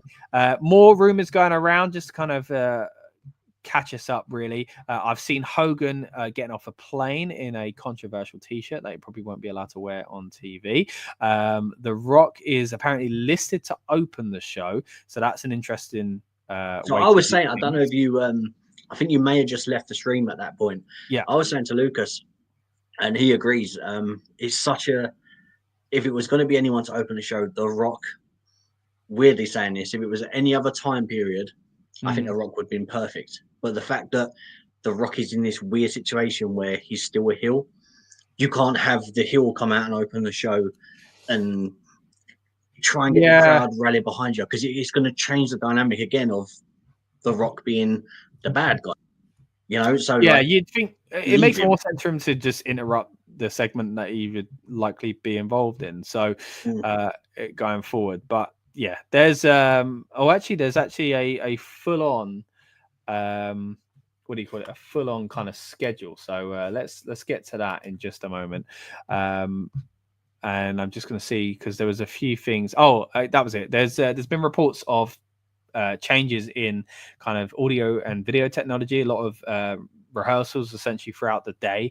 They are trying new technology, apparently a point to sky cam system, which this is all coming from Wrestle Ops, by the way, via Sports Business Journal. Apparently the report is that there'll be a point sky cam system, a techno crane for more intimate in-ring shots, and drones inside and outside the Intuit Dome. Of course, we saw drone footage going back to that incredible PLE in Puerto Rico, didn't we? So be interesting to see them use that sort of stuff again. There's apparently a dedicated drone team working exclusively backstage to capture talent and rivals. Hang on, does that mean we've officially got WWE drones? I'm so happy if that's the case. Just shuts every single person up that's a nerd on Twitter about the e-drones. Going through that rundown though, let's get to it. We've got apparently this is what PW Insider is saying. We're going to start out with a Triple H segment, then a Rock segment, then Roman versus Solo, Cena segment, Liv versus Rhea, Jey Uso versus Drew, Hogan segment, closing with CM Punk versus Seth Rollins. That is apparently the rundown according to PW Insider. Comment here from Alex again. It's a shame that all episodes of Raw and SmackDown are on there. I was trying to find episodes I was in attendance for in 2012 and 2018. Yes, a shame. Hopefully they will. I know some people see it as like, oh, that's how they kind of string you along, right? But I think it's not like when a network was new. You might as well just put it all up, you know. If anything, you've took things away from people, so it is frustrating. But hopefully, it will come up there. But yeah, what are your thoughts, mate, on those kind of rumors in the rundown? Sorry, before we get into that, I was going to say, just to reply to Alex, I think if you have Disney Plus, there is a thing, like, I know it's not Netflix, but there is a thing. For example, let's say you want to go on to Pixar, you can click Pixar, and all the Pixar films are there. Yeah, and then, for example, if you go onto Star, there's got a category for that, and anything to do with Star, the company, whatever the broadcast was, it's all there. So I actually do think they've put a lot of the stuff up in WWE now, but I do think we're probably going to get like a WWE folder category. Tab. That's the way it is on Peacock. And and then when you go on there, you can then go on that and go through Raw, and it'll all be there and stuff like that. So I mean, some of it could be. I mean, I don't know how it works in that kind of environment, obviously compared to what we do, but it could be a case of they've got to start out certain things with back catalogue. Then there's obviously music rights, media rights. So it also depends on things like that. So I would say, even though we're not a part of it, but bear with it, because I think in time we are going to get that full catalogue, you know, and hopefully we'll get like some OVW stuff and, you know, Evolve and everything else that the network had. So fingers crossed in the next, let's say within the next year or within this year, they'll continue building. But I think it's one of the things you'll click it and you go, oh, they've got it on there now. Yeah, and then it's just frustrating though, because you think I do agree, like year by year or something. And again, I think it is quite disorganized at the moment. Like you go to pay-per-view history and it'll be like 2018, 2019, 2001, 2002, 2016. It's like, why is this not in order? So it's a bit confusing at the moment, but let's not moan about it, right? It's looking exciting. I did trip myself out earlier though, because obviously I was watching the Rumble 2000, and then I turned the episode, I closed the tab down before I'd finished. It had finished, and I was clicking through, and it says Royal Rumble 2025, and I was like, I haven't watched that yet, and obviously it was under the Rumble tab. I was like, I haven't watched that. Like that. It's clever, you know? So it's really confusing. ADY says, will SmackDown be on the networks as far as the archives go? Again, believe so. It's hard. They're kind of keeping it close to their chest, but you would imagine it would. Again, that's the big kicker at the moment, right? That everybody had all this stuff in the UK at least on the network, and it's all gone. But yeah, hopefully we'll get all that stuff back. Music with Alex says, sounds good. I know certain segments Wasn't taken out of the shows like live performances, like Santino singing a parody of Rehab. I'll bear with it, but it's looking awesome. And will NXT air on the Netflix? Yeah. So Aaron, not sure where you are in the world, buddy, but in the UK at least, yes, it will. Excuse me. Everything has gone to Netflix in the UK. Around the world, it varies. Of course, in America, it is. In the United States, at least, it is just Raw at the moment. But you would imagine when certain deals run out, they might go to this kind of method anyway. Anyway, says, will Ric Flair turn up? I mean, that's a name that we haven't really talked about. A lot of kind of I don't think he can he? Because of the I'm not sure, AEW thing. yeah, I don't think they're going ahead. I saw some rumors the other day they're not going ahead with a return or something like that. But I don't know where his contract status is. But yeah, it'd be interesting to see if he does have any WWE kind of thing going forward. Yeah, I was also going to say for those that are new, I can't remember what one it was. It may have been SummerSlam. Me and Scott done a watch along. If you obviously they're still up, so if you want to watch SummerSlam along with us, you can do it on the network. Also on Netflix now. Good point. But I was going to say one of them was the most strangest thing because we had the exact same network. We clicked the exact same link. Yeah, in the same mine country had music. Well. Yeah, same country. Mine had a different like a music segment thing, right? Yeah. It was Saliva, I think. Yeah. I don't know which year it was, but yeah, we did do the watch along for 2003. We also did 2002, so it could have been on that one. But as you say, we've got some watch alongs in the archive, so would love it if you check those out. And to get yourself in the mood for the Rumble, hey, why don't you watch our watch along of 2013's Royal Rumble? I'm sure that's on. We had some controversial topics about The Rock on that one, and we did. Obviously, that's come full circle, so that's quite interesting as well.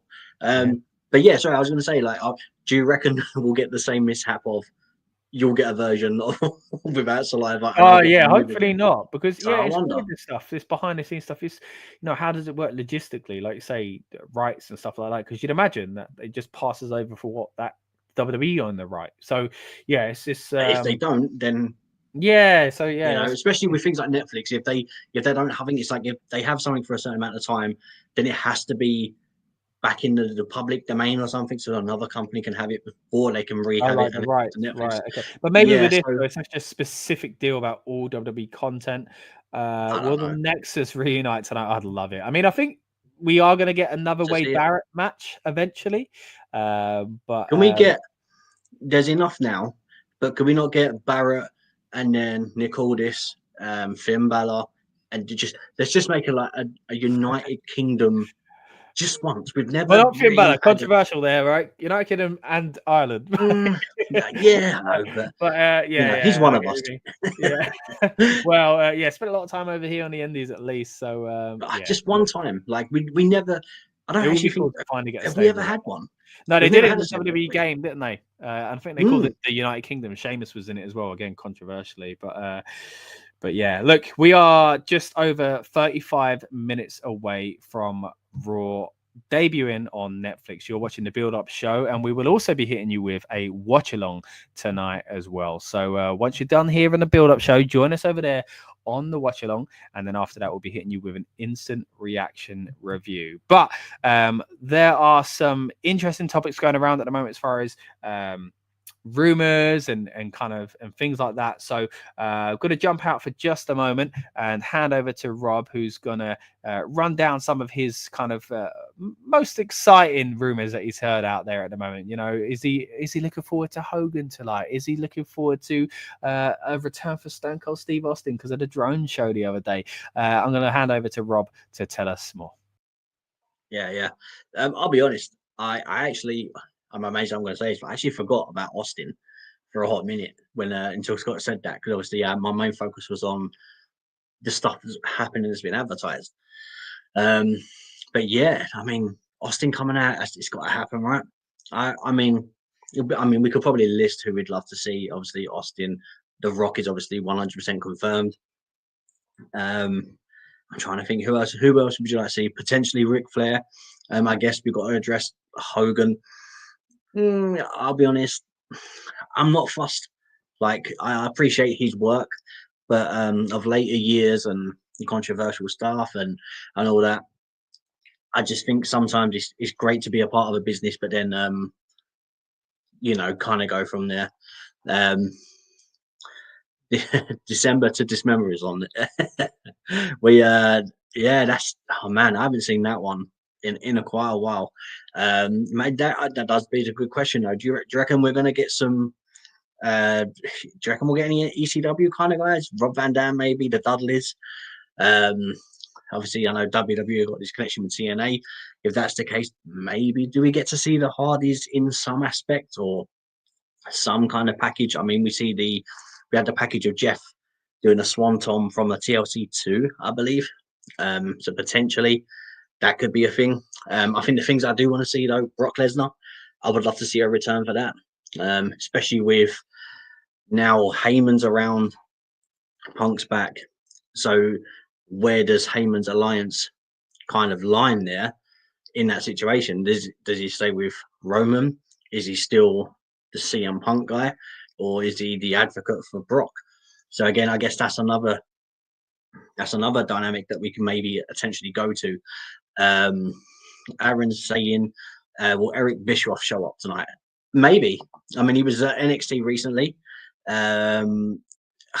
Again, controversial about Bischoff with the obviously WCW and the views and thoughts he's had about AEW.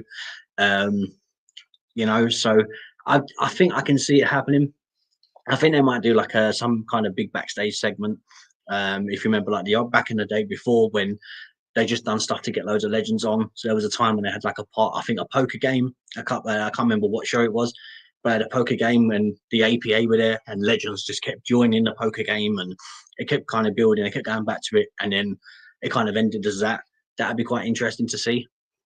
So maybe we get that. Although they're saying that I don't know if JBL, I know he's probably under a Legends contract, but obviously he's doing some indie stuff at the moment, isn't he? So maybe that'll be something we see.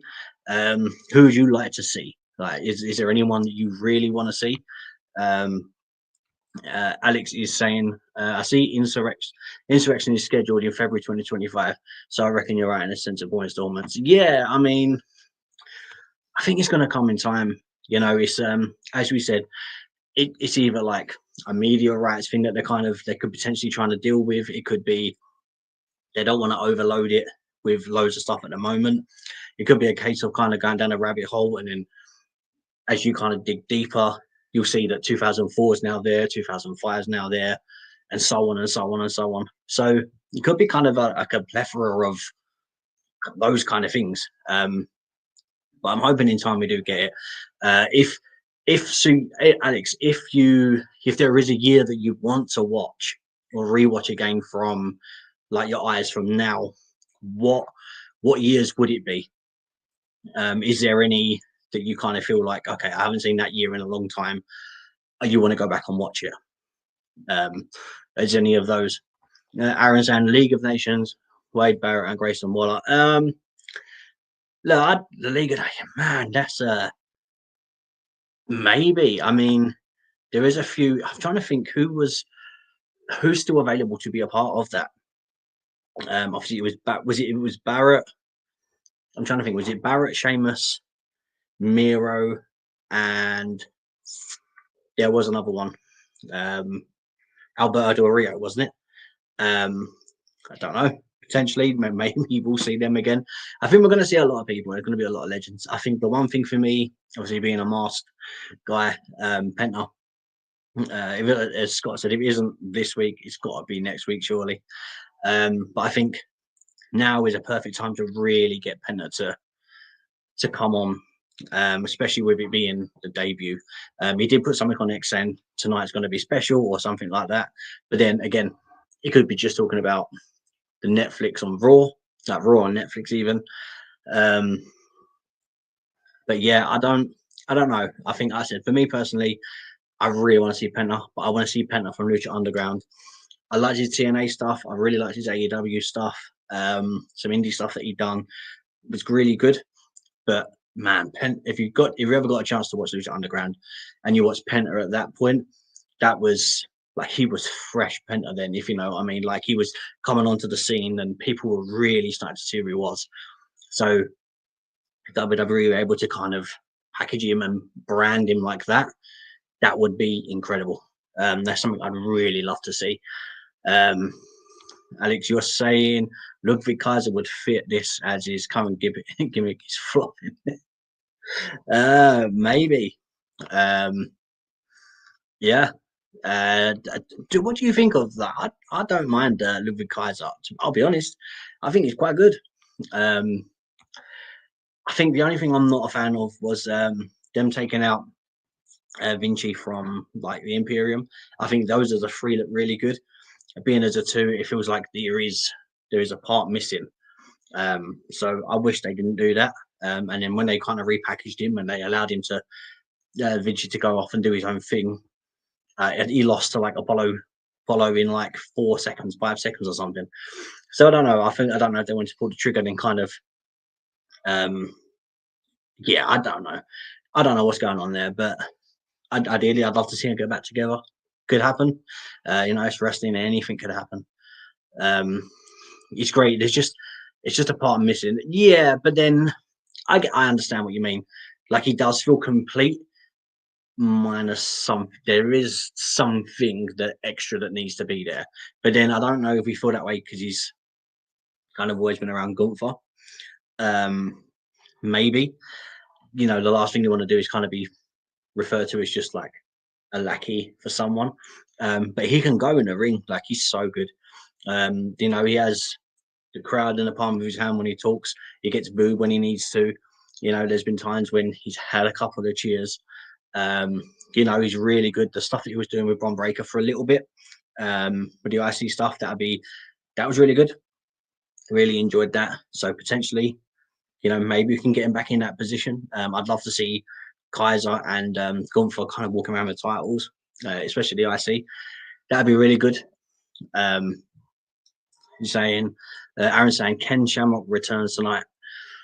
Man, that'd be interesting. That'd be really interesting. I've not even thought about that. Do you think in what kind of role as well? Do you think he'll come back and he's going to do something just as a Legends thing? So he'll appear on kind of background, or he'll be a part of something that's happening? Do you think he's going to have more of a dominant role?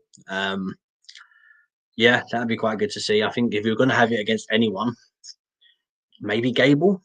Obviously, due to the, I guess, his background, like his amateur wrestling background. Obviously, Ken Shamrock being, part of like UFC, the MMA stuff and stuff like that. It could work. But yeah, no, I don't know.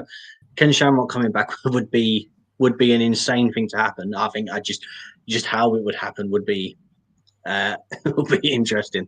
Scott, you're looking a really bit confused. Aaron was just saying Ken Shamrock returns tonight. I know. I've seen Aaron's hitting us with a lot of these wild predictions. It's great. It's look, we don't know who's going to show up tonight as far as Legends go. I mean, there are some big names, of course, confirmed for the show. We know The Rock is going to be there. It looks like Hogan's going to be there. We know Logan Paul's going to be there, and it feels weird to put him in this bracket, but also John Cena's going to be there as well. Thanks to everyone that's joined us, by the way, on the build-up stream or on our watch along. Of course, we're live on our watch along at the moment as well. So let's break down the card for those that just joined us and for those that have been with us throughout the night. Thank you so much as well. Please subscribe if you haven't already. Again, we've been hitting you with the build-up show. We're about 4 hours into that now, 3.5 actually, getting on to 4 at least of the build-up show. And that's what we do on the night of a PLE. We get us and you guys hyped up for the show. Of course, tonight isn't a PLE, but still we're here to get hyped up because it's going to be a big old show. And then straight after that, we're going to be hitting you with the watch along. So if you're already on the watch along string, fantastic. Stay where you are. If you're not and you're on the build up stream, hey, find the link in the description and join us when this stream ends in about 25 minutes, because we are going to be sticking to that watch along stream after this point, and we'll be breaking down each and every kind of big moment from the Raw debut on Netflix, and I'll be hitting you with an instant reaction review straight after that as well. We'll be breaking down everything that happened on the show with a little bit of a step back from it, of course, as the show just ends, and then we'll also talk about whatever's going on down on the post show, which looks like we might even be getting one of those press conferences, which of course you usually see on the PLE. So if WWE are treating it like a PLE, then we're going to treat it like a PLE. So once again, if you're joining us on the build up stream or the watch along string, welcome to the Rebellious Noise Pro Wrestling channel.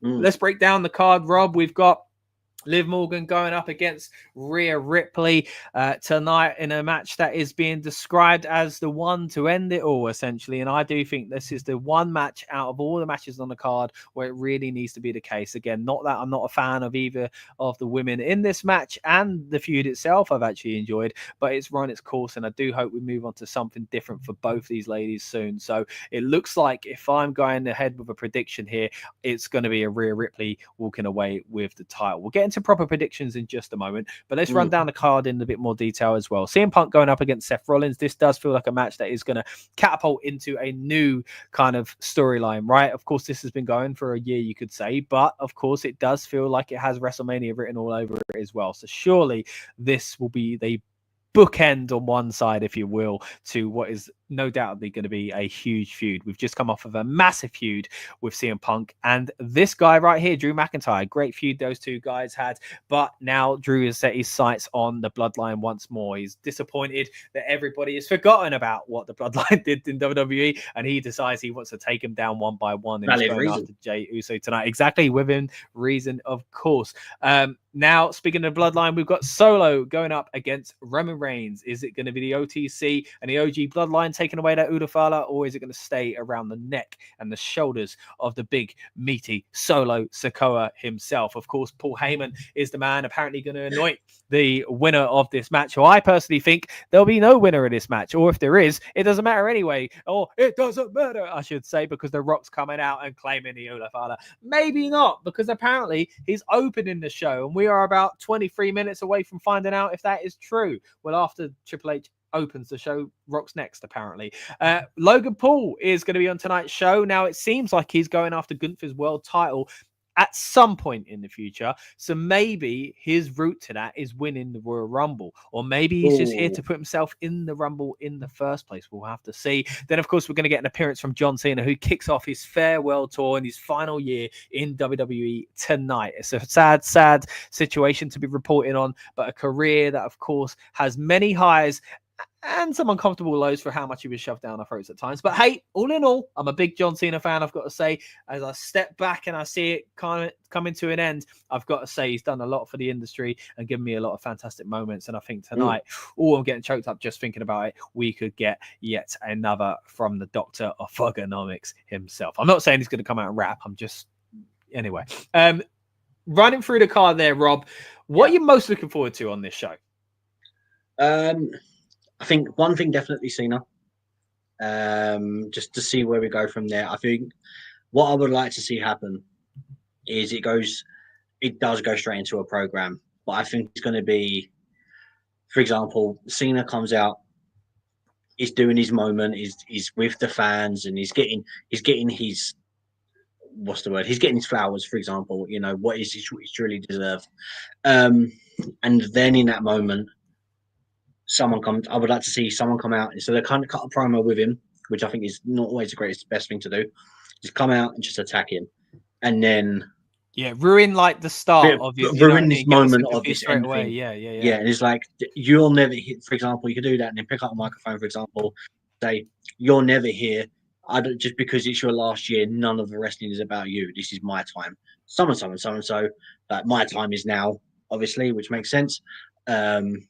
And then we get the build for that, and then maybe I'd even go as far as saying have whoever it is that attacks Cena throw Cena out of Rumble, build it up to the next thing, and then really, really push that narrative of Cena doesn't deserve to be there, like whoever this person is, and then go from there. I'd really like to see that. I think it's good for Cena. He can put someone over in the process of doing that, you know. Yeah, I mean, there's so much they can do with John Cena's final year. We did touch on it on our predictions for 2025 video. So if you haven't seen it already, guys, check that out. We did go in depth on Cena's we've mapped out his year, how we would like to see it, or maybe think we'll see it. Music with Alex says, I'm excited for Cena. I'm wearing my new Cena shirt right now. What color is he rocking these days? Let me know, Alex.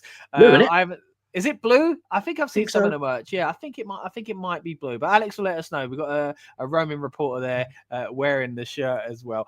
Look, guys, thank you so much for everyone that's joined us again. We are quite a few hours into our stream tonight. We are going 9 hours in total. We've gone nearly 4 with the build up. We are now rocking into our watch along. And again, if you're still with us on the build up, check the link in the description to stick with us on the watch along.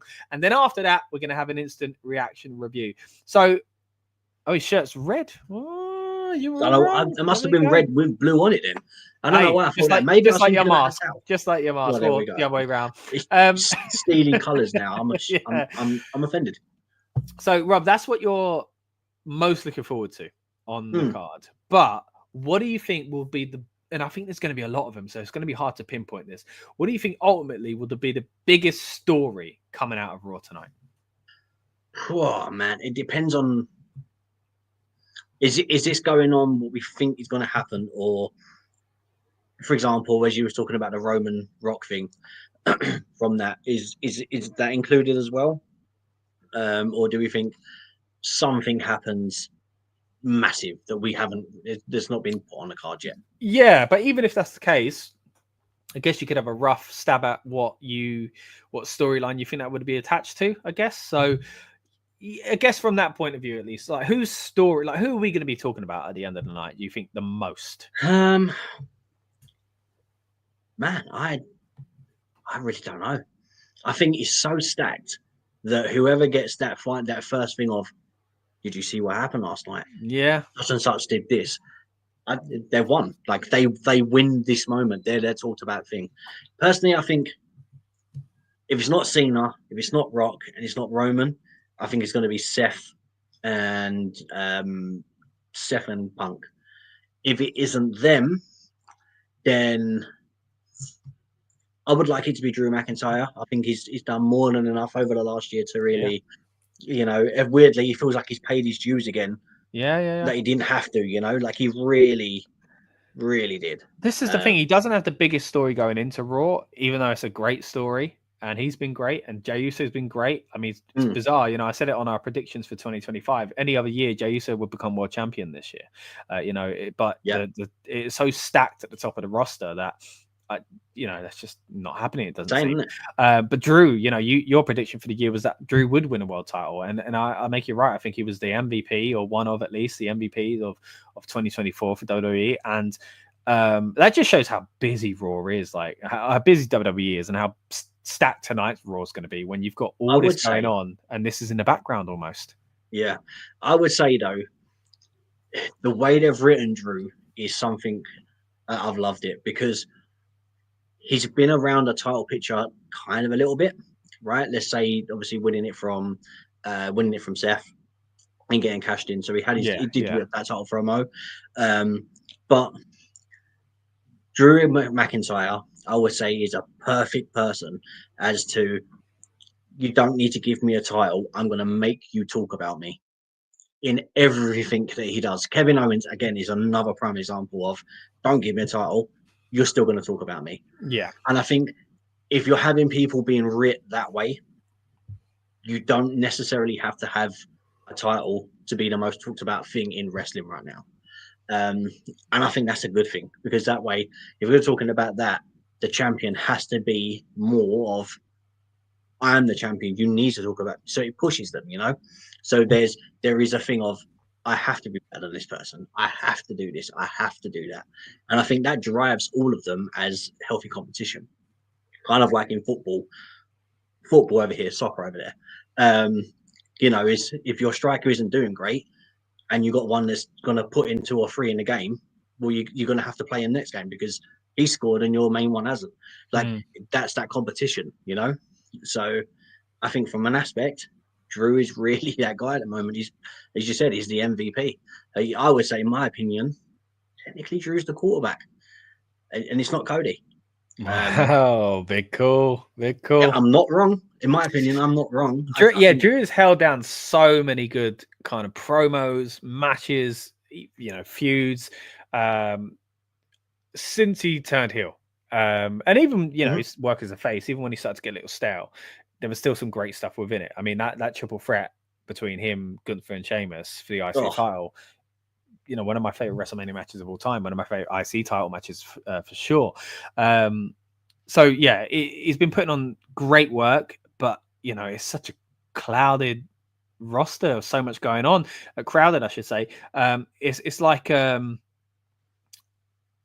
Attitude Era and WCW, when they were like, we were all just trying to outdo each other, so it just gave us such a great show. Like, this is genuinely a great era. Like, this is good stuff. Feels nice and fresh. It does. Music with Alex says, what matches are you most excited for? So tonight, I would say match wise, as far as like what I want to see, I don't think any match is going to be like that was, because weekly shows aren't like this, where you're like, the match itself was amazing. I think there's going to be one. It's going to be a story around. Okay, we'll get to that in a minute.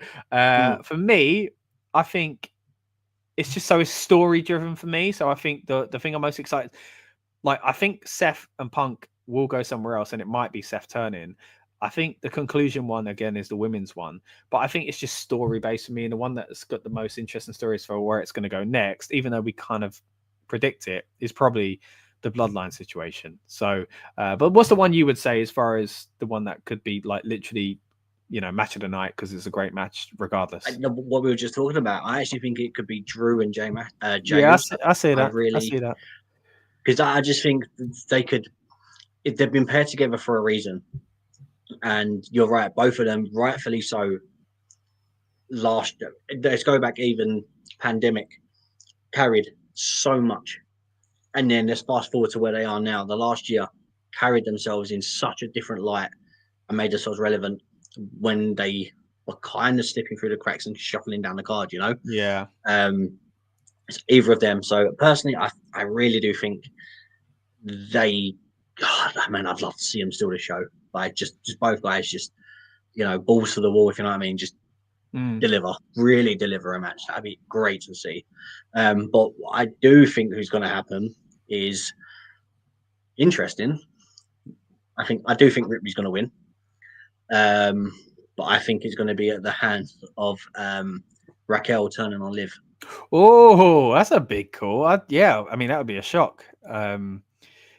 A lot of talk at the moment, of course, about Becky and Charlotte. So I'll get your opinions on those in just a minute. But yeah, Raquel turn. It feels a bit soon, because I don't know what. Which is why I think it's a great idea. Yeah, because Liv, that's the thing. Liv needs something to do if she loses the title, right? So maybe. I mean, you could be right with that. Alex says Solo versus Roman for me. The story will be full of depth. I'd say also Solo wins. If Solo wins, we riot.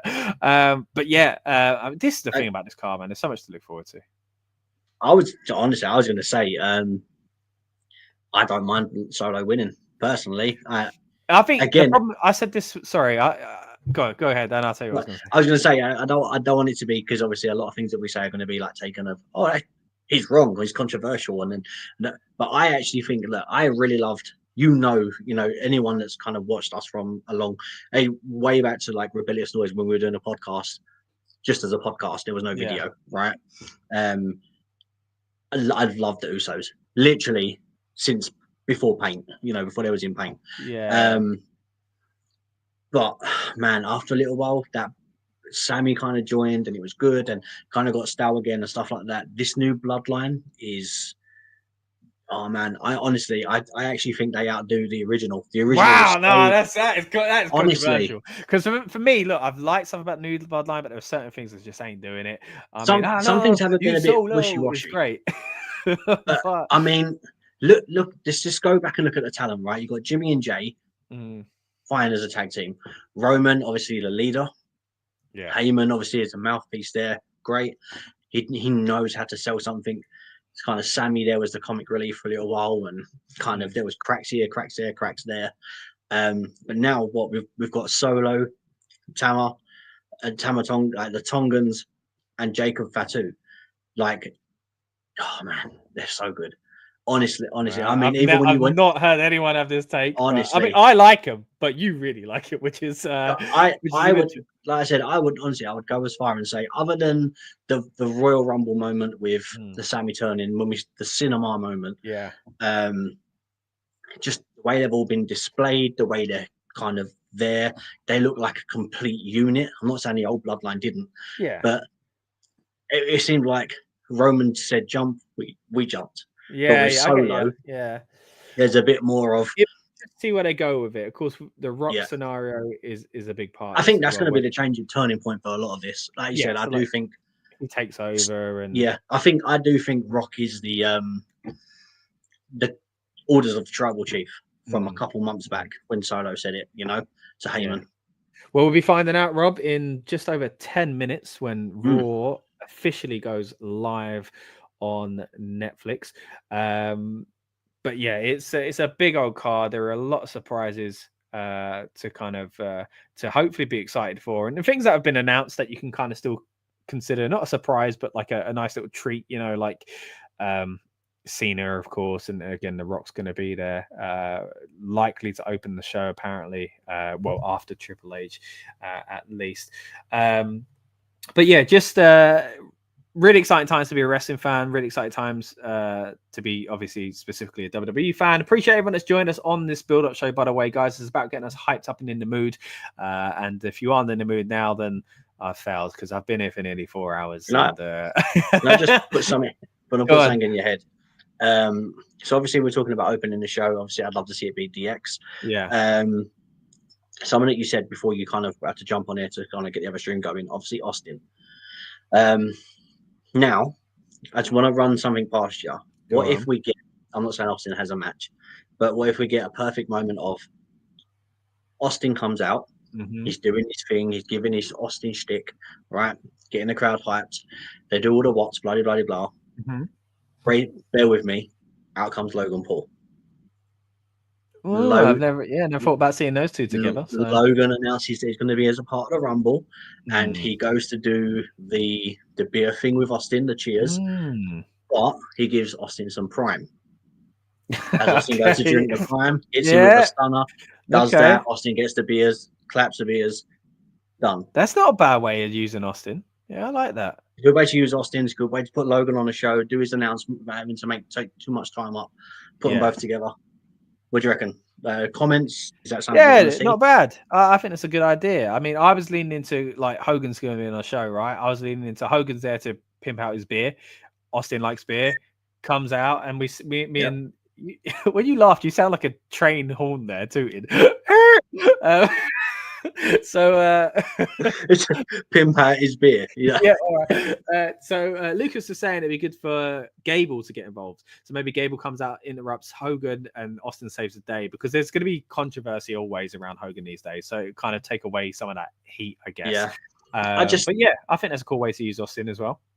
If he's there, I mean, even that, or just something with LA Knight, and it's what? Just, something like that. There has to be. Yeah, there has to be moments in it. Will we see? He's on a lot of the artwork. Will we see Cody Rhodes tonight? There's no Bianca Belair, even though she's on the artwork as well. You'd imagine that they're gonna maybe appear on Raw in the near future. But once again, I just want to recap. Tonight we've been doing the build-up show, and if you're still on the build-up stream, hop over and join us on the watch-along stream. We're live on both at the moment, and you'll get to see our watch along. Of course, we're going to be going through all the kind of big happenings throughout the show. You'll be watching it, as it sounds, along with me, and I'll be your kind of companion piece, essentially. Then straight after that, we'll hit you with an instant reaction review. We're also going to be talking about what's going down on the post show, because we've got one of those after Raw tonight. But you are here watching the debut coverage of the coverage of the debut of Monday Night Raw on Netflix. I'm going to hop back out of the build-up stream to work in the background on the watch along. But great chatting to you as always, Rob. And hey, take them home, brother. I'll see those over on the watch along stream in just a few minutes. Yeah. So obviously, as Scott makes his way over to the live stream, hopefully you'll go over there and obviously watch along with him. I will say though, just to pre-warn him, it's hang on, I'm sorry, I'm just clicking it. So if you go onto Netflix, there is a countdown, 5 minutes and 20 seconds and counting. So obviously the count's going to go down. So if you are, obviously click it on now. Netflix has got it live now. Obviously there's no matches, nothing's happening. It's just got a Raw logo and a camera panning around to fans. I believe it could be stock kind of footage. if you know what I mean, like just something like that. But we'll see. We will see. It does look very stock footage because it's got the overall logo on the Titantron. It's not what it's called anymore. On the big screen. So tell me, before we go, what is it that you are looking forward to the most? Is there a certain match? Is there something that you want to see? Is there something you want to see happen? Is there a legend that you want to hear from, see, or anything like that? Is there a special moment or something that's going to happen in this show that you think, okay, it was really well worth it? Obviously in the UK, stand up till 1. Well, I would say stand up till 1 o'clock. We normally do that, the PLEs anyway. It's going to be really weird watching Raw though live about it being on like a Sky Sports or something like that, you know, just with the fingertips. So yeah, it's going to be exciting. I could, as someone said earlier, this could be one of the most exciting times kind of in wrestling history for WWE at least. Man, I'm really am looking forward to it. Is there anything that you guys, as I said, anything that you guys are excited for? Is there anything you can see happening on the show, or what you'd like to see? Anything like that? Obviously, for me, as I've already said, the legends come in kind of thing. So it will be like, for example, Austin. We know that Rock's going to be there. Potentially Hogan. So there is that. Will we get a Brock Lesnar return? Is that something we're going to see? I don't know. I mean, literally, we are 3 minutes away till we find out all these answers. I'm actually really looking forward to it. I think this is the, other than, I don't know, I would say my favorite PLE is probably Rumble. I really like SummerSlam, but probably Rumble.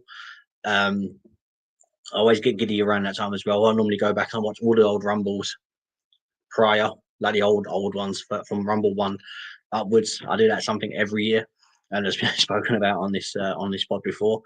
I think this is the first time in a long time that I've been really excited for a WWE Raw. Yeah, it's going to be really strange. So how is everyone else feeling? Are they ready? Are they excited? Are they, you know, are you pumped up? Are you unsure of how it's going to go? Have you got butterflies? As I believe it was Shawn Michaels that said on Twitter a couple of years ago when they done the DX reunion. Man, it's going to be really good. So if you have got the network open, they have got some little video package things happening now with wrestlers training, getting ready. Currently on Ray and Liv Morgan. Yeah. So also the other thing I was going to say is obviously, as Scott's mentioned earlier, they've got some new cameras, some drone stuff, new, I'm assuming new lighting, and you know, there's going to be a lot of new things coming. So come back after we watch this. Obviously, you can say how you're feeling in the watch along group chat with Scott. I might see if I can kind of hop in there. If so, obviously tell him what you think there. If not, and you've got loads of stuff to say, save it all up, take some notes or something like that if you can, and then when we do the instant reaction straight after the show, come back in and tell us how you feel, what you liked, what you didn't like, if you think it was great, was it worth the wait, was it worth this entire build for the last few months? You know, tell us what you really think of the show, if you enjoyed it. Yeah, so main questions, obviously, who we're going to see. I said, me, I really want to see Penta. I think it's going to be something really good. They're currently teasing or advertising Gunther. Obviously, currently at the King of the Ring now. It's got the World Heavyweight Championship. You've just got American Made on there coming up on the screen. And obviously, we've got the countdown. We're seeing Sheamus. So I'm guessing these are going to be a lot of people we're going to see. Obviously, Punk. As I was saying just before we do go on air, or for the live, I think Punk and Seth, I think it's going to end in just in a massive brawl. You're going to have swarms of the other wrestlers from backstage, maybe even some of the legends coming out and trying to split them up. I think the match ends that way, and there's more of a build. I think this is, as I said, 10 years in the making, maybe roughly around about that time.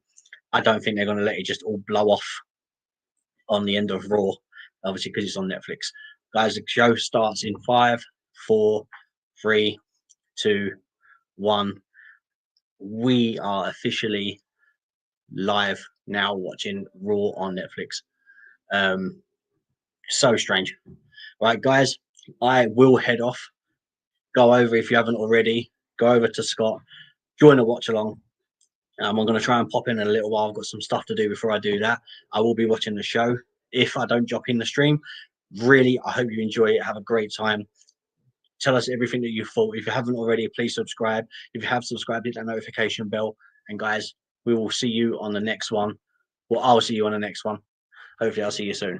Until then, see you later.